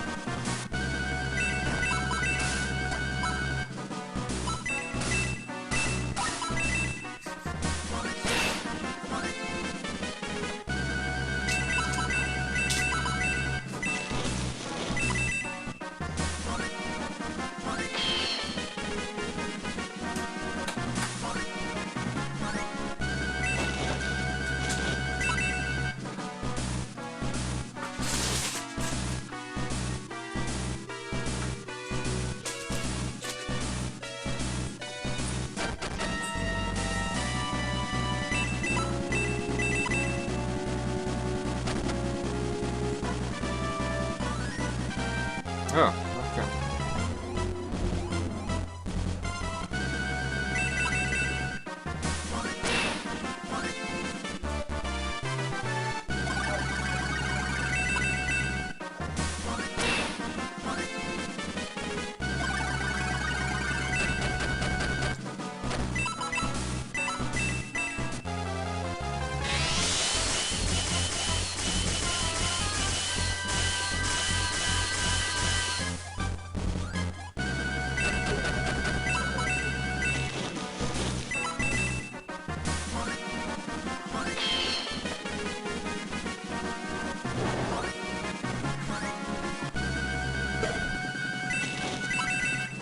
For your gaming room, you're going to get a personal fridge, food, drinks, and toaster ovens for office reading. You know, it sounds really good in theory. The problem is you have to do it while you're playing. It can be a distraction. And like I said, how to figure installing a toilet. You might just need to invest in like a porta potty.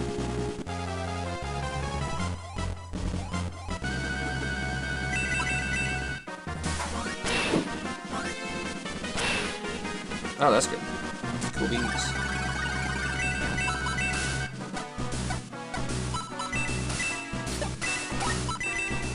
Alright. End him. Oh, I totally was gonna save the game before I did that.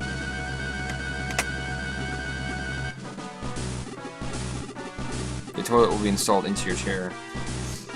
Man, that if you figure that out.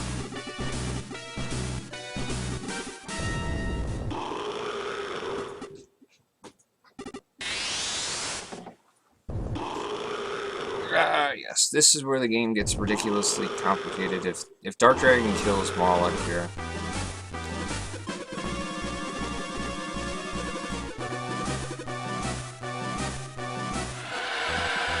so the fact that Dark Dragon can start by doing... Oh, good, he didn't do anything. Woo!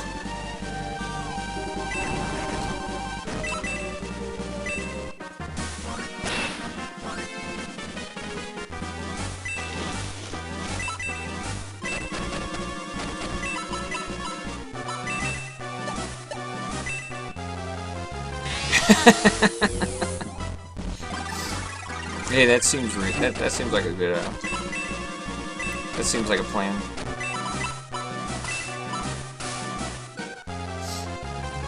Alright. The general plan here with Dark Dragon is Bobs and Kokichi move in, attack, and move back out. That's the extent of it.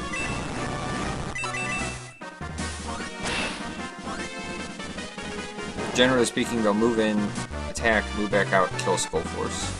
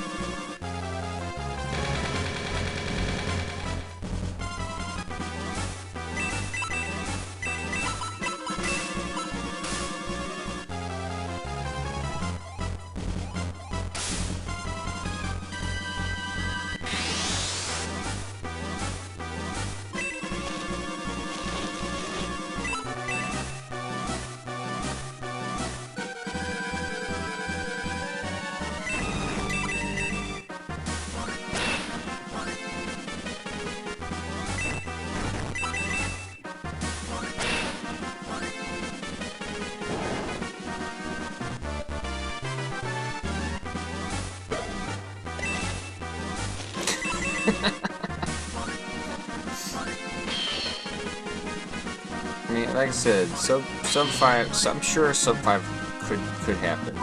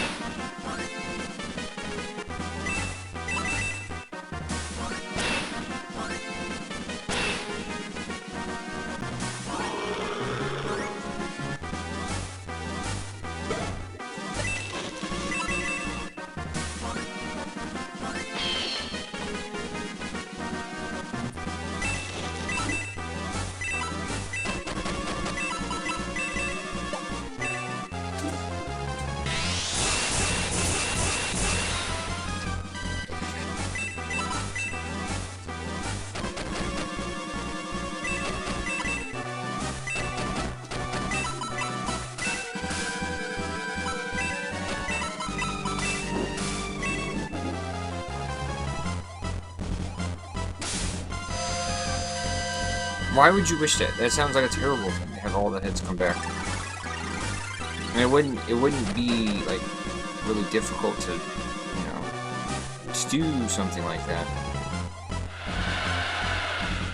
Oh no! Come on! It's like at this point, Domingo literally serves no purpose. I need him to just go away.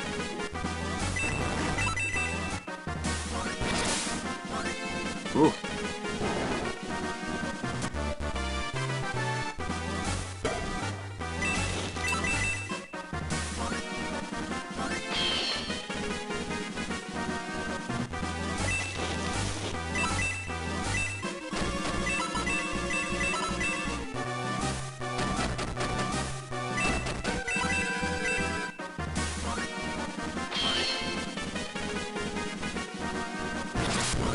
What the hell was that?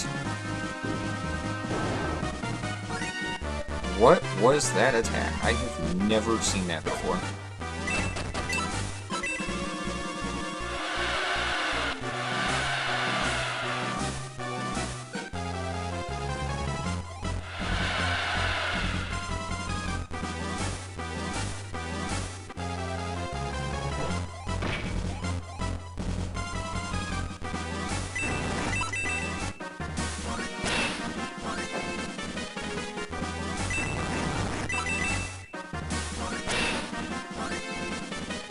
Oh, that's a crit? Okay. It didn't seem like he did too much extra damage. Which is why I was confused. Also, you missed 5 hours of the run. Yes, but you get to see the important end part.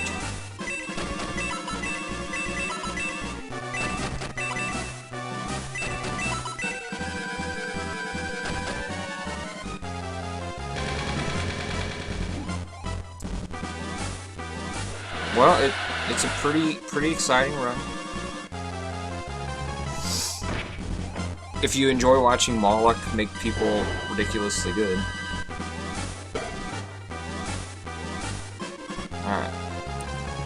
Thank you for obliging, Dark Dragon.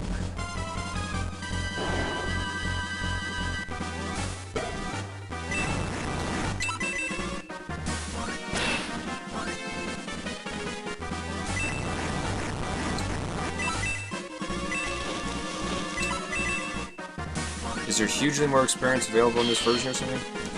No, it's just that I'm only using a few people, so they've just gotten a lot of experience.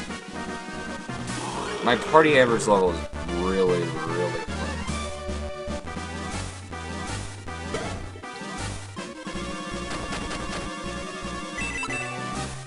That's all. If anything, I would say that there's probably, like, less experience available.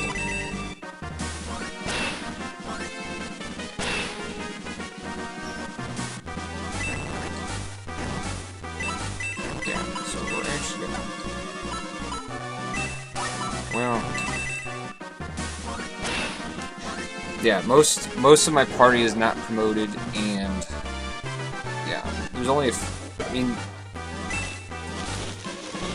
a number of people got promoted, but yeah, most of them did not. Moloch just breaks the game, is what it is. Moloch is just a completely absurd hero. Alright, I think we'd be able to kill him this round. Yeah.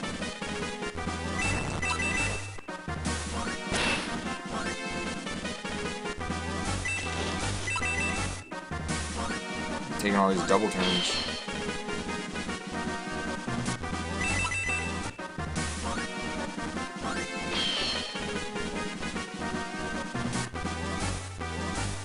Bring it, Dark Dragon!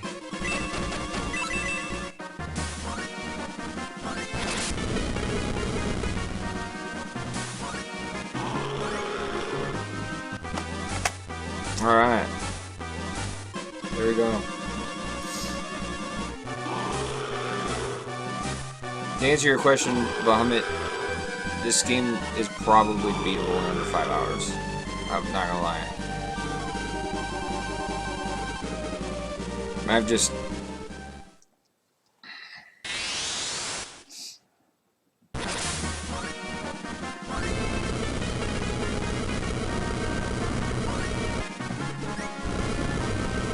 like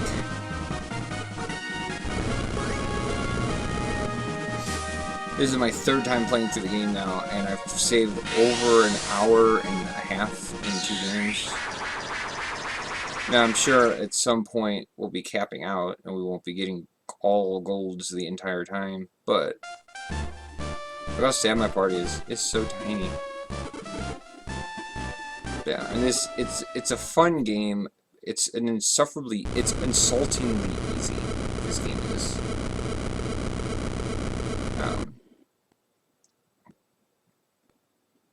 But all the same, it's another one in the Shining Force series. So there we go. I don't know if 440. I mean, sub 5 is definitely possible. 440, 20. I don't know if there's 26 minutes in this run. I'm sure we could get close, but that would be. It would be something interesting to definitely look at. I mean, this is not a game I'm going to play a whole bunch, but this is more of a for funsies. A for funsies game.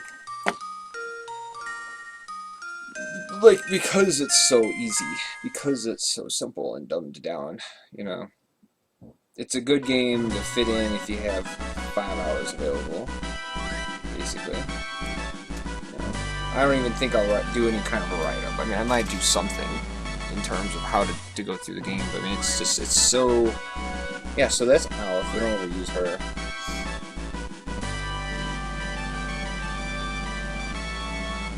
Save the playthrough for the star. Do I have to get all the way through these credits to get a star?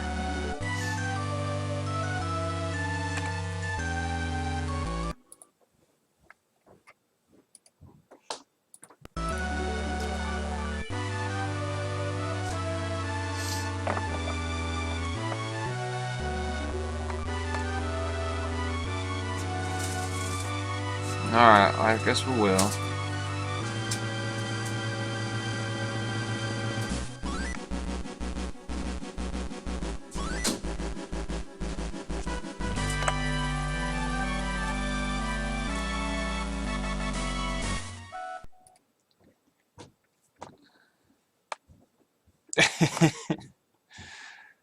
Totally, dude.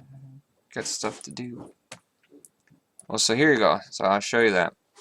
So, I mean, this is only like 3 runs, but you can already see that the sum of best is under 5, not under 440. So, yeah, the idea of getting a sub, you know, a 440 run, it's cool, but you know, it's hard to say.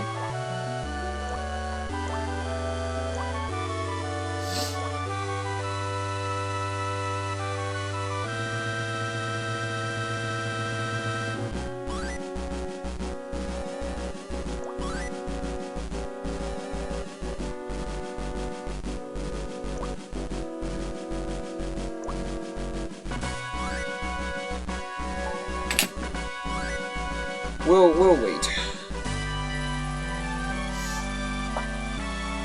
I was planning on this taking an extra 35 minutes, so I have a little bit extra time. So I mean, I guess I'll run through real fast some of the things I wanted to talk about. So like,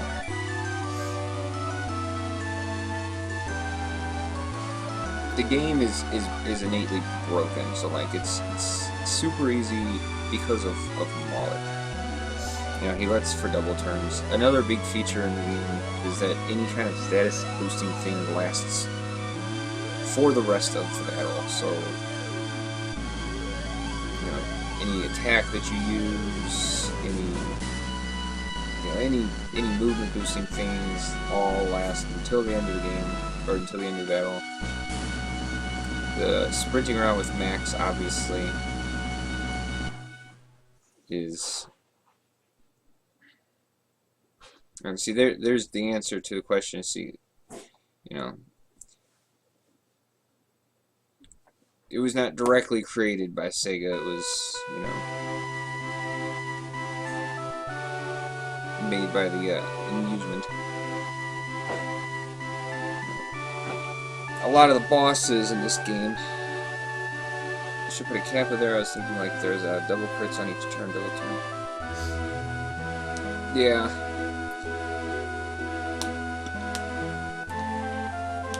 Well, that's the thing. Is like another feature in this game is bosses are way easier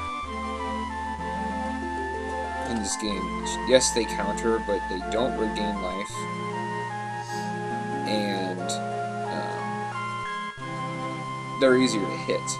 Besides the fact that you can buy the sniper ring, which means Kokichi never misses the opponent ever.